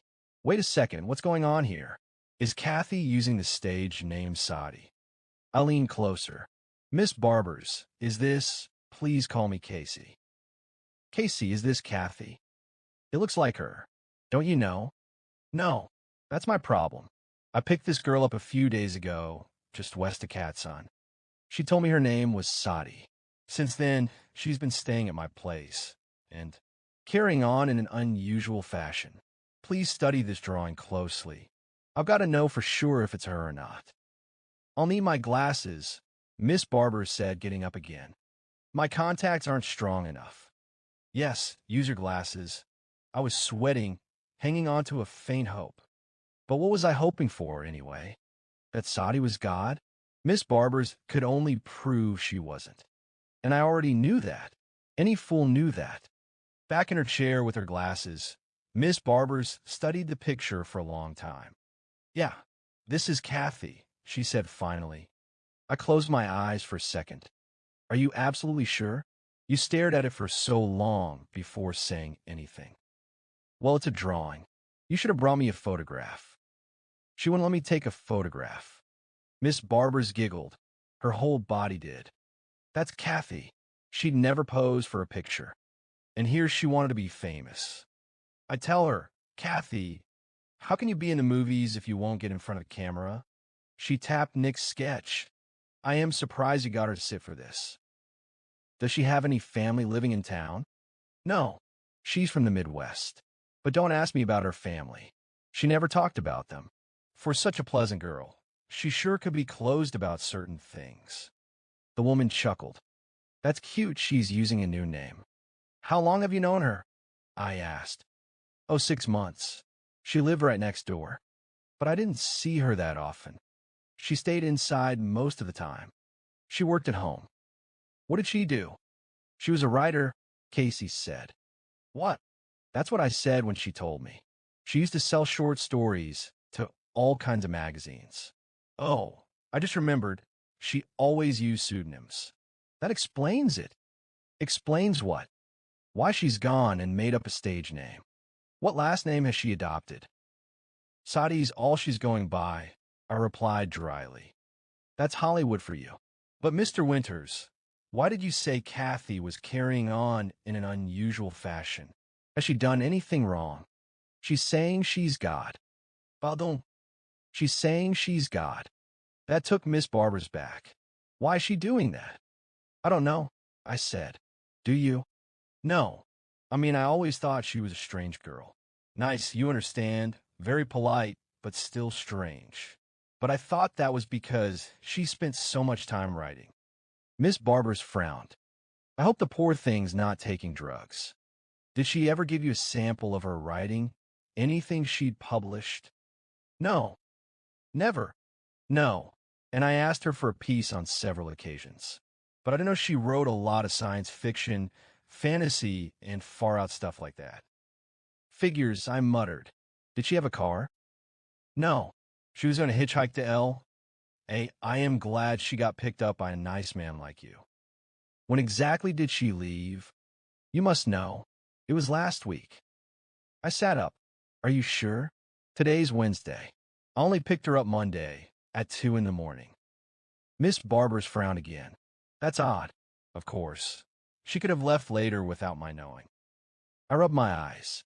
I was tired already, and I still had to get to Phoenix, drop my freight off, and drive home. I wasn't looking forward to seeing Sati again, not the way I'd been all the other times. Casey, I said, could you take one last look at this drawing and tell me, beyond a shadow of a doubt, that this is the Kathy Lyon that you knew? Miss Barbers picked up the pad and held it at arm's length. Apparently, even with her glasses, her eyesight wasn't great. If this isn't Kathy, she said, I don't know who it is. Chapter 11. Procrastination and I are old friends. Instead of returning straight home after delivering my freight, I talked myself into finding a motel in Phoenix. I figured I'd stay overnight and scout prospective clients the next morning. I knew I was just putting off the inevitable. Still, I went so far as to get a room. I even had dinner and killed a couple of hours with a ridiculously long walk. But when it was near 10 and time to lay my head on the pillow, I realized I wasn't going to be able to sleep until I talked to Sati. I got back to my truck and started on the all-night drive. I didn't pass a single hitchhiker on the road. At home, I found Sati sitting out front with Fred, folding papers. Sunrise was a couple of hours away. L.A. Never really slept, but the street was deserted, and it seemed very peaceful. I could hear the ocean waves breaking more than half a mile away. There was a chill in the air. Both Sati and Fred wore sweaters. How are you doing? Fred asked, hardly glancing up, his voice flat. Tired, I muttered. How are you? Great, Fred said. He was exaggerating, but I wasn't going to argue the point. Sati had set aside her rubber bands and was watching me, her hair tied up in a bun, looking in the dark like any other pretty young girl. Yet in the instant she turned her eyes on me, I knew I wouldn't be confronting her with my discovery. Suddenly, I couldn't bear the thought of calling her a liar, of ruining her fantasy. I too sometimes wished I was God. I guess everyone has at least once in their life. Hello, Sati, I said. She nodded. Michael, how are things? Things are good, she said. I am glad. Mike, I got to talk to you alone, Fred said abruptly, standing up. Sure. See you later, Sati. Okay. Fred didn't say a word until we were inside my apartment. Then he exploded. What's this I hear about you and Lori, fooling around. Who told you that? I asked, flipping on a lamp and plopping on the couch, more tired than any human being had a right to be. Lori told me. Did you believe her? I am serious. I don't like this. I don't like this one bit. I sighed. What exactly did Lori tell you? Fred went to speak, stopped, stuck his hands in his pockets, and then pulled them back out again. She said she made a pass at you. His voice choked. Why didn't you tell me, Mike? That didn't sound like the Lori I knew. She told you that? Yeah. His lip quivered. Is it true? Yes. Fred slammed his fist into his leg. Why didn't you tell me? He was hurting, and I felt bad for him. Yet, at the same time, I was pleased to hear of her confession. I didn't want to upset you. Fred began to pace. I don't see how you could have kept this from me. All those times we talked together about Lori, and here you knew she wanted you instead of me. She only made a pass at me a couple of days ago. He stopped. What about the time I left the two of you alone when my car broke down? What about that time, huh? That was a long time ago. Oh yeah, I've forgotten about that. He moved a step closer, shaking his finger. Were you flirting with her? No. Are you sure you didn't encourage her? You told me once how cute she was. I remember you telling me that. She is cute. Fred slammed his fists in his legs again. I knew it. I knew it. You were flirting with her. Calm down, Fred. You're going to wake everyone up. No, I wasn't flirting with her. You know, I wouldn't do that. Any suggestive remarks came strictly from her side. Fred threw himself into the chair Sati had used for her first meeting. Thanks for telling me that. That makes me feel great. Thanks a lot, Mike. I am sorry. Fred shook his head, close to crying. What are you sorry about? She wasn't your girlfriend. I let a couple of minutes of silence pass. Fred stared at the floor, sniffing occasionally. His fidgeting began to subside. Maybe this is for the best, I said finally, gently. Maybe you would be better off with someone else. To tell you the truth, I've never thought Lori was your type. She's too typical. He snorted softly. She's not typical anymore. I paused, remembering her crying at Sati's meeting. What do you mean? I asked. She's totally changed. She says we have a lot of stuff between us that needs working out. Huh? Fred spoke to the floor. She's made this list. It's full of all these problems we have. Wait a second. She's breaking up with you, right? Fred looked at me as if I was a moron. No. Who told you that? I am breaking up with her. She's been unfaithful. How could I possibly stay with her? But Lori's been going out with other guys all along. You've known that. Yeah, but none of them was my best friend. What difference does that make? I asked. It makes a lot of difference. But I never went out with her. That doesn't make any difference. She wanted to go out with you. He winced. She told me she wanted to go to bed with you. I scratched my head, figuring my fatigue must be to blame for my slow comprehension. Doesn't she still want to go to bed with me? Fred convulsed in his seat. Mike, chill. What I mean is, it sounds like she's opening up to you now, that she's finally willing to work at having a real relationship. Fred glowered. Swell. You're all hard. You know that? You're saying we never had a real relationship. Thanks a lot. This seems to me to be good news. You should be happy. Don't start sounding like Sati on me. He crossed his arms across his chest, pouted. This whole mess is all her fault. Sati's? Yeah. What did she do? I don't know. She's God. How am I supposed to know what she's done? He resettled himself into a more uncomfortable position. I shouldn't have taken Lori to that meeting when that preacher tried to hammer that nail in Sati.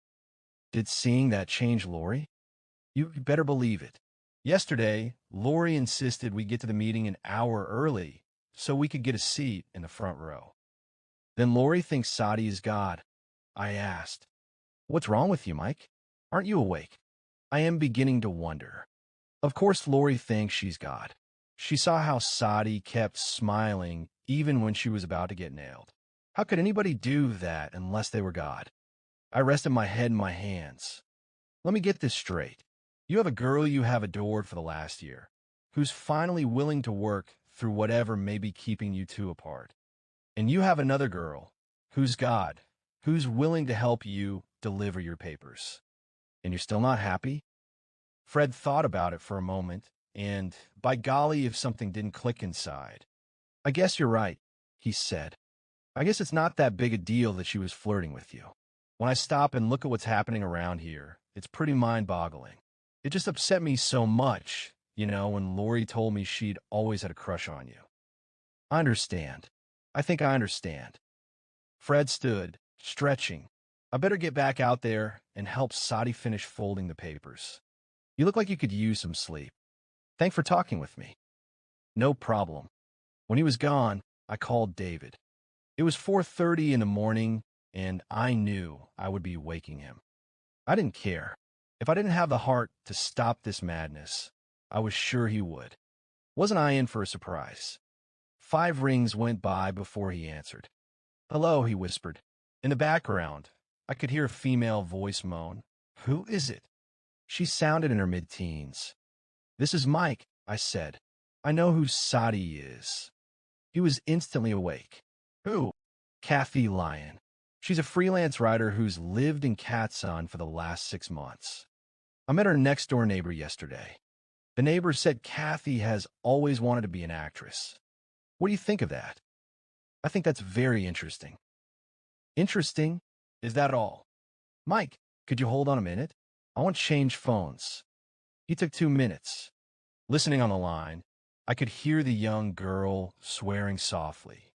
Finally, David picked up another phone and asked his darling to hang up her end. When we were finally alone, he said, I've got to tell you what went on last night. It was fantastic. Sati had another meeting, and twice the number showed up. We had people sitting all over the floor. She took tons of questions, and there wasn't one she didn't have the perfect answer for. There was even this physicist in the audience. The two of them had this great rap about how quantum mechanics is closing in on describing the ultimate reality. Dave, I haven't told you the best part. There were a lot of people present who had come the night before. A couple got up and gave testimonials of healing. One old goat said his emphysema was much better, and this ugly chick told about how the swelling in her ankles had disappeared. Did Sati accept responsibility for healing the old goat and the ugly chick? I asked. No, her style is totally different from TV evangelists. She acted as though the healings were of absolutely no importance. Why, then, do you think they're important? Come off it, Mike. Spiritual people have to be healers if they want to have any kind of following. You come off it, I said. Didn't you hear what I just told you? Sati wasn't born in the desert a few days ago. Her name's not really Sati. She's lied to us. She's not God.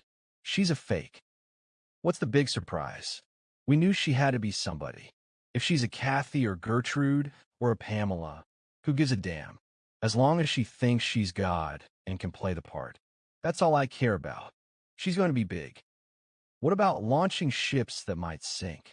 Sooner or later, her real identity is going to come out. Then her precious meetings won't fill up the first row. That's where you're wrong, David said. She's never stated publicly that she's only a few days old. No one's heard that except you. And who's to say Kathy Lyon couldn't have been God all along? Jesus didn't start doing weird stuff till he was 30. Up until then, he was just Joe Carpenter. Dave, doesn't it strike you that there is a fundamental flaw in your whole reasoning? Sati is not who she says she is. Has she hurt anybody? David asked. In a sense, yes. She's misled them.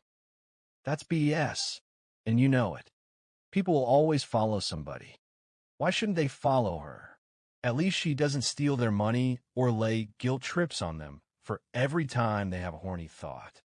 She helps people. I want to help her. If you don't want to go along, fine. Just don't ruin it for everyone else. I didn't respond immediately. Not for an instant did I believe David's motives were altruistic. He had money, but lots of people have money. He wanted to be a somebody, and if that wasn't possible, he wanted to be in charge of somebody. Yet there was a certain sense to his argument, never mind the fact that it was based on a lie. Sati did make people happy.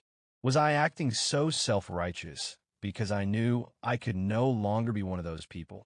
All right, Dave, I said finally.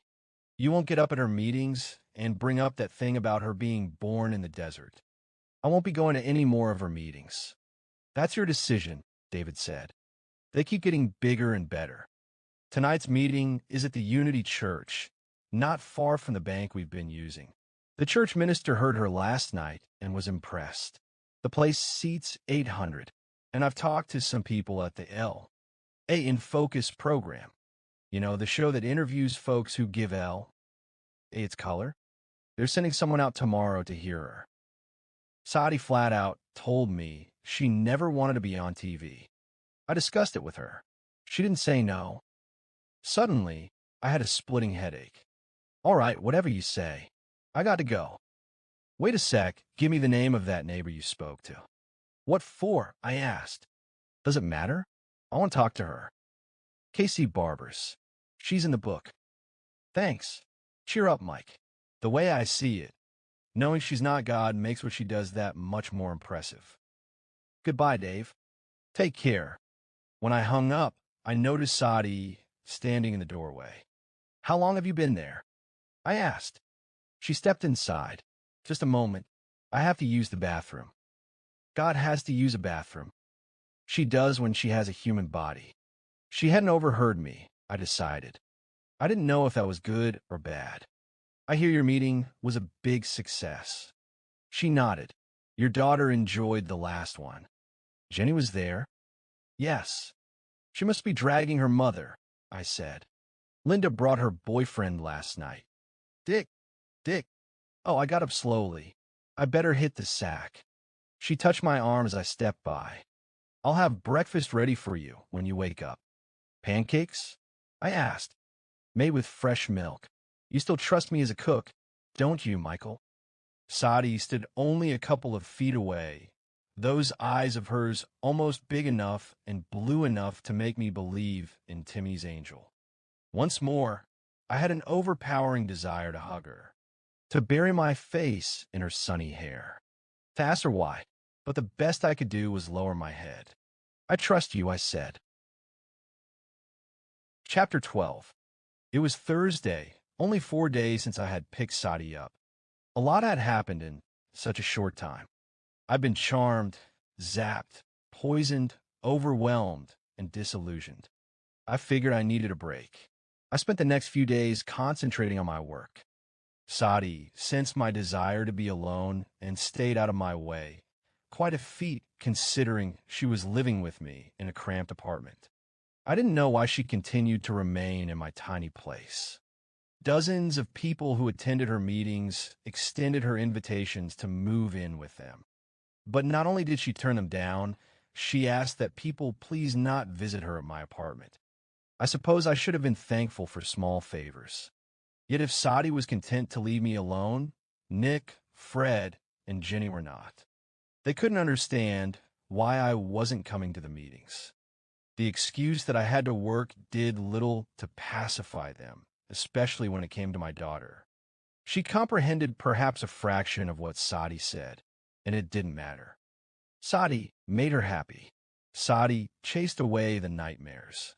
Sati was better than Santa Claus. It was Nick, not Linda, who continued to take Jenny to the meetings. It seemed Dick had not taken to Sati, and apparently Linda felt they were entering a delicate time in their relationship. She didn't want to make waves. This talk of delicate Dick times troubled me, but I was scared to ask Linda what she was talking about. Linda's qualms over Sati's influence on Jenny disappeared. I suppose getting to sleep through the entire night without being awakened by a frightened child had a strong effect on her outlook. Nick would grab me between my comings and goings. The numbers at Sati's meetings were doubling every night, he said. At this rate, the whole world would be listening to her by midsummer. People left, and right were being healed. Nick said the testimonials were unbelievable. His remarks bothered me for opposing reasons. I knew now that the peace experienced during her periods of silence must have been due to suggestion. It was the only rational explanation. Yet I still missed those times. For whatever reason, they had made me feel better. On the other hand, were the real miracles.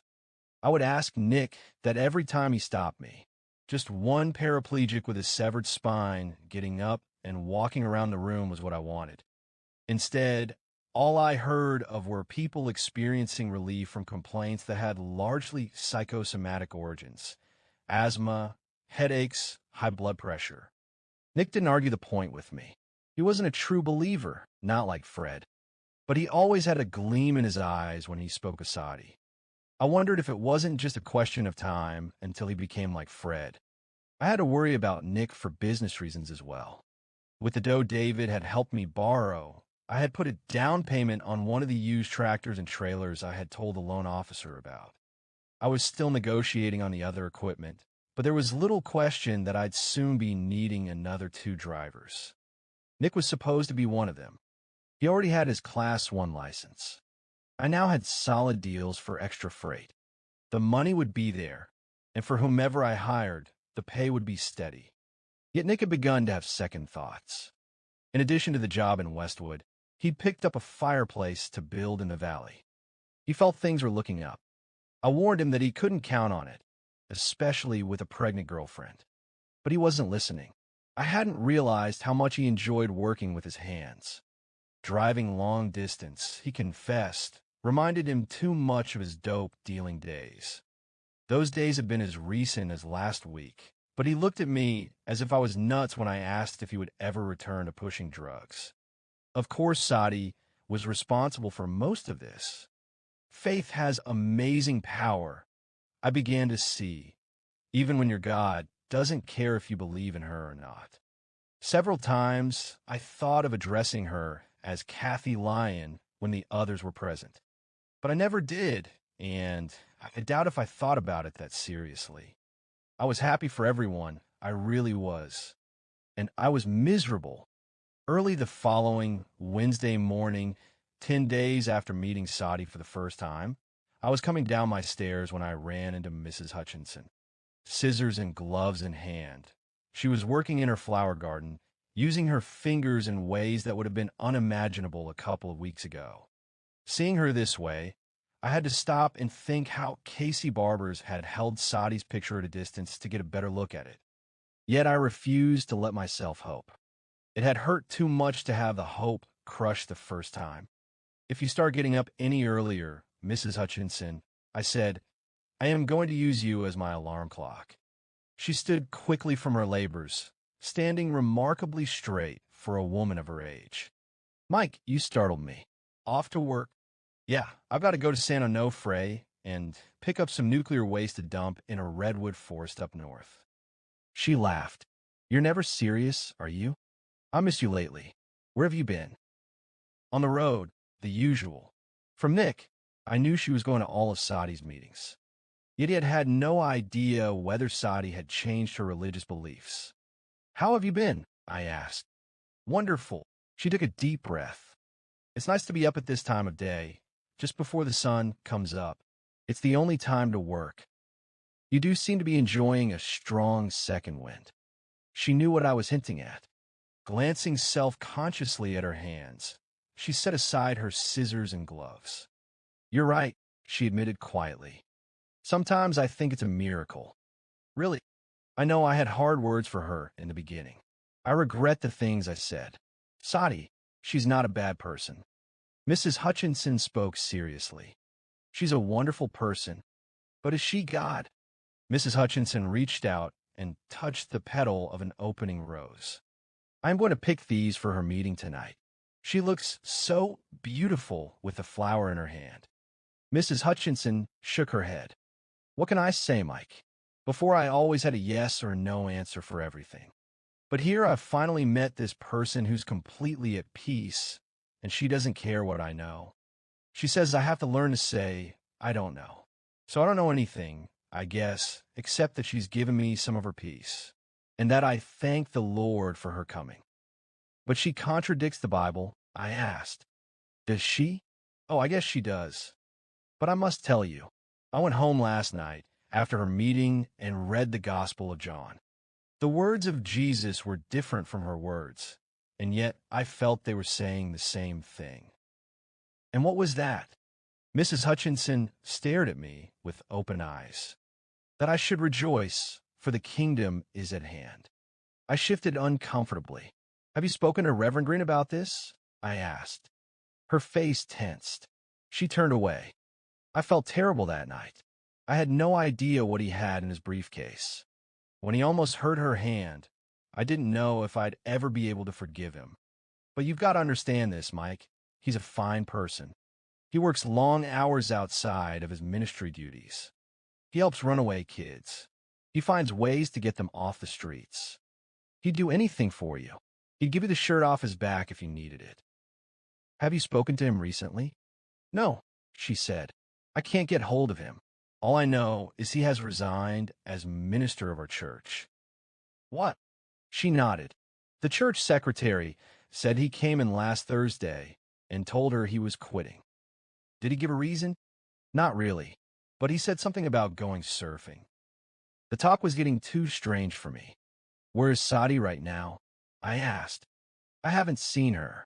I think she's still helping Fred deliver his papers. I better get going myself. Oh, have you seen Timmy lately? I keep missing him. She glanced across the swimming pool, in the direction of Timmy's apartment. I was going to check on him in a couple of hours. He wasn't at the meeting last night. How's his cough been? She brightened. Much better. He says he's been sleeping like a baby every night. In fact, it was funny. He fell asleep during Sati's Silence Monday night. When she asked us to open our eyes, he was snoring his head off. It's great that he's getting lots of rest. Yes. Mrs. Hutchinson paused. But maybe that was a Monday night. No, I think it was Sunday. She frowned. That was the last time I saw him. That's odd. He's missed 2 meetings in a row, and he enjoys them so much. Suddenly, I felt uneasy. What time does Timmy usually get up? I asked. She caught my drift immediately. Usually between 8 and 9. We'd be waking him if we called him now. She rubbed her hands together. But I've wakened him before, and he's not minded. I nodded. Let's take the chance. Timmy did not answer his doorbell. Timmy. I called. Timmy. Waiting can be so hard. Timmy. I should have checked on him yesterday. Mrs. Hutchinson said anxiously. I meant to, but I helped Sati make cookies for her meeting, and then I forgot. Timmy. She pounded on the door. Timmy. I stopped her. There's a better way. You have the master key to these apartments. Go get it. Her face was a mask of concern. Do you think he's too sick to get up? That must be it. I forgot to check on him. Lord, forgive me. Timmy. I put my hands on her shoulders. We'll get the key together. He's probably just in the shower or something. Everything's going to be all right. I try to fool others almost as often as I try to fool myself. Fetching the key and opening the door, we found Timmy lying on the couch with the TV on low. At first, I thought he was dead. He didn't respond when I shook him, and I shook him hard. His skin was clammy to touch, but leaning close, I could hear the faint sound of his wheezing breath. He's alive, isn't he? Mrs. Hutchinson whispered, standing behind me. Lord, he's got to be alive. Yes, he's going to be fine. I turned on the lamp and checked in his mouth. Nothing was obstructing his breathing, except perhaps 2 heavily infected lungs. Timmy, I shouted. He didn't respond. I slapped him. To my immense relief, he sighed softly and opened his eyes. Mike, he croaked. What time is it? Time you saw a doctor. Bending over, I scooped him off the couch and cradled him in my arms. My car's in front, I told Mrs. Hutchinson. Wake Nick and tell him to meet me out there. One of us will have to hold him while the other drives. I can hold him, she cried, desperate to make up for whatever she felt she had failed to do. No, you can't, nor can you drive. But you can come with us. Just get Nick. She turned for the door, then stopped. Shouldn't we wait until Sati returns? She could look at him. No, I said. I like doctors about as much as I like loan officers. The middle-aged M.D., who spoke to the three of us in the waiting room 2 hours after Timmy had been admitted, somehow managed to appear both sympathetic and indifferent at the same time. I have bad news, he said bluntly. X-rays show his lungs almost completely blocked. We ventilated him with oxygen, and he's now alert, but our options are limited. Lab says he has pneumocystis carinii. It's a parasitic form of pneumonia often found in AIDS patients. It's had a strong hold on him. It responds poorly to antibiotics. Does it respond at all? Nick asked. Not really, the doctor said. Not when it's this far advanced. Are there any other forms of medication you can use? I asked. There are, yes, but at this latest stage in the ballgame, I doubt they will be very effective. He's going to die? Mrs. Hutchinson asked in disbelief. I am afraid so, the doctor said. She trembled. But it was only Sunday. He was feeling better than he had in months. How can he be dying? With a crippled immune system, an infection can go wild in a matter of days, the doctor explained. Hours, even. How long? I asked. The doctor shrugged. He would do better if he would allow us to continue to ventilate him with a richer oxygen content. But he won't let us put him under an oxygen tent. In a way, it doesn't matter. He's not going to last long. I am sorry I have to put it to you this way. Mrs. Hutchinson began to cry. Nick wrapped an arm around her. Can we see him? I asked. He's in intensive care. Only immediate family is allowed in, and then only for brief periods. We're the only family he has, Nick said, his voice unsteady. His parents despise him. The doctor considered. I'll have a word with the nurse. Try not to tire him. The only time I had been in an intensive care environment had been in high school, when my mother had had a heart attack. In that hospital, the beds had been separated by nothing more than curtains. Here, each patient had his or her own cubicle, the room spaced in a half circle around a computer-equipped nurse's station that resembled a space shuttle control board. The nurse on duty reiterated the doctor's final instruction, and we were led to Timmy. There were IVs in his arms and wires attached to his chest. His thin, unwashed hair hung limp beside his pale face. My eyes stung at the sight of him, but I refused to cry. I had not cried since my mother died in my arms. How are you feeling? I asked, taking his hand.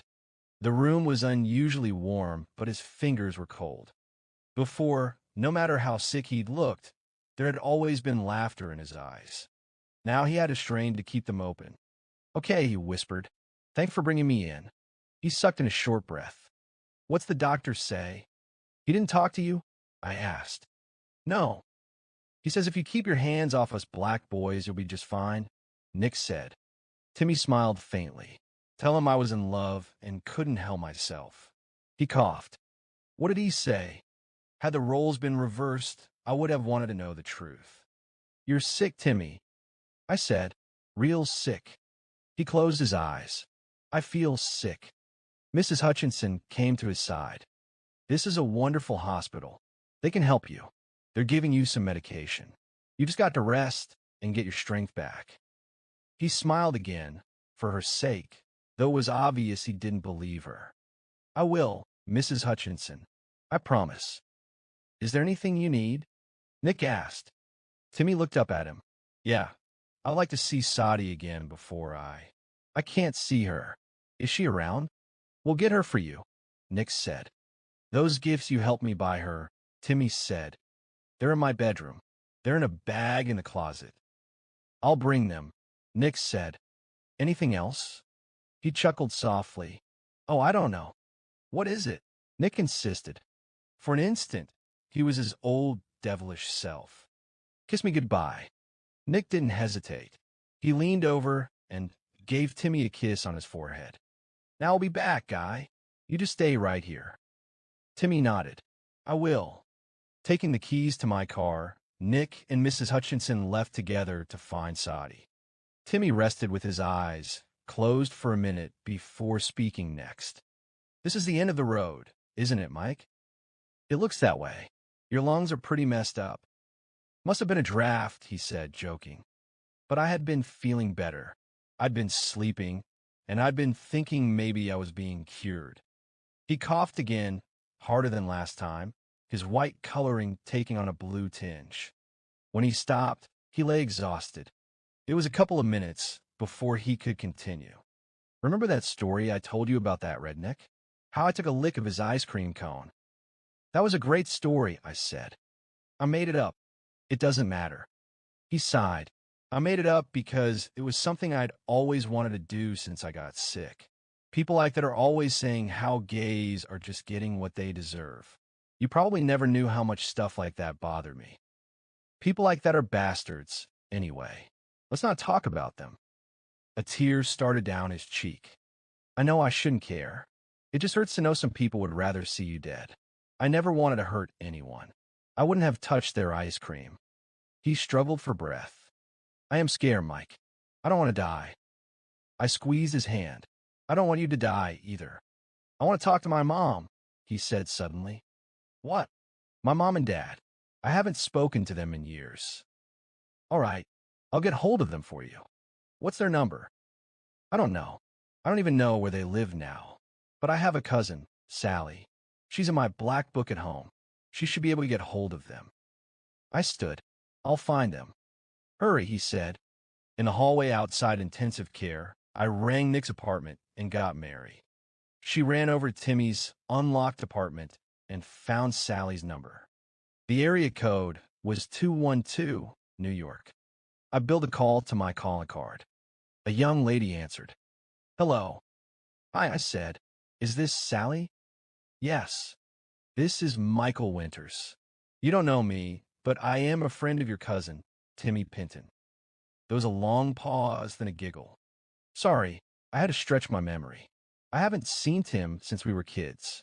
How is he?" "He's in the hospital. He's very sick. The doctors say he's going to die." "That's terrible," she said, distressed. "What's wrong with him?" "He has pneumonia. He has AIDS." "That's just awful. God." "The reason I called, he wants to talk to his mom before he dies. Do you have a number where I can reach her?" "I am afraid I don't. They've moved recently, and I never got their new number. To be honest, Timmy's parents are not two of my favorite people. But I have relatives who might have it. Could I call you back?" "Yes. I am at the U.C.L.A. Medical Center. Offhand, I don't know the number here. I'll be able to get it. I'll have you paged." "I appreciate this." "Give Tim my best," she said. "He can call me Collect if he wants, if he's feeling up to it. I am ashamed to say we hardly know each other." We exchanged goodbyes, and I hurried to tell Timmy what progress had been made. Unfortunately, the nurse said he was sleeping and wasn't to be disturbed. I sat down to wait. Hours crawled by. By noon, Timmy had failed to waken, and Sati had failed to arrive. Impatient, I called Nick's place again. He answered and explained that he couldn't find her. "How come she's not at my place, baking cookies like she always is?" I complained. "Fred must have seen her last." "What does he say?" When they finished delivering his papers, she told him she was going for a walk. "How could she be taking a 6-hour walk? Have you been out searching?" "We've all been looking," Nick said. "I'm going back out now. But Sati often goes for long walks. No one knows where to. How's Timmy doing?" "The same. Worse, maybe. Just find her. It'll break his heart if he has to die without seeing her again." Nick lowered his voice. "Mary and the others are hoping Sati will heal him." "That's insane," I said. "Mike, I am hoping the same myself." What could I say? Putting down the phone, I silently cursed Casey Barbers. Had we never met, maybe I could have clung to the same impossible hope. 1 o'clock came, followed by 2 and 3 in the usual order. Timmy dreamed on.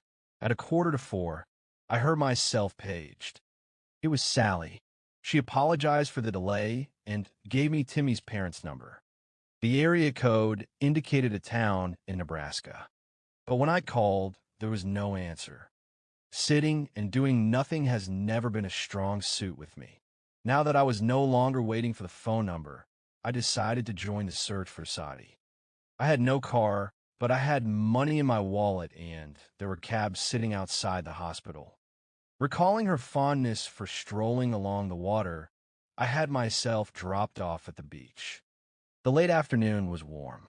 For a weekday, there was a large number of people enjoying the sand and surf. Which direction to search was a toss-up. I headed north. The sun had traveled several degrees closer to the horizon by the time I found her. She was sitting alone, or rather, without human companionship. A flock of seagulls was gathered round her, accepting pieces of bread from her open hand. They flew away at my approach. "Where have you been?" I demanded. The orange sun was bright on her tan face. "Here. Timmy's in the hospital," I said. "He needs to see you." She stood and brushed the sand from the pair of white pants Mary had loaned her. "I'll see him later," she said. "You don't understand. There might not be a later. His lungs are about to fail." "There's time," she said causally, stepping past me to the water. She let the foam wash over her bare feet. I followed, my impatience growing by leaps and bounds. "Sati, I am serious. He has to see you. It's important to him." She stared out to sea. "My meeting will be soon." "Damn your meeting. I am talking about Timmy. He's your friend." "My friends will be at the meeting. All are equally dear to me." I fought to control myself. "You won't come." Something far away seemed to hold her attention. "Tonight, I will be there for Timmy." She said softly. "What if he dies before you get there?" I asked. "He won't. But what if he does? Then it's inevitable." "Sati," I began, about to say something unkind. But then she looked at me, her blue eyes as calm as when she had looked across the table in the diner, and told me she wasn't an actress. The words died in my throat. I turned and stalked off. A cab took me back to the hospital. Mary, Fred, and Linda were now present, along with Nick and Mrs. Hutchinson. Nick said Timmy was awake, but that the nurse had asked them to wait outside while the doctor finished another examination. Nick carried a brown bag. Presumably, it held Sati's presents. I explained what Sati had told me. Linda was the only one who acted disgusted. "She has a lot of nerve," she fumed. "If she promised to be here later, what's the problem?" Fred asked. "That means Timmy won't die until later." Linda glared at him. "I wouldn't count on it, kid." I tried the number in Nebraska again, without success. The doctor finished his examination. His grim prognosis did not change. When he saw how many of us were waiting to visit with Timmy, he reminded us about the restrictions concerning intensive care patients. "Look, why keep him hooked up to all that equipment?" I asked. "Move him to another room where he can visit with his friends and be happy with the time he has left." "That would be against hospital procedure," the doctor said. "Screw the procedure," Nick growled. Without blinking, the doctor replied, "I say the same to myself several times a day. I'll see what can be done." The time for Sati's meeting approached. Fred and Mrs. Hutchinson felt they should attend. The rest of us sat down for what was turning out to be an endless succession of waits. Linda stayed close to me, biting her nails. "I left Jenny with Dick," she said.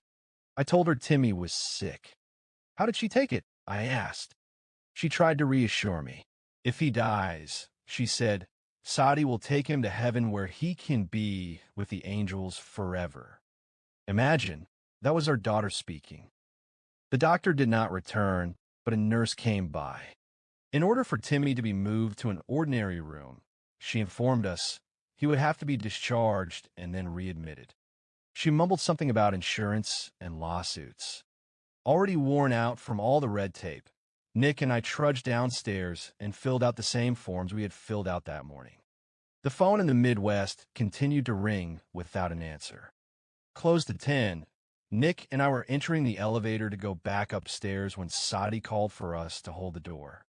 She was flanked by Fred, Mrs. Hutchinson, and David. She had on a beautiful blue silk dress Mary had sewn especially for her meetings. In her arms was a huge bouquet of flowers. She looked positively radiant. "I didn't think you'd make it," I said, relieved. She crowded in with the others, her shoulder pressing against me. "I thought I would," she said. In the waiting room, Mary and Linda had good news. The nurse had informed them Timmy had been moved to room 707. We could now talk to him as much as we wanted. Timmy was propped up in bed when we entered. He looked better than he had in the morning, but perhaps it was from the joy of seeing his friends. His breathing and color were just as awful. Strangely enough, Sati stayed in the background while the rest of us joked with him. He kept his attention on whichever of us was talking, without even glancing her way. I understood. It was enough for him that she had come. Only once did he interrupt to ask if I'd reached his mom. There was a phone next to his bed. I tried the number once more, but without luck. "They'll be home soon," I told him. Sometime in the midst of our visit, Timmy began to cough and couldn't stop. Each time he sucked in the air, it bounced back out. We began to panic. I moved to call for a nurse when Sati, without a sign of haste, stepped to the sink and got him a glass of water. He was struggling so much he couldn't hold the cup without spilling. She lifted the water to his lips. "A sip," she said. "Come on." He managed to take a drink. His fit lasted a while longer before it finally subsided. I had never understood what it meant to die of pneumonia. Essentially, he was slowly drowning. I realized I was drenched with sweat. Sati sat beside Timmy on the bed and shook her head. "What am I going to do with you?" she asked. "Heal me," he said, kidding. "Is that what you want?" she asked. The question embarrassed him. He changed the subject. "I got you something," he said. "That's what I hear. I adore presents." "Nick," he said. Nick carefully set the bag on Timmy's lap. "This first gift isn't really for you, Sati," he went on, sticking his hand in the bag. "Who's it for?" she asked. "Me." He took out a book. It was the King James Version of the Bible. He let everyone see it, pleased at our confusion. He had his punchline ready. "I always said I wouldn't read the Bible until I got an autographed copy," he explained. We enjoyed a good laugh. David brought forth a pen and Sati did the honors, simply writing her 4-letter name on the inside cover. She had fine penmanship. The next gift, and Timmy assured her this one was for her, was black lace lingerie. Even Sati waited for an explanation this time. Our patient didn't keep her in suspense. "You're the first woman I ever met that I found attractive." He added shyly, "I think you'd look pretty in these." Sati smiled and held the sheer material up to her chest. "You flatter me," she said. Timmy beamed. "Thanks for coming." She leaned over and gave him a kiss on the lips. "Thanks for waiting for me." He cleared his throat and briefly closed his eyes. His energy was beginning to ebb. "I know you don't like to talk about lives other than the one we're living now," he said. "But I've always believed in reincarnation. It's always made sense to me. Could there be something to it?" "Could be," she said. He spoke seriously. "If I do come back, will I be gay again? Will I still want men instead of women?" Sati's eyes strayed to Mary, then back to Timmy. "If you were a beautiful girl," she said, "you could love all the boys, and no one would say boo to you." The answer satisfied him. "I would like to live again," he whispered, sinking deeper into his pillows. "There's a lot of things I'd like." He didn't finish. He didn't start on another coughing fit, either. All of a sudden, he simply didn't have the air for words. Sati rolled him on his side so that he faced her and calmly watched while the rest of us slowly freaked out. The raspy sound coming out his parched lips reminded me of the rattling of bones. There was death in the room. I could smell it as well as hear it. As the seconds of struggle turned to minutes of torture, several in the room obviously began to feel it was time for Sati to shine forth her light. Fred and Mrs. Hutchinson kept exchanging frantic glances, but Sati continued to sit patiently, while Timmy smothered in her hands. "I am calling for help," I said finally, unable to take it any longer. I reached for the red button beside the bed. Fred leapt in my way. "What are you doing?" he cried. "The doctors can't do anything for him." "I'll get some of myself, Mike," Linda said. It was Mrs. Hutchinson's turn. She blocked Linda's path. "They've already told us they can't help him," the old woman said. "Get out of my way," Linda ordered. "No," Mrs. Hutchinson said, her whole body quivering. "What's wrong with you two?" I demanded, still trying to get past Fred. "Can't you see he needs oxygen?" "He needs more than oxygen," Fred said. "For Christ's sake," Linda swore, unable to believe a 70-year-old woman was physically trying to stop her. Any second, I thought, one of us was going to have to use some muscle. "You're not bringing those people in here," Mrs. Hutchinson said. "Fred," I began. "No, Mike," Fred said, vigorously shaking his head. "Nick," I said. Linda threw up her arms, exasperated. "Damn it, what do you people want?" Nick answered in a soft voice. "A miracle." The hostilities ceased. All eyes went to Sati, and we waited as all men had waited throughout time when they were hoping for divine intervention. Even Timmy, who was having a bad time of it, watched her. Sati let her gaze slip over each of us. "Is this what you want?" she asked finally. "What are you saying?" I asked. "Do you want me to heal him?" Sati asked. "Yeah," Fred said. "Yeah." "Mary," Sati said. "I have faith in you," Mary said. Sati looked to Nick. "Definitely," he said. Mrs. Hutchinson hurried to her side and grabbed her hands, going down on her knees. "Do what you can for him, Sati. He's only a young man. He's been like a son to me." "David?" she asked. As Sati had done in the beginning, David had continued to do. He remained in the background, saying little. Now he appeared to want to get even farther away. He pressed his back to the far wall. "Yes, help him," he muttered. "If you can." "Linda?" Sati asked. Linda stood frozen. "You can't help him," she whispered. "I can do anything." Linda stared at suffering Timmy. She nodded. "Then do it." "Michael?" Sati asked. She had often spoken of the limitation of our words, even our thoughts. And it was true, I could find nothing inside me that could understand what she could do for Timmy. Yet suddenly Casey Barber's was forgotten. In that instant, many bizarre things seemed possible. "Do whatever you think is best," I said. She accepted my response and turned at last to Timmy. She brushed her hand across his forehead. From the moment she had made her offer, his breathing had eased somewhat. The ghastly color of his skin, however, had not improved. "What do you think is best, Timothy?" she asked. "You can only breathe," he gasped. "I could have you walk out of this hospital and never be sick another day in your life." "Really?" "Yes." He coughed, nodding. "I know." She continued to run her fingers through his hair. "Whatever you ask of me, I will do for you," she said. "But you didn't want to perform any miracles. You said—" He coughed again and again. "You said that wasn't why you had come." "I did say that," Sati agreed. He strained for several seconds over what was being offered. Then he relaxed and shook his head. "I don't want to have anyone say you went back on your word. I don't want to take advantage of you." "Let her help you," Mrs. Hutchinson pleaded. Sati repeated herself. "Anything you ask, Timothy." He looked long in her face. Finally he smiled. "I wanted to see my mother again. That's all I really wanted." He leaned back and closed his eyes. "You don't have to heal me." "Timmy," I cried. His expression was dreamy, far away. "It's all right now, Mike. I am not afraid. I want to go on. I am actually looking forward to it." "Leave us alone," Sati said. We did as we were told. Out in the hallway, I found a payphone. I dialed a number in Nebraska once more. I finally struck gold. An elderly lady picked up the phone. "Hello," she said. "Hi." Is this Mrs. Pinton? Who is this?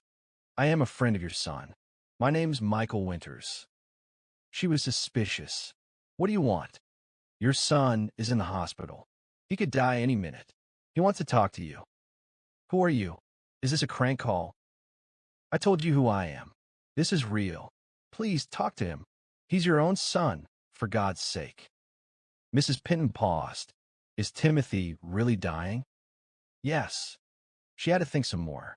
I'll talk to him, she said finally. Good. I am not in his room, but it's only around the corner. I'll call you from there in a moment. Don't go away. Excited, I ran back toward 707, passing the others, who were gathered in a silent group near the door. I had my hand on the knob when Sati came out. I found his mom, I shouted. Let me by. Her blue eyes were clear and steady. As always. He's dead, she said. What? He's dead, she repeated. She turned to David. Do you want to take me home? David backed up a step, shaken by the news. No, I should stay. The hospital will have to be paid. Sati nodded, unconcerned, holding a single rose from the bouquet of flowers she had brought with her.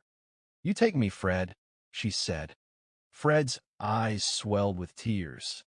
Why did you let him die? All who are born die, she said. It is the way of things. Timothy's death is no reason for grief. But he never got to speak to his mother, I complained. Sati gave me her flower. Yes, he did, Michael. Then she walked away, leaving us in grief. It seemed we had every reason in the world to feel. Chapter 13. We ended up having a wedding instead of a funeral. The day after Timmy left us, Nick announced that he and Mary were getting married.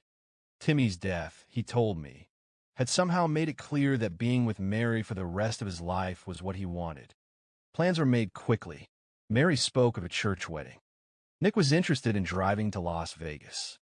Sati suggested having the ceremony at sea. The couple laughed at the idea and went searching for a boat to rent. The day of the ceremony was warm and clear, as each day had been since Sati entered our lives. The calm ocean rocked the hull of our ship with gentle hands. Everyone who had been at the hospital was on board with the exception of David, who couldn't be found anywhere. Jenny was also present. She was to be the couple's flower girl, or at least that was what Mary had told her. No one knew what Sati had planned. Sati held the vase containing Timmy's ashes. When we were 3 miles from shore, she bade me cut the engine. She had us sit around her in a circle at the rear of the boat, with us watching in silence. Without a word about Timmy's life, she removed the top from the vase and sprinkled his ashes in the blue water. When she was done, she submerged the container momentarily. Then she reached for the flute that had belonged to Timmy. If you wish, you may keep your eyes open for my song, she said. The remark might have been a challenge. Sati could play the flute like no one I'd ever met, and the melody reminded me of none I had ever heard before.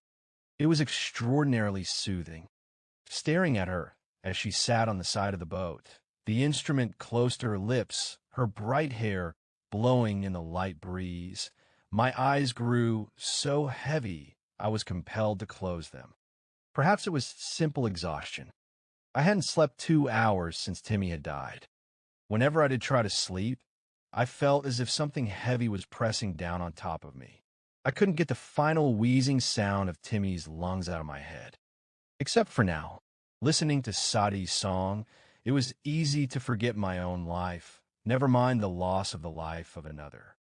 The charm was different from her periods of silence. Here the peace rolled in waves, rather than expanding into nothingness. From out of nowhere, colors mixed with my thoughts, reds and blues my mind could almost taste. Our boat drifted on the water, and I drifted with it to places I did not know. When Sati stopped playing, I returned to my body with a pang. Open your eyes, she said. I did so, and checked on the others. They all appear to be returning from the same waking dream. Nick and Mary sat on either side of Sati. Sati reached out and joined their hands together, placing her own hands on top. Nick and Mary had gone down to City Hall that morning and had made it all legal. But from the looks on their faces, it was now that they were to be married. Sati's ceremony proved to be the shortest on the books. "You two have the blessings of Sati," she said. "You will live long and happy lives together. My eyes will always be on you. Now exchange rings and kisses." We had wedding cookies in place of a wedding cake. They were from a secret recipe we were all familiar with. They still tasted good. Sati had a meeting to give that evening. After a couple of hours on the water, we turned the boat toward the marina. We docked, and everyone ran off to change for the lecture. I was left behind to tidy up the ship. I was about through when Linda returned. "Jenny's with Mrs. Hutchinson," she said. Linda's hair was in a ponytail. I was reminded of the days when she had been a cheerleader, when I used to admire her from the last row in the high school gym. I was happy she had returned to see me. "It was a nice day for a wedding," I said. "Nice day for a funeral," Linda said. "Did it bother you that Sati didn't say anything?" Linda shook her head and stepped into the boat. She sat near the cabin. I thought what she did was perfect. Her song was lovely. Timmy always wanted to play the flute like that. "I think the greatest flute player in the world wishes he could play the flute like that," I said. Linda sighed. "I miss him." I nodded and sat beside her. "I am always going to miss him." Linda looked at me. "You hold on to things longer than most of us. Do you know that?" "You would know. I've got something to tell you. You won't like it." "You got me the wrong birthday card?" I asked. "No." She lowered her head. "Dick and I are getting married." "Oh, what?" I said, "We're getting married." "I heard you," I said. "I didn't want to have to tell you today." "That's okay. Like you said, it's a nice day for a funeral." The reds and blues in my mind turned gray. The sound of Timmy's choking returned, stronger than ever. I could hardly breathe, so I laughed instead. "You're kidding," I said. "I am not. I love him." "Who?" "Dick. I thought you loved me." She looked at me, her face miserable. "I don't anymore, Mike. I haven't loved you in a long time." During the hundreds of hours we had talked since we had separated, she had never told me that. We had talked, and she had never said a damn word about love or the lack of it. "Congratulations," I said. "We'll still be friends. You can see Jenny whenever you want." "Does Jenny know?" My pain was as much for my daughter as for myself. I knew that before she went to sleep each night, she prayed that I would be coming home. "I'll tell her soon," Linda said. "No, let me tell her." "If you want. You don't hate me, do you? Give me your ring." "My ring." She glanced at her hand.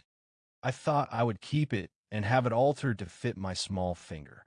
"No, I want it back." "Why?" "Because it's mine. Because I paid for it." She shook her head. She wanted to discuss the situation. I shook my head. She saw I was serious. She gave me the ring. I got up and walked away. I was sitting on the beach, a couple of miles from the marina, when Sati found me.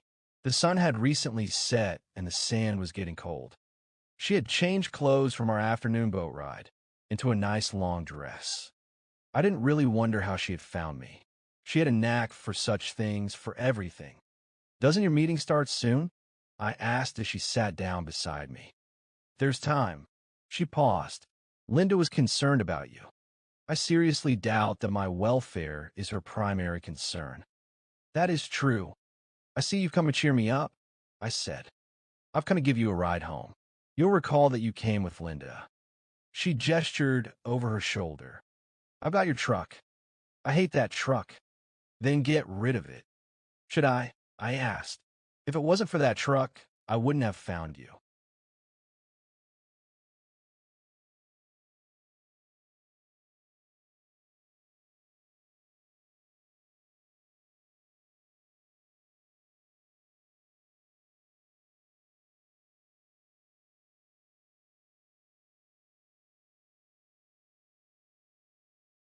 "But you did find me. It served its purpose." I looked at her, then hid my face in my folded knees. "I like my face there. It was safe. You're wrong, when you say life is bliss, I said. Life sucks. The waves on my ocean are often turbulent for those without an anchor. Until you find your anchor, you'll always be prone to seasickness. Thanks for the philosophy. It doesn't do a thing for me. Isn't that how it is with words and beliefs? They're only useful when you don't need them. They're not like me. You need a ride home, and here I am. She put her arm around me and softened her tone. Tell me, Michael. I raised my head and watched as birds practiced sky dives over the darkening water. I had a lump in my throat that was ready to crack into tears and humiliate me. I had only met her a few days ago. I hardly knew her. Yet, I told her what I had never told anyone before, not even Linda. I was a senior in high school when my mother died. Nick's mother died then, too. We played in a band together, but I think the real reason we became friends was because we had both just lost our moms. It was Nick who talked me into asking Linda out. I couldn't believe it when she said yes. I was the happiest person in the world. Then we started dating. More than anyone else, she helped me get over losing my mom. I stopped and picked up a handful of sand. I guess I need a woman in my life, someone who loves me. Maybe we all do. In the end, even Timmy was looking for his mother. I swallowed thickly and dropped the sand. But now Timmy's dead, and Nick's married, and Linda's getting married, and here I am. And my voice choked. Sati said it for me. And here you are, and you have no mother? Yes. I looked at her. What were you trying to tell me at the hospital when you came out of Timmy's room? Our first night together, Sati said, you asked what I was doing in the desert before you arrived. You said you were waiting for me. Sati nodded. Yes, and now you know why. I did not understand what she meant. Nevertheless, when she hugged me with both her arms, I buried my face in her hair and cried as I hadn't done in years. I felt like a small boy again. I felt better. Chapter 14. I awoke the next morning to discover two females sitting on my bed. Sati was down near my feet. Jenny was bouncing beside my head. Both had on shorts and t-shirts. Both were amused. Get up, Daddy, Jenny said. Sati needs help. Man helps the god who helps herself, I muttered, glancing at the clock. It was 10:15. I'd slept 10 hours straight without even knowing I was alive. Sati had taken me straight from the beach to her meeting at the Unity Church. Nick had been right about the crowds. The pews were jammed. Sati's period of silence at the beginning of the talk had been extremely relaxing. I blamed it for my long sleep. People will be coming to meet with me today, Sati said. We need to clean out your storage room. I sat up, looking for my robe. Why not meet with them in the living room? It will take us all day to clean the junk out of that room. Besides, I have nowhere else to put the stuff. Nick and Mary left for the mountains this morning, Sati said. They said we could move your things into their apartment. Why not just use their apartment? I asked. What's so special about that room? It has a glorious view of the pool, Sati said. Who are these people? The previous night, a couple of David's TV reporters had spoken to Sati. They wanted to film her lectures. But Sati had announced to the audience that there would be no meeting tonight. She hadn't explained why. I wondered if she was trying to discourage the press. Certainly, she hadn't let them pin her down as to when she would be available. They're three wise men, Jenny said, excited. It will be just like it was in the movie. What movie? I asked.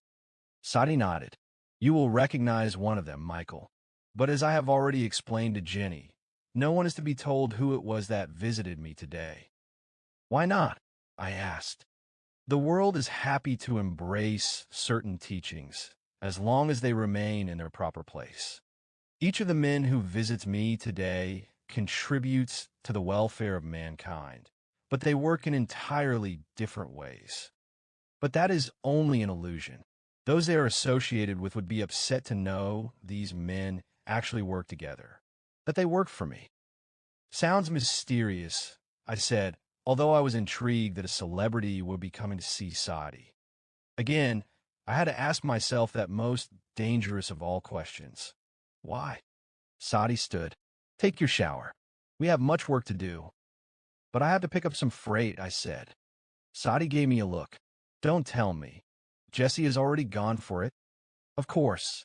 What would you like for breakfast? Do I have a choice other than pancakes? No, Sati said. I'll have pancakes, I said. When Sati had gone, I put on my robe. Jenny was watching me. Are you sad, Daddy? She asked.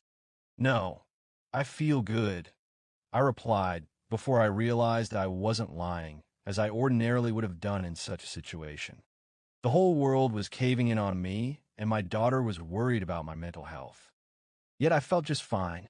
The meeting the previous night had done wonders to lift my spirits, even though Sati hadn't said a thing she hadn't said a dozen times before. I scooped Jenny into my arms. Are you sad? I asked. Mommy told me she was marrying Dick, but I am not sad. She hugged me. Sati promised me you would never leave me. She knows what she's talking about. Angel. In the shower, I tried to wash off my doubts. But I was scrubbing backward. What I was really doing was doubting my doubts. I was beginning to think I might have put too much faith in Nick's sketch or in Casey Barber's eyesight. I couldn't get over how Sati had the nerve to hold the dying man's hand and ask him if he wanted to be healed. I had to bring Casey Barber's to Sati, I decided, or vice versa. I had to know. The pancakes were as tasty as always. However, I wasn't given a chance to savor them.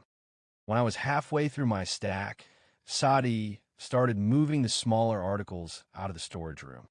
I had never seen her so busy. I don't really collect stuff, but I don't throw it away either. I wish we had Nick's strong arms to help us. For some reason, when I moved out of the house, we'd had 2 TVs, 2 sofas, and 2 refrigerators. Now what does anyone need with 2 refrigerators? To make the situation even more ridiculous, my apartment was already equipped with its own refrigerator. Fortunately, Sati had a strong back and didn't mind sweating. We had a ride of time getting the spare refrigerator downstairs. The blasted thing had gone through the door when I moved in, but it must have grown since. It didn't matter how we tilted it upside down, backward, it refused to leave the room. Finally, Sati suggested we take it through the window. But we're on the 2nd floor, I protested. Don't worry, Sati said. I took the window off and we gave Sati's plan a try. 10 minutes later, we had the icebox hanging halfway into the great outdoors when I stopped and asked Sati, now what? Sati glanced below and came around behind the refrigerator. Before I could stop her, she gave it a single hard shove. Wait, I yelled. The appliance slid through my unprepared fingers and disappeared. What did you do that for? Sati told me to look below. The icebox had landed on a row of bushes without so much as a thud. It's probably scratched, I growled. The Goodwill doesn't mind a few scratches. Sati said, the Goodwill. I called them this morning. I gave them Nick's apartment number. They'll be out tomorrow. But you don't need all this stuff, Sati said. And you didn't think I was going to help you move it all back upstairs, did you? I could have blown up. I laughed instead. She was right. When a room was clear, our job was only half done. The walls were filthy with scuff marks. We kept Jenny busy running for fresh buckets of soapy water while we washed them down. Sati muttered something about a new paint job being better, and I offered to go for a couple of cans of paint. But then she didn't want the smell. I was anxious to meet these 3 characters. We covered the floor with a beautiful carpet taken from Timmy's bedroom and brought in 2 living room chairs, which Sati draped with clean sheets. Her serene expression showed signs of excitement. When are they coming? I asked. The first one will be here in an hour. They're not coming together? No. She paused. We need flowers. You and Jennifer get some while I take a shower and change. Okay, I said. Anything else? Don't ask them any questions. Keep your voices down when I am alone with them. How do they know you're here? I asked. Sati smiled. Jennifer already told you. They're wise men. Jenny and I ended up getting 4 different bouquets just to be on the safe side. I began to wish Sati had started a religion. It would have been nice to write off the cost of all the flowers on my income tax. Returning, we found Sati wearing the white dress she'd had on when I picked her up in the desert. To my knowledge, this was the first time she had worn it since Mary loaned her some of her own clothes. She wanted Jenny and me looking our best, too. She rummaged through the closet for a dress for my daughter, while I was told to take a second shower. When I came out, I found my only suit pressed and lying across my bed. It was another hot day, but I put the clothes on without complaint. The first gentleman arrived at 3 o'clock. He was an old Italian priest. He may even have been more than a priest, a cardinal or something. He wore a red sash around his waist over his black gown and had with him a couple of younger priests. The latter were also Italian. They did not actually enter the apartment. They only accompanied their superior to the door before departing, presumably to wait nearby. The old priest was carrying a handful of flowers. We were arranged in a line, as Sati had instructed, with me closest to the door and Jenny on my right side. The priest shook my hand. He had quite a grip for an old fellow. "Buonasera," he said. "Dio benedire too." "Pleased to meet you, Father," I said. "He's not your daddy," Jenny whispered, confused. Then the priest leaned over, with a twinkle in his eyes, and shook her hand. My daughter gave him a sweet grin and tried to mimic his Italian greeting.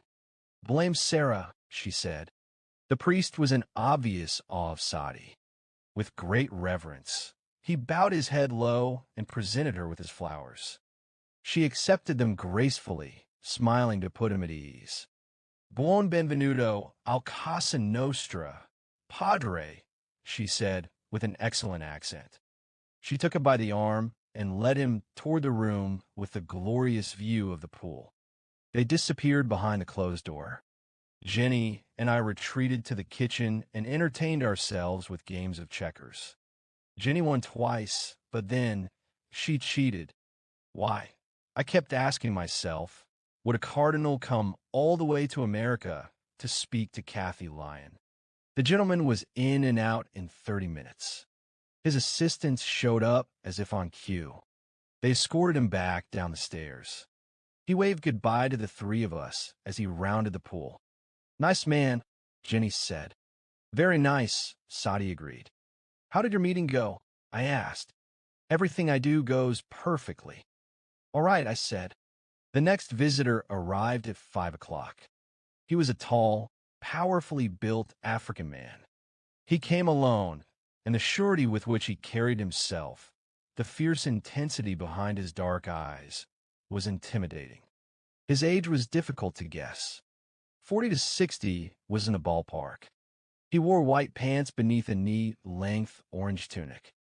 His long, braided hair did nothing to hide his massive skull. He hardly acknowledged Jenny or me, but he'd brought a garland of flowers, and with a deep bow he placed it around Sati's neck. She seemed in a hurry to get him away from us. Indeed, as she ushered him into the room, she suggested we go for a walk. She cautioned, however, that we must be back in an hour. We walked to the beach. Jenny didn't like leaving Sati alone with the man. At the same time, she was glad to be away from him. He had impressed her the same way he had me, as a violent man, a man from another time even, when noble warriors weren't much different from savages. I wondered if he was a shaman of some kind. He was gone when we returned. Sati was rearranging the flowers in the meeting room so that they stood around one chair alone. "You have an unusual mixture of friends," I told her. "You noticed," she said with a laugh, before lowering her voice and adding seriously, "Just be happy he's on our side." "Who was he?" "You mean, what was he?" "Huh. The world is a lot stranger than you can imagine." "Huh. Never mind," Sati said. "Our next guest will arrive shortly. He is very important to the world. While he is here, stay in the apartment. It's a great blessing to be near him." "How can he bless us when we've got God making us breakfast?" I asked. Sati did not laugh at my joke. Wait till he gets here. You'll see. She must have been concerned that our vibes were not up to par. Before the man arrived, she had us sit on the couch with our eyes closed and zapped us with an abbreviated period of silence. In our hands were flowers taken from the bouquets. These we were to offer to the man, she said. Obviously, this last guy was to be the heaviest of all. With Sati sitting between me and Jenny, I settled immediately, happy for the extra session. After approximately 10 minutes of deep rest, I began to notice an approaching presence. Sati's periods of silence always had the effect of making me feel there was something great inside that I wasn't usually aware of. This approaching presence had a similar effect, only it was stronger. It grew in intensity so quickly and so concretely that my rational mind found it impossible to deny that something inexplicable by any set of scientific equations was transpiring. Yet I was not frightened. The presence was as comforting as Sati's warm hug on the beach.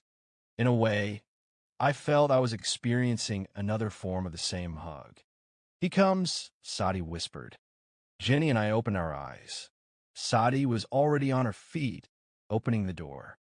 She told us to stay where we were when we started to get up. We have a minute, she said. Is this guy a who or a what? I asked, and I was not being facetious. The silent buzz inside my head had not been broken by the opening of my eyes. Jenny looked as if a light had gone on inside her. Sati hurried back to us, her face flushed. He is someone who knows me, who has become me, she said. For such people, I become a slave. But if you're God, how could anyone be above you? I am the goal, but only someone such as he can take you to the goal. He is one of these masters you spoke of at your meetings? I asked. Yes. Is he nice? Jenny asked. You'll love him, Sati said. Sati arranged us next to the door, in the same order as before. Had I not been drunk with invisible euphoria, I might have trembled in my shoes. Through the door, I glimpsed a small Indian monk in a white dhoti coming up the stairs. He was followed by a young blonde fellow in a navy blue suit. I recognized the monk immediately. I'll leave it at that. Michael, he said as he accepted my flowers. His voice was high and musical, his dark eyes enchanting. I remembered Sati's remark about how to find a good teacher, how they would remind one of her. The man could have been Sati's spiritual father. Welcome, I said, nodding. Jenny held her flowers up, her palms pressed together. Hi, she said shyly. The monk smiled sweetly and took her flowers. He gave her a white rose in return. Then he moved on to Sati. After watching how the others had bowed to her, I saw with some amazement that she lowered her head to him. Sati gave him a single white carnation. The monk accepted her behavior as perfectly natural. He said a few words in what I assumed was Hindi or some such Indian language. Sati replied in the same language. But this time she did not take her guest by the arm. She simply nodded in the direction of the meeting room. As he followed her, the monk looked back at me, and I don't think I am exaggerating to say that his eyes seemed to see to the depths of my being. I felt totally exposed yet, at the same time, totally safe. What I mean is I was not ashamed. You've done well, Michael, he said. And I felt with my whole life I had done just fine. It was a wonderful feeling. The door closed and Jenny and I sat down. The monk's companion sat across from us. Do you have any ice cream? He asked. No, I answered softly, remembering Sati's instruction. But we have cookies that Sati's made. Would you like one? Sure. Jenny, would you get the pink box at the bottom of the icebox? She jumped to obey. Is Sati the name of that young woman? The guy asked. Yes. Didn't you know? No. Who is she? She's God. Come again. She says she's God. The guy didn't know what to make of that. I was pleased to see he was as ordinary as the rest of us. He took a bite out of one of the cookies Jenny brought him. She should open a bakery, he remarked. I am glad you like them. Sati hadn't forbidden me to question the monk's assistant. Do you know why you're here? I asked. No. I gestured in the direction of the closed door. He didn't say anything. Nope. 1 minute we're on our way to South America, and the next we're heading to L.A. I leaned forward. Does it always feel so heavy around him? He nodded. Always. Sati's cookies were usually capable of satisfying anybody's sweet tooth, but this guy wanted ice cream, and I guess that was that. I told him about a joint down the block that made their own. He was out the door in a minute, with a promise to bring us back a pint of chocolate chip. I didn't know if the vibes were wearing me out or what, but I began to feel drowsy. My daughter felt the same way. Could I lie down, Daddy? She asked, yawning. I don't think Sati or her guest would mind. She stretched out on the couch and closed her eyes. I did not plan to join her. I simply reached a point where I knew I'd faint if I didn't put my head down. I think I was out before my head touched the sofa pillow. The dreams seemed to start immediately. The town was small and cozy. Everyone knew one another. There was one barbershop and one bakery. The local sheriff spent his days helping the local firemen rescue pets stuck in trees. The sun shone most of the time. This was my hometown. I was 12 years old. Summer vacation had just begun. My friends and I were playing baseball. We played baseball all day, and we never got tired of it. Nick and Timmy were my best friends. We were usually on the same team, but we didn't always win. The other team had a fantastic pitcher. That was David. He was a pitch by your bat, and you'd feel the breeze before you'd see the ball. More than anything, we loved to get a hit off David. When we did, he would get furious. A game was going on right now. It was half over, and we were losing by a run. Nick was up a bat. Even though he was only a kid, he was big and strong. There were 2 outs. David threw him a couple of fastballs and got him for 2 strikes. Then Nick connected on the 3rd pitch and drove the ball hard up the left field line. Timmy and I cheered. Nick went to second base. It was my turn to bat. I knew I could either win the game or lose it. As I stepped up to hit, my mother called encouragement from the stands. Every day, without exception, she came to watch me play. There wasn't a pitch David couldn't throw. Curves, sliders, fastballs, he knew them all. I knew the only way to beat him was to be patient. Usually, on his first pitch, he gave you garbage. Unfortunately, this time he put it right over the plate. I watched it go by. It was the 2nd pitch that was no good, and I went for that one. Before I knew it, I had 2 strikes on me. The pressure was intense. The 3rd pitch was a curveball. I got a piece of it, but not enough. The right fielder only had to jog a couple of steps to the side to catch my fly ball. The inning was over. David laughed at me as I walked back to the dugout. I was disappointed. Timmy patted me on the back. We'll get him next time, he said. Before I went back onto the field, I played shortstop, and I was pretty hot, my mother called to me. I jogged over to the bleachers. I should never have swung at that last pitch. I complained. You hit it far, she said, brushing the dust off my shirt. I should have hit it farther. I'm about to get a home run, or we'll lose. She smiled. There's time, Michael. I wish Dave wouldn't laugh at me when I strike out. I don't like that. Have him on your team next time. Dave? Ugh, he's gross. I'm about to go, Mom. She kissed me quickly. Good luck. And then it was later in the game, in the bottom of the 9th inning, and the score was tied. I was up a bat again, and once again I had 2 strikes on me. David was already laughing. He thought he had me. I gripped the bat tightly. I would sock it out of the park, I swore to myself. David threw a fastball right at me. I saw it coming my way, but I didn't have a chance to move. It hit me hard on the knee, and I fell to the ground in pain. Timmy ran over and helped me up. I want to shout something dirty at David, but Timmy stopped me. You're on base, he said. Let me bat, and I'll knock you in. Timmy was right. We could win the game. I hurried to first base. Once there, I decided I would try to steal second. David knew what I had in mind. He kept a close eye on me. I went for it on his first pitch. The catcher was slow throwing the ball to second base.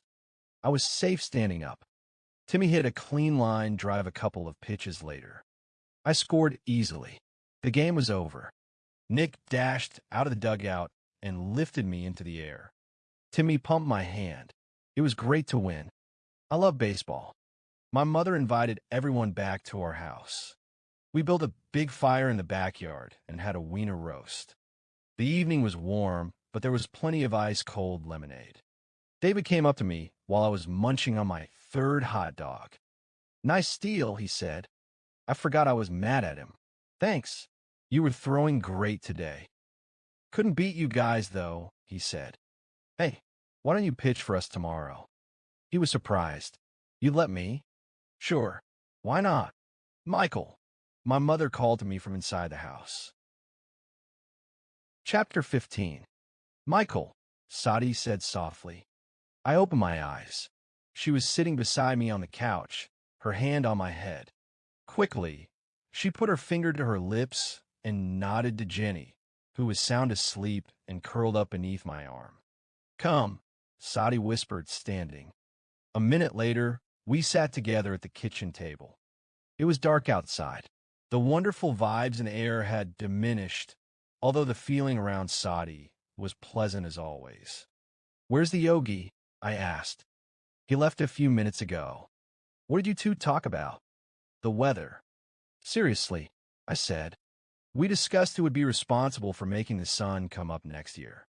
"I see you're in a funny mood." Her big eyes shone. "I am completely fulfilled." "Aren't you always?" "The depth of the ocean never changes. Only the surface waves change. Today, I felt the thrill of the tidal wave." "He seemed like a neat guy," I said. "I hope he didn't think it was rude that I fell asleep." "It was to be expected. You know, I had this wonderful dream," I said. "I was a kid in this small town. It was summer, and all we had to do was play baseball and eat all day. Nick, Timmy, and Dave were there. Nothing wild happened, but it was still neat. We played a game of ball, and our side won. Then we had hot dogs. I felt sad when you woke me. I grew up here in but in this town, I felt completely at home." Sati listened closely. "Are you sure I wasn't there?" she asked. "I don't think so. Do you like baseball?" "I prefer to sit in the stands and shout words of encouragement." "What do you mean? Did you get a hit the first time you were up?" "No. But you hit the ball far," she said. I felt a strange tingling at the base of my spine. "That's what my mother told me." I said so softly I could hardly hear the words. "That was me." She leaned forward to where her face was only inches from my own. "Now I want you to take me to my home." My heart was pounding. Her reference had been too accurate to be a coincidence. "Can you really see inside my head?" "I see all of you," she said. "What did this dream mean?" "Nothing. Please tell me." "It was a latent impression of something that hasn't happened yet. It was a premonition, but also a memory. Does that help?" "I didn't think so. Don't ask me about dreams." "But you were really there in that small town?" "Yes. And tonight, you'll see a portion of my town. Take me home, Michael." "Where's your home?" I asked. "In the desert, where you found me. Where I was born." I swallowed, understanding at last.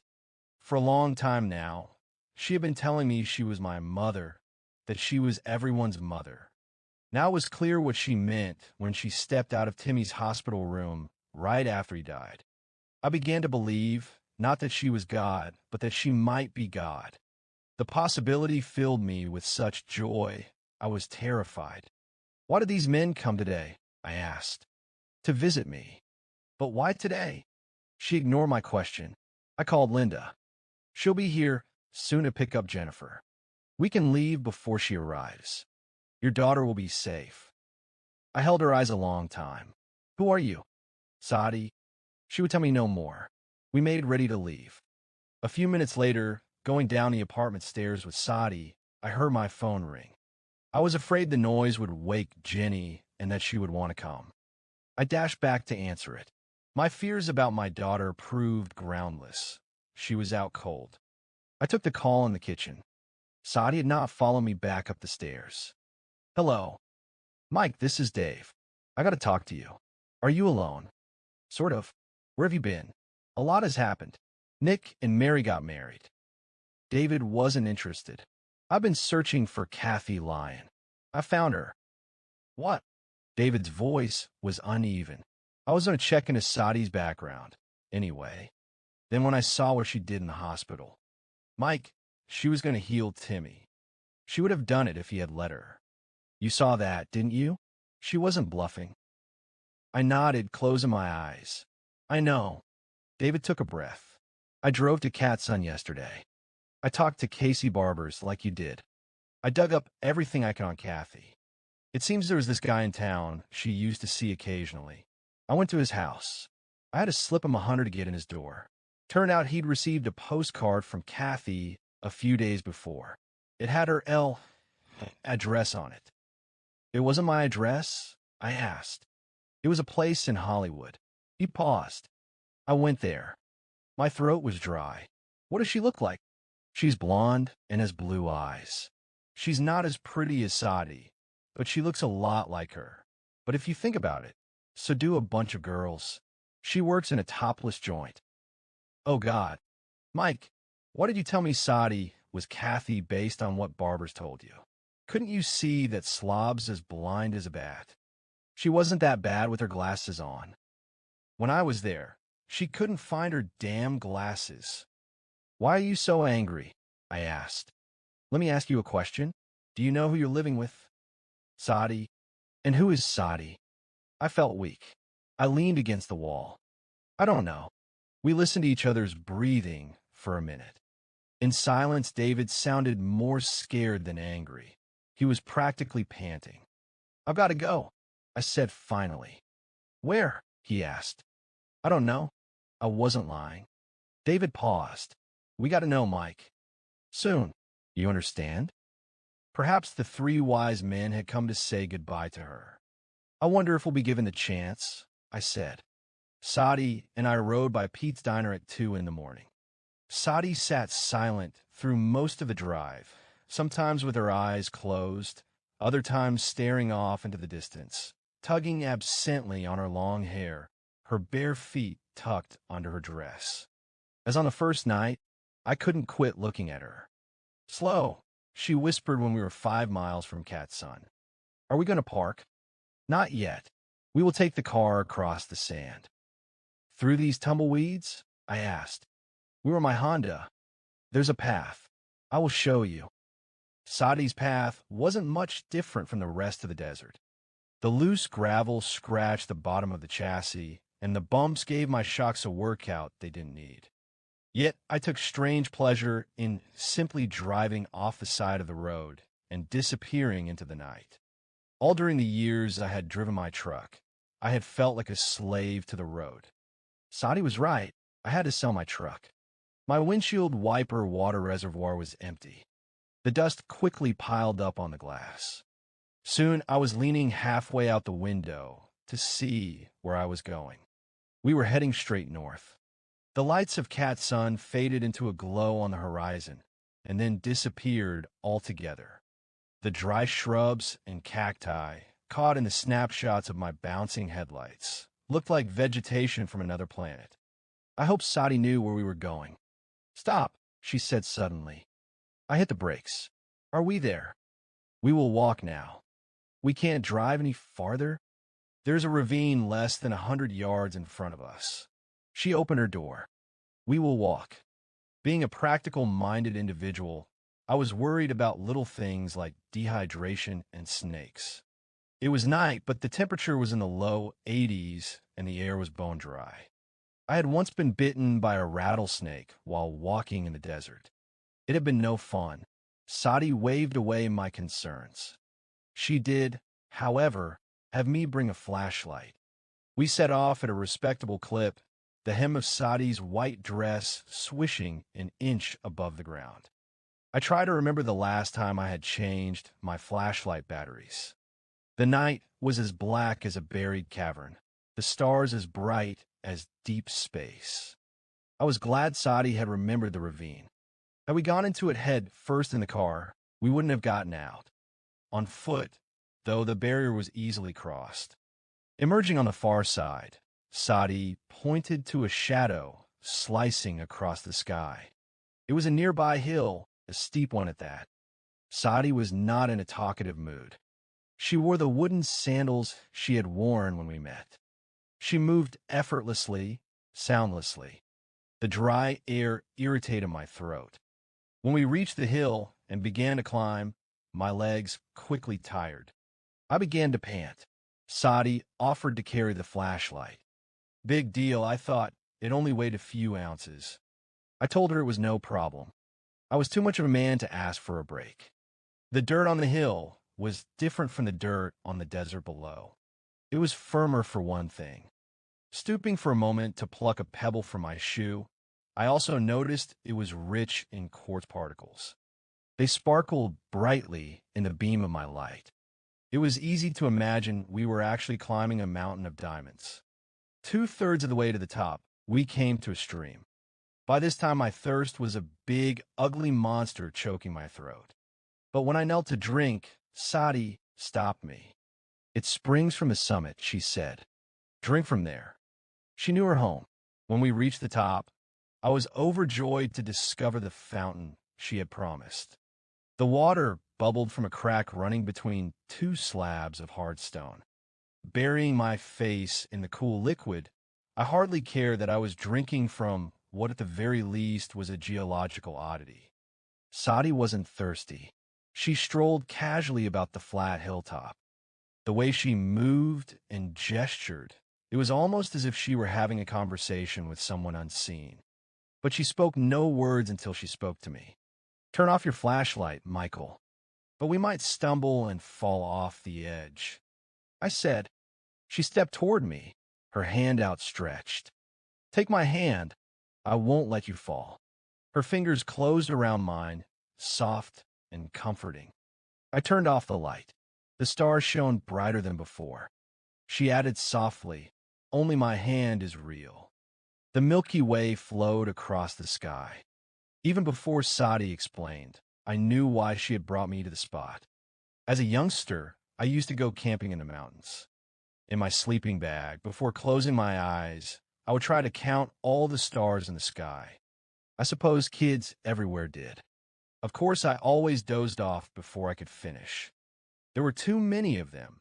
Not an infinite number, perhaps, but close enough to make no difference. Infinity was a big word.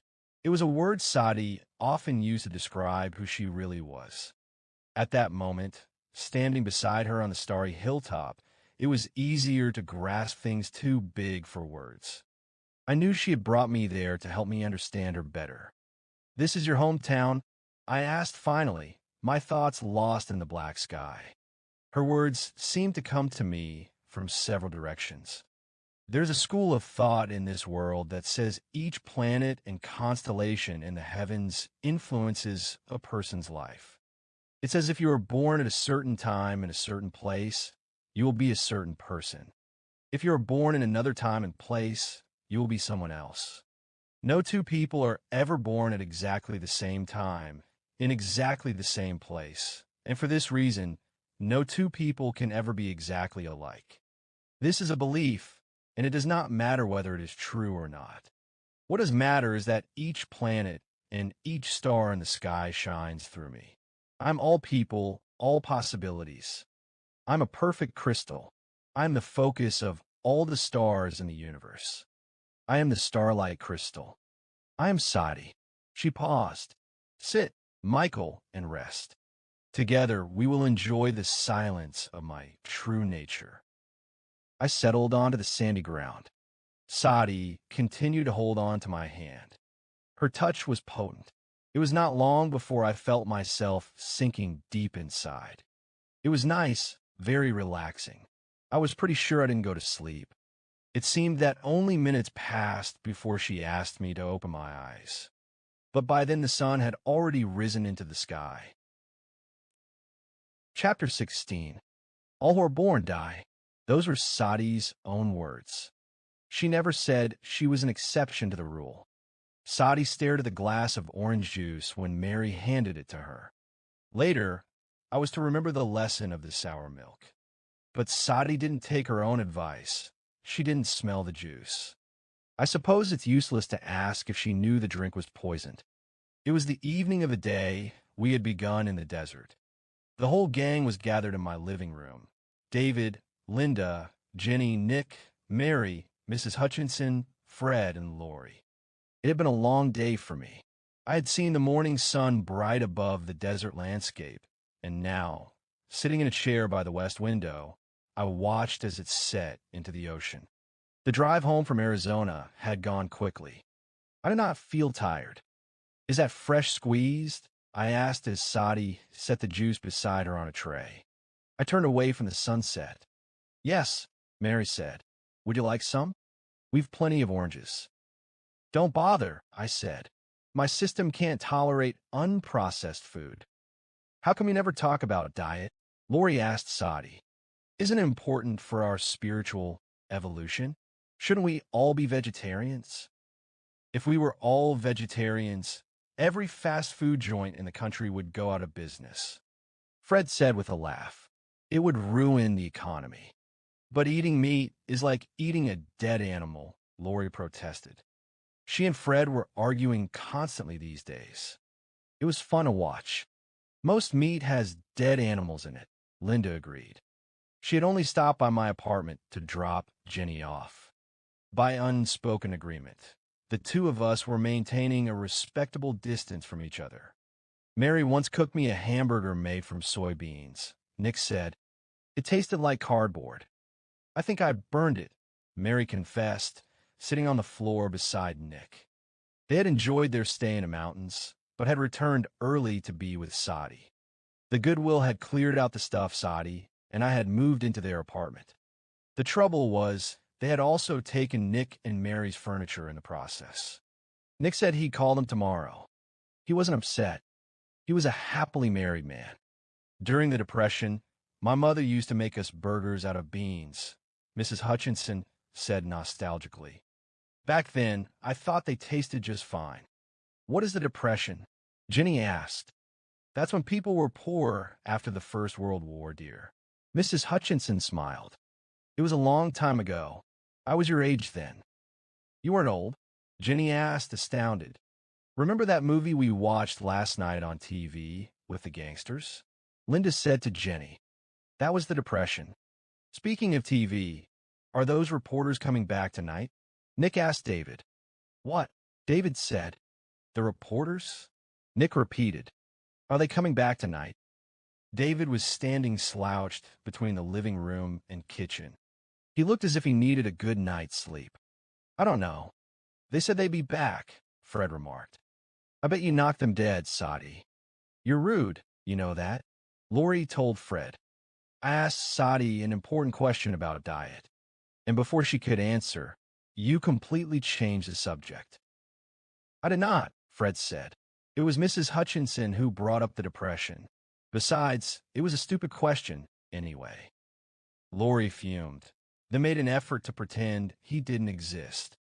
"Sati, what advice would you give us as far as our diet is concerned?" she asked politely. Sati picked up the glass of orange juice. Without hesitating, she drank it down to the last drop. Then she sat staring at the far wall, her face paling, something akin to surprise flickering in the depths of her eyes. "Don't take poison," she whispered. The gang laughed, but Sati did not laugh. She continued to stare at the wall. She took a couple of deep breaths. The color in her cheeks faded further. I sat up puzzled. "I told you it was a stupid question," Fred said to Lori. "And how do you know what she means by poison?" Lori asked. "I bet she considers meat a poison. Don't you, Sati?" Sati suddenly clenched her eyes shut and bent forward. Her hair hung over her crossed legs. I leapt to her side and put my hand on her back. "What's wrong?" I asked. "Poison," she muttered. "In the juice. I can't take bad news. I just can't." "What are you talking about?" I asked. Sati sat up slowly with my help. The skin on her face and arms was as white as a bedsheet. Beneath my fingers, her flesh shook with tiny spasms. She tried to smile. "Oh, Michael," she said. I picked up her empty glass. I was scared. The few drops of juice that remained smelled like death. "Are you sick?" I asked. "Should I call for an ambulance?"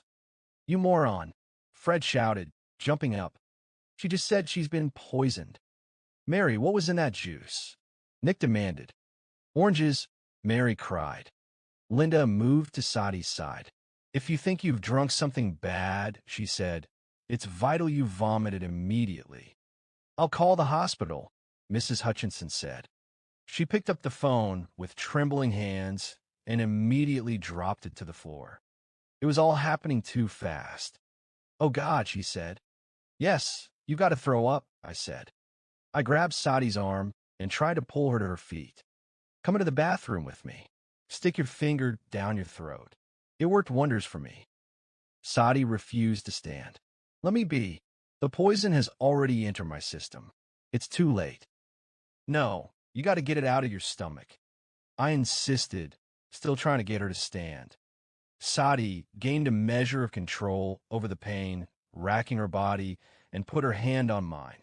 She gently undid my fingers from her arm. Her breathing was ragged, as Timmy's had been, but her blue eyes were calm. "It's time," she said. "I have to go." "No." I shook my head. "You can't go. You just got here." Sati looked to the others. They were running around like chickens with their heads missing. But they froze as her eyes touched each of them. Once again, as in the hospital, they stood waiting for a miracle. "There is little time," Sati said. "No words can convey what I would have you know. But I will say I want you to remember me. I want you to think of me from time to time. And I want you to be happy. From the beginning of time, this has been my only wish for you." She suppressed a grimace. "Tell all those who came to my meetings that I left for another place. Tell them you don't know the place. That's all. Don't tell them I died. You won't be lying. I never die." I go on and on. "But you can't leave us," Fred pleaded. "You still have so much to teach us." Sati shook her head. "I did not come as a teacher.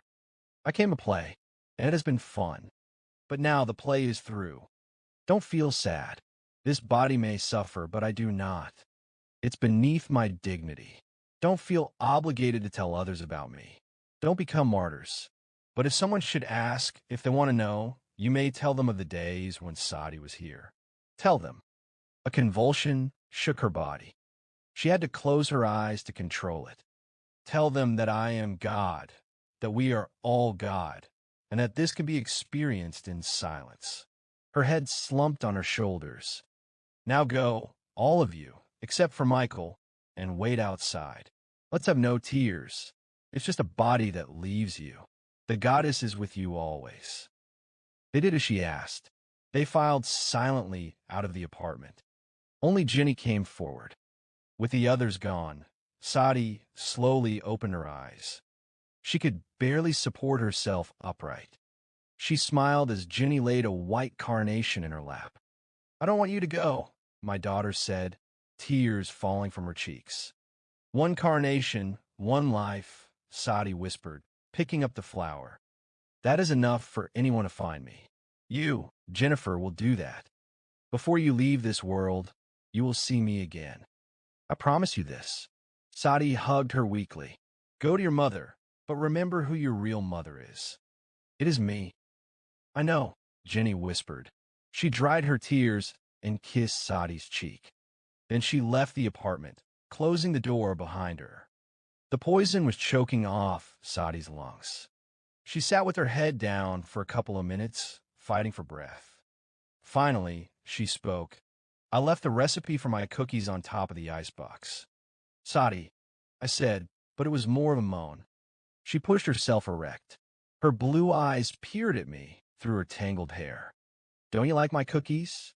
They could change your life." My heart was breaking. "Are you really going to die?" She nodded. "Who poisoned you?" I asked. "Does it matter?" "Tell me." "I won't. You tell me what you discovered when you went searching for my true identity." I found someone who identified you as a girl named Kathy Lyon. I felt ashamed. I don't know. She said it was you. I wanted to believe you, but I just couldn't. I was afraid I'd be disappointed when the truth came out. Despite her physical pain, Sati was amused. You could have found thousands who could have identified me. I reside in all hearts. It shouldn't surprise you that so many should see me and think I look familiar. I swallowed. You really are God, aren't you? Yes. In that moment, there was no place for doubt. I believed her. I was sitting with the Supreme Being. I had always sat beside her. She was inside me. Will you rise on the third day? I asked. No. A fit of coughing shook her. Bury me on the hill beneath the stars, if that's what you want. Summoning the last of her strength, she raised her hand and touched my face. And she smiled one last time. It was such a beautiful smile. It shone with the light of the sun and the moon and the stars. The starlight crystal, she had called herself, and it was true. She was a jewel that only the heavens could have made. Before I came, she said, you thought of Linda constantly. You were miserable, but now you can think of me. You could just think my name, and your life will be filled with joy. You can even write a story about me. She closed her eyes. There is no poison on these lips. Kiss me goodbye, Michael. I love you. I kissed her. She kissed me. Then she rested her head on my shoulder and died. Chapter 17. There was light in the east when David and I finished digging the grave. Unlike the day before, however, there would be no beautiful sunrise. A murky overcast stretched from horizon to horizon, casting the desert in dismal colors. My back ached. The two of us had carried Sati's body from the car to the top of the hill. That had not been too difficult. Unfortunately, the hilltop soil was rock hard. The high quartz content was probably to blame. It had taken us 3 hours to carve a 6-foot hole.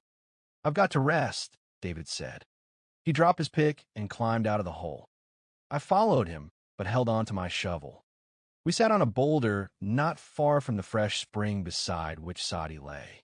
She wore her white dress, but it wasn't visible. She was wrapped from head to toe in an orange blanket. David gave her a nervous glance. She's not getting up, I reassured him. David sighed and wiped the perspiration from his eyes. He pulled out a cigarette. I wasn't worried about that. What are you worried about? He lit his cigarette. This ground is like concrete. It's killing me.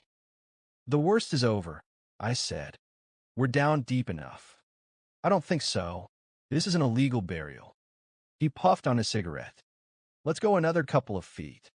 What are you worried about? I repeated. Do you have to ask? Hundreds of people met Sati. A lot of them are going to want to know where she went.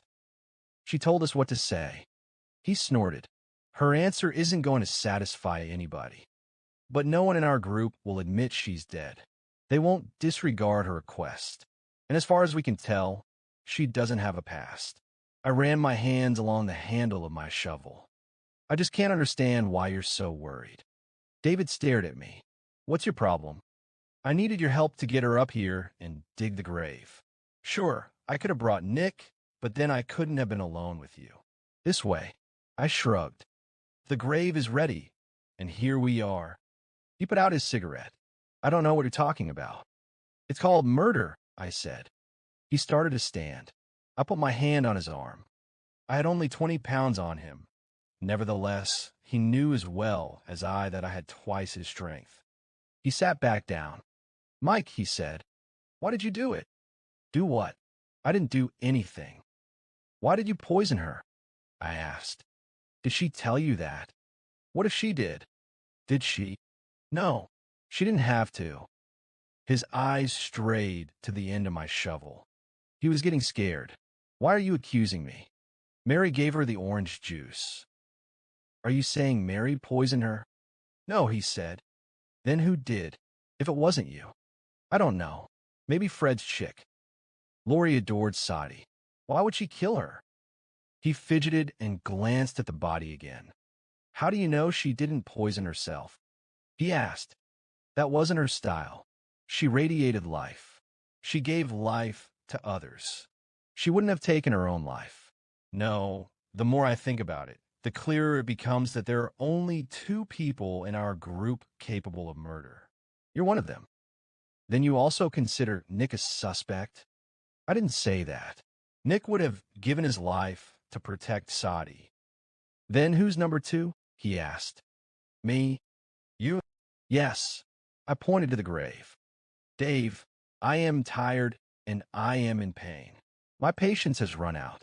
If you don't start talking soon, when I leave here, you're going to be lying in that hole with a whole lot of dirt in your face.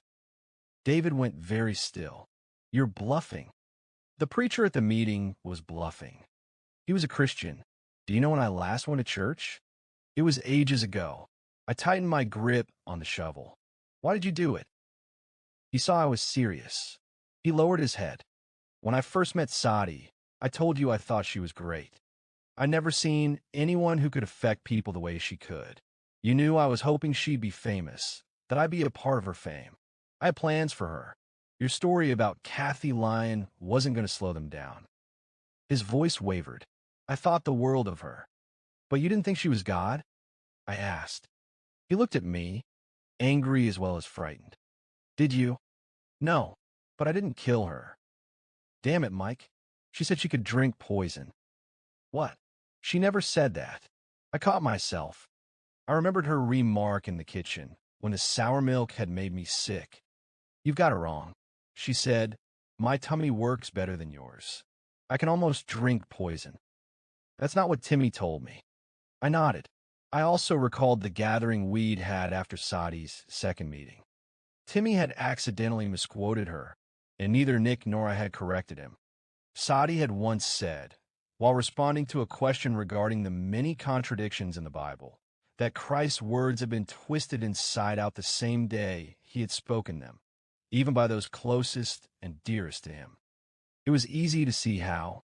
You used the poison to test her? I asked, appalled. You had some nerve. You wanted to know the truth as badly as I did. That's B.S. Didn't you stop to ask yourself, what if her body is no different from ours? What if she dies? He nodded weakly. Yes. And he didn't answer my question, not directly. Instead, he began to cry. I almost belted him with the shovel right then and there. Here he murders the greatest person in the world, and then he thinks he can cry about it, and I'll feel sorry for him. I tried to tell you when I got back from Kathy Lyon's place, he said finally. You wouldn't listen to me. I even brought up what she said to Timmy in the hospital. We both knew she was serious. She knew she could heal him. You said it yourself. So, he was a pathetic sight. I was scared, Mike. Of what? He closed his eyes and took a deep, shuddering breath. I've done all right with my life. I've done better than most. Anyone could tell you that. I've got money. I've got girls. If I didn't work another day in my life, I could still buy whatever I wanted. He paused. Up until she came along, I had everything. I don't recall her ever picking your pockets. I said, she made everything I owned useless. His words dropped to a whisper. She made my life useless. He had poisoned her to make sure she was God. He had poisoned her to make sure she wasn't. He was a screwed-up man, yet I understood him.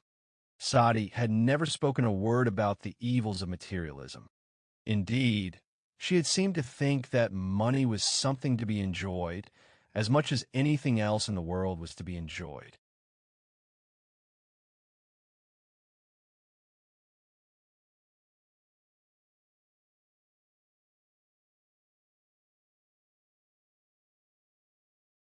Money itself was not at the crux of David's fear. His problem was the same one we all shared to one degree or another. Sati had turned everything we thought and believed upside down. But she had not given us a specific system of belief to replace what she had taken away. She had given us a taste of our inner silence instead, a taste of ourselves. And apparently what David had tasted when he had delved deep inside had not been to his liking. No, that is not true. What he had seen when he came back out had not been to his liking. It was very simple. After all, he was a jerk. "Where did you get the poison?" I asked. "I sometimes buy cocaine from a guy in Venice," he mumbled. "He got it for me. I think it was cyanide, but I am not sure." "Did you pour it in the juice when Mary wasn't looking?" He nodded, his head hung low. "Please don't kill me, Mike." I'd lied to him. I just wanted to hear the truth. I couldn't kill him. Not now, even though I might have done so a few days earlier. My dream of summer baseball games was on my mind. My mother had told me to invite David to be on my team. Of course, I had protested at first, but later I'd felt good about asking him to pitch for us. I'd awakened feeling good about it. I wondered if the yogi had been trying to tell me something. On the other hand, the symbolic nature of dreams had never mattered to me. Even Sati had minimized their importance. I was probably just looking for an excuse not to brain him. "I won't kill you," I said finally. "But the desert might." He looked up. "What do you mean?" "I am not giving you a ride back. But the sun's coming up. I don't have a canteen. It's 20 miles to the road." "Then you better get going." "But get out of here," I interrupted, standing. "Now." A look at my face and my shovel convinced him. I followed him with my eyes until he was off the hill, just to be sure he wasn't heading toward my car. But the fear of God was on him. He made straight for the road. Now came the hard part. I didn't want to put her in a hole in the ground. She'd repeatedly emphasized that she was more than the body, that the cosmos itself was her actual form, but the charm I had found in her blue eyes and rich smile was not easily forgotten. My heart was heavy as I placed her body beside the grave and jumped down into the hole. Without David, what I did next should have taxed my strength to the limit. The ground was slightly above my head. As a result, my upstretched arms had to work at an angle of horrible leverage. Yet by some strange magic, she slipped into my hands as if she were but a feather. Her muscle tone was normal. Her limbs had lost no flexibility. That was a minor miracle in itself. She should have been in the throes of rigor mortis. Then again, I reminded myself, some bodies took longer to stiffen up. I laid her on the floor of the grave and knelt beside her. I pulled the blanket from her face. Was she dreaming of the playtimes of her children? I wondered. Dreaming of all of us who still walked in this world? Looking at her, it was easy to believe she was only sleeping. But I didn't pray for her to awaken. She had asked me to pray only for the ill, not the dead. "Sati," I said. I picked up her left hand and slipped the ring Linda had returned to me onto her ring finger. It fit perfectly. "I love you too." I clipped a lock of her hair with my pocket knife. Wherever she was, I knew she wouldn't mind. Filling in the hole took forever. On the road home, I saw a girl hitchhiking. She held a cardboard sign that said, L.A. Please. I picked her up, what the hell. Her name was Susan, and she had brown hair and green eyes. She wanted to be an actress. I didn't take her back to my apartment. Epilogue. 2 years have come and gone since Sati was here. Everybody in the inner circle has seen major changes in that time. A couple of months after all the excitement, Fred lost his paper route. He was delivering the Sunday edition, and this time he didn't hit a poodle. He hit a police car. It wouldn't have been so bad had he hit it with a paper instead of a station wagon. The cop was in a bad mood, and Fred lost his cool. Lori and I had to bail him out. But Lori has stuck with Fred. It would be nice to say they are fighting less and loving more. Such is not the case. However, they do appear to enjoy their fights more. Nowadays, they both work for me. Fred is in charge of deliveries. Lori is my personal secretary. Mrs. Hutchinson's arthritis never returned. Indeed, the way she goes on, she looks good for another 70 years. She continues to read her Bible every day, and she still attends church. She also works as my company controller. She watches the money. There's plenty of it. After Sati left, Nick continued to get one fireplace after another. He was never without work. He saved up a tidy sum of money. Then he decided to have plastic surgery on his scar. The cut had been more of an emotional handicap than a physical one. Even though it hampered his getting jobs, he admitted he had hung on to it because it was his last tie to his mean street days. Surprisingly, when the operation was over and he was looking pretty, his contracting business fizzled. He had no choice. He had to come and work for me. I made him vice president. Mary gave birth to a beautiful girl. They named her Tammy in honor of Timmy. She is so cute. Sometimes when I am playing with her, I wonder if anyone will ever want to say boo to her. I know she's going to break a lot of hearts. Linda married Dick. She also obtained her counseling certificate, but had to give up her practice shortly afterward to take care of a new son. The return of changing diapers does not seem to bother her. For her part, Jenny enjoys having a baby brother, even if he does resemble Dick, whom she continues to despise. Jenny lives with me more often than not. She's in 2nd grade, and she's writing a book about Sati. David barely made it out of the desert. A weekend pilot out for an afternoon cruise spotted him lying face down in the sand not 1 mile from the highway. The authorities were notified, and an ambulance was sent out. David spent several days in a hospital, suffering from dehydration and a sunburn that practically peeled his face off. I never told anybody about what happened on the hill, but it didn't take the rest of the gang long to figure out why I stranded him. To their credit, and out of respect for Sati's wish, none of them said a word to him. They didn't have to. He knew they knew. When David returned from his stay in the hospital, he began to suffer from what Nick called the Judas syndrome. David didn't hang himself. He did the next worst thing. He started smoking crack. Mrs. Hutchinson was the only one of us who continued to stay in contact with him. He dropped to 120 pounds, she said, and was beginning to have heart palpitations when she finally convinced him to check into a detox clinic. Months later, he reemerged, off drugs and married to the doctor who had cured him.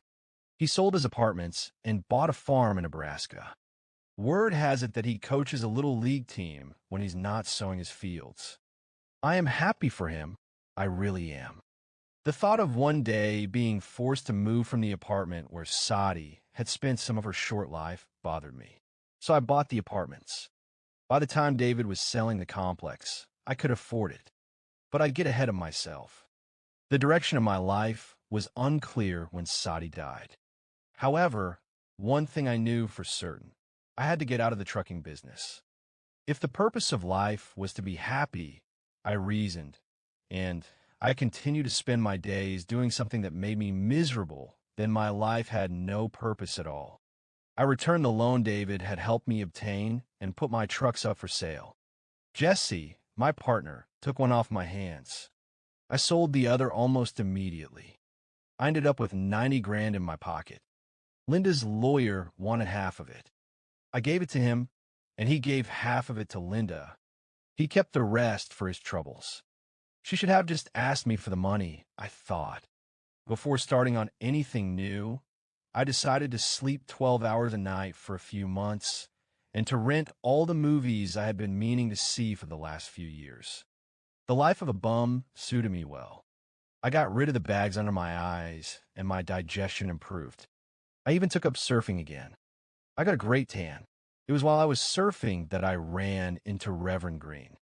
Ran into can be taken literally here. 3 months after Sati's departure, toward the end of summer, a strong south swell hit the L.A. beaches. It was near sundown, and I had been in the water since noon. I was on my last ride. I cut left inside the curl of a wave that was large enough to swallow me whole. Suddenly, the point of a board and a pair of strong legs came down over the top, right in front of me. I couldn't see the upper torso. It didn't matter. I knew I was about to be impaled if I didn't make a radical change in direction. Dropping to my knees, I pulled my board into the face of the wave. I wiped out. The saltwater roller coaster lasted for 30 seconds, a long time, when I couldn't look at my watch and I didn't have any oxygen in my lungs. When I was finally able to come up for a breath, The fellow who had cut me off paddled over to apologize. "Sorry," he said.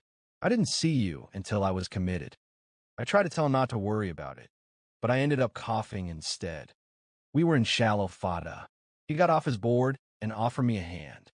I let him pull me out of the backwash of foam.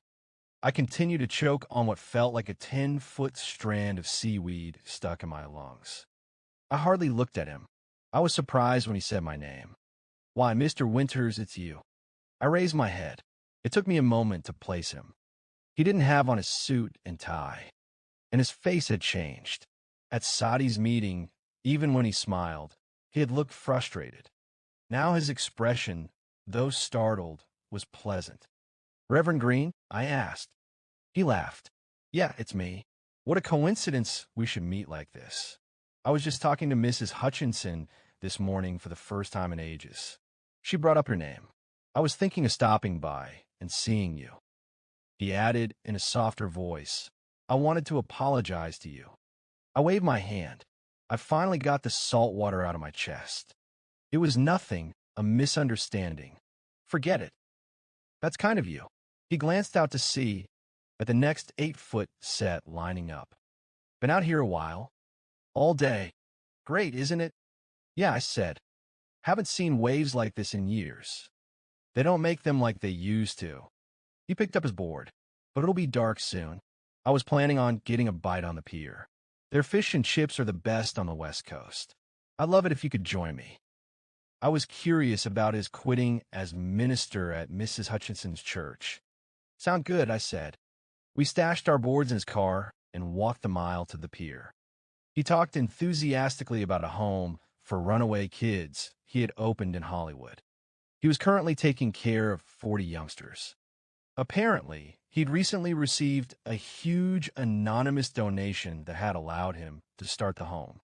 The money had arrived through the mail with no instructions as to how it was to be spent. He was no longer associated with a particular church. It was only when we were eating our greasy food, sitting on a bench overlooking the water, the swells smooth and purple in the fading light, that the conversation turned to me. By this time, I'd begun to feel comfortable with him. The nastiness of our original meeting was indeed forgotten. I spoke to him as if he was my minister. I told him of my indecision over my future career. He listened attentively. "If I had the money," I said in closing, "I think I'd spend the rest of my life surfing." He smiled. "I know the feeling. Lately, I've been trying to get down here at least once a week. It must be tough with all those kids hanging on to you." "I'll make the time." He paused, thinking. "Did she ever give you any direction?" You want to talk about her, I could tell. Sati seldom gave specific advice. She didn't like to infringe on people's free will. He nodded, watching the seagulls. "Mrs. Hutchinson tells me she's gone away." "Yes," I said. "Do you ever hear from her?" "I am afraid not." "Do you think she'll be coming back?" "You'd like to see her again, wouldn't you?" "Yes. I should have gone to her meetings when I had the chance. Mrs. Hutchinson gave me the impression she has left the area for good." "I think so." He spoke wistfully. "She was a beautiful woman. I could be blunt at times. Do you think she was God?" "Yes." I ate a French fry. "That's amazing." He sighed and rested his feet on the pier railing. When I left the meeting that night, I was confused. I didn't know why. She was the last person who should have upset me. She wasn't saved. She obviously knew nothing about the Bible. Worst of all, I told myself she was a blasphemer. People like her were sure to go to hell. He shrugged. I wanted to chalk her off as a lost cause and forget about her. Why couldn't you? It could have been several things. Maybe it was the look she gave me when I threatened her with a hammer and nail. Her eyes were soft, loving. She wasn't scared at all. She wasn't mad at me. It was as if she understood what I was doing and why. And she forgave me. When I got back to my place, I asked myself again and again how someone with such love could be the devil's agent. I got down on my knees and prayed for an answer. Always before, whenever I prayed to God, He always gave me an answer. Or at least I thought he did. And this time, Mr. Green put his food down. At the beginning of her meeting, she told us to sit quietly. Naturally, I kept my eyes open the entire time so I'd be safe from any negative influence. Then later, when she referred to the silent side of her nature, I didn't know what she was talking about. I'd felt nothing. But when I was alone in my room and praying for guidance, something happened. My body did not stop in the way she talked about, but it went still. Then my mind got quiet. I had my eyes open. I was conscious and everything, but I suddenly felt as if I were slipping into a wonderful dreamland where everything was perfect. No, I shouldn't say that. Everything looked the same. My carpet still needed cleaning. My walls needed scrubbing. Nothing had really changed. It was just that I no longer cared that everything wasn't perfect, and because I didn't care it was perfect. Does that make sense? I remembered the time I had sat with Sati right after Timmy had met her, how delightful the sun had felt on my arm, how the very air had seemed to reverberate with contentment. Yes, I said. He nodded. I hesitate to call it a religious experience. I didn't see God. Nothing was revealed to me. But the peace I felt then was unbelievable. I would eat something, I would walk around the block, and it would be so much fun. Even now, I still feel it. And I know who gave it to me. He looked at me and put his hand on my arm. It was her. It was Sati. But you were praying to God when all this started, I said. It was she who gave it to me, Mike. I can't explain it. I knew it was Sati then, and I know it now. And this is why you think she was God. Yes, he said. Then why didn't you go to more of her meetings? He sighed again. Something kept me away. Perhaps it was her will. She told me the night you challenged her that you wouldn't return to her meetings.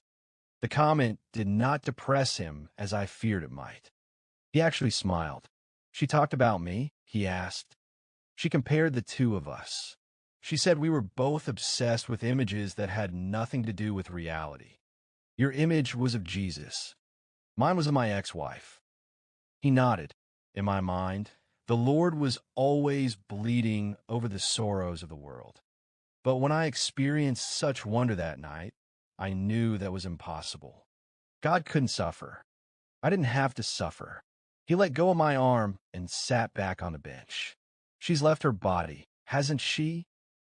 I averted my eyes. I don't know where she's gone. That's okay, Mike. I understand. We sat for a while in silence, the waves breaking beneath our feet. Suddenly, he chuckled. What is it? I asked. I remember how she offered me one of her cookies. I turned it down. I sure wish I had that cookie now. I can make you some. She left me the recipe. Is that so? I must get it from you. How do they taste? Sweet. I like them. Everyone seems to. It was my turn to chuckle. Before she left, Sati said those cookies could change my life. Mr. Green sat up. Really? What do you think she meant by that? Nothing. Sati was always joking around. But maybe she was trying to tell you something. I don't think so. But you say everyone likes them? He asked. Yeah. Does anyone dislike them? I've never seen anyone turn them down, if that's what you mean. Mr. Green got excited. Mike, do you realize what you're saying? Sati's left you with a product no one can resist. Huh. You just told me how you can't stand the thought of going back to being a truck driver. As far as I can see, you have a perfect way out. Go into the cookie business. But the only cookie I know how to make is hers. I can't open a bakery and only sell one product. Why not? As long as it's a great product, it doesn't matter. Look, I am serious about this. I am going to help finance you. No way. You need your money for your kids. I'll be taking the food out of their mouths. I said I'd help you. I won't give you my last penny. You'll have to put up the dough you got for your trucks. But my ex-wife wants some more of that. Do you have to give it to her? No, but... He laughed.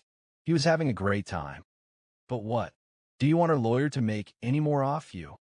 The light was beginning to dawn. Well, I need to get started, I asked. Mr. Green explained it to me. All we needed was money. He was adamant that I give Sati's recipe the best possible chance right from the start. He wanted to open a shop in the heart of Beverly Hills. I said fine. The next day, we checked with real estate people. We met with instant luck. A croissant joint in a choice location had gone under the previous week. The owner was looking for someone to take over his lease for the next 6 months at half the going rate. Mr. Green took it as a favorable omen. We rented the place. We had a shop. Now we needed a name and a way to produce the cookies in respectable numbers. We tossed around all sorts of titles. Divine Delights, Cosmic Cookies, Sati Sature, was L.A. after all.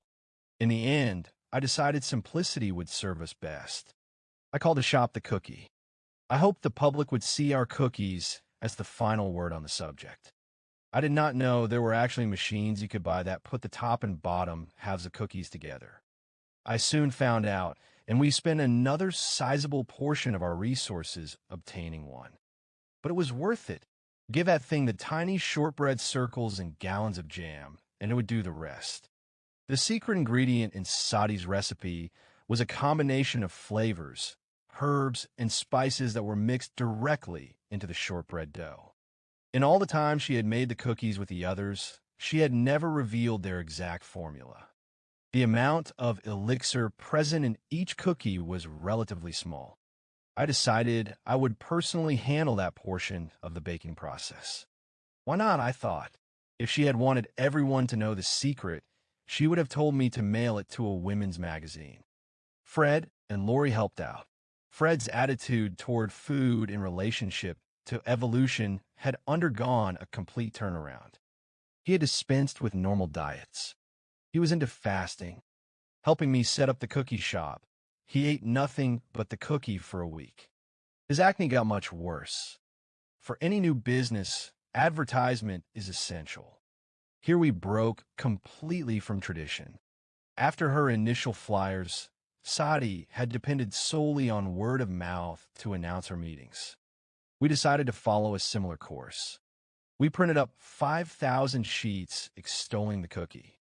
Then we mailed them into the surrounding neighborhoods and sat back and waited. Opening day finally arrived. At first, business was pitifully slow. On day 1, we sold a grand total of 108 cookies. At 50 cents apiece, I couldn't even expect to be able to pay the rent. On day 2, we sold 316 cookies. But this figure had been artificially inflated. Lori had called up a dozen friends and talked them into coming down. The whole first week was a disaster. Fred and Mr. Green looked upon it as a test of faith.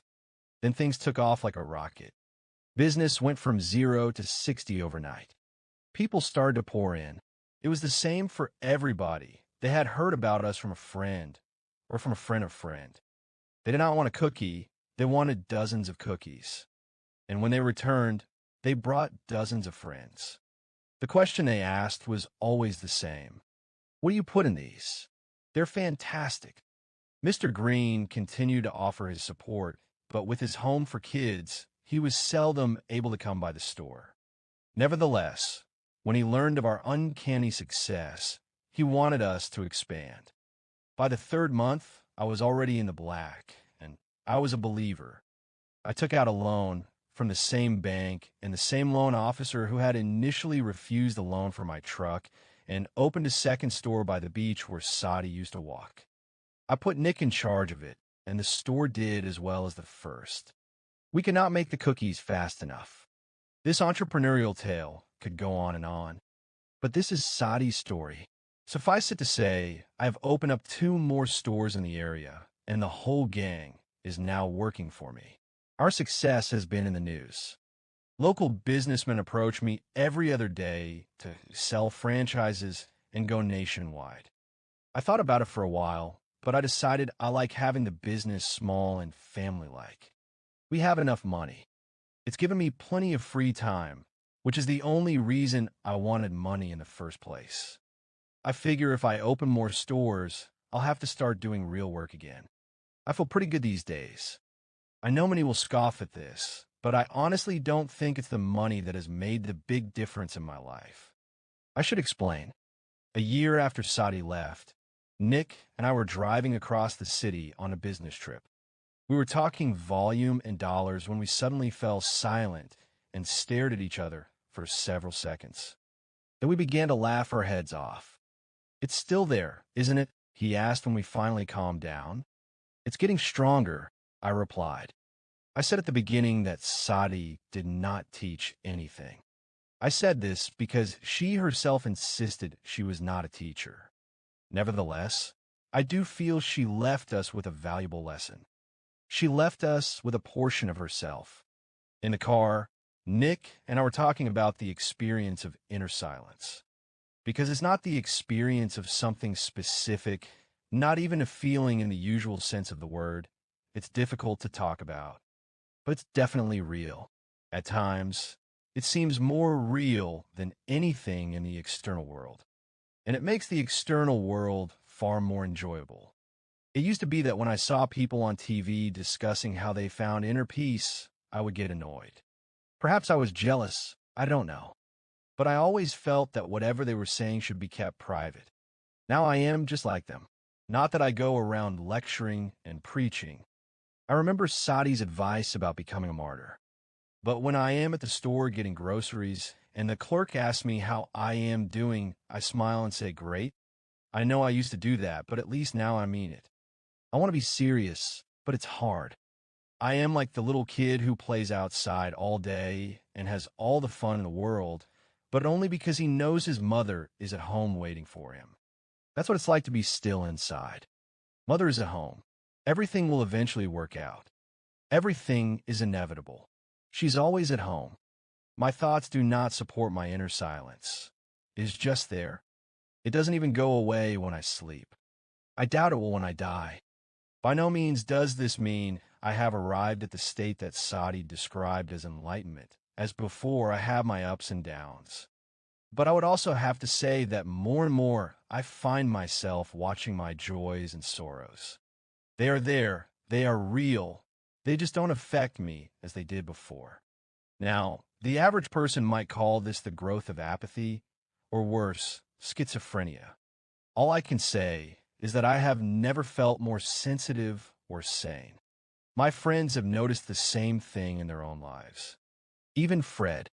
Sati's prediction has come true. I no longer dwell on Linda. I contemplate my blue-eyed friend instead. She made me happy when she was here. She makes me happy now. I miss her, true, but I also feel she is not far away. Occasionally, I run into someone who attended her meetings. A few ask what became of her. Most appear content to remember her in the company of someone else who had met her. The word is spreading around town, on the wind perhaps, about who was here. I wouldn't be surprised if years from now her name is known in every corner of the globe. Was Sati God? When she was here, that question was important to me. I still don't know the answer to it. And now I don't care to know. She was wonderful. She had grace and beauty, love and power. Nothing could hurt her or drag her down. The insults thrown at her from strangers, the doubts dumped on her from friends, they flowed off her like water poured over the back of a swan. Her compassion for those who suffered was outweighed only by her complete unattachment to them. Some might say she was indifferent. I know now her ocean of joy was simply too vast to be disturbed by any wave. Even her own death made her laugh. Mother Sati, if she wasn't God, she was everything God should be.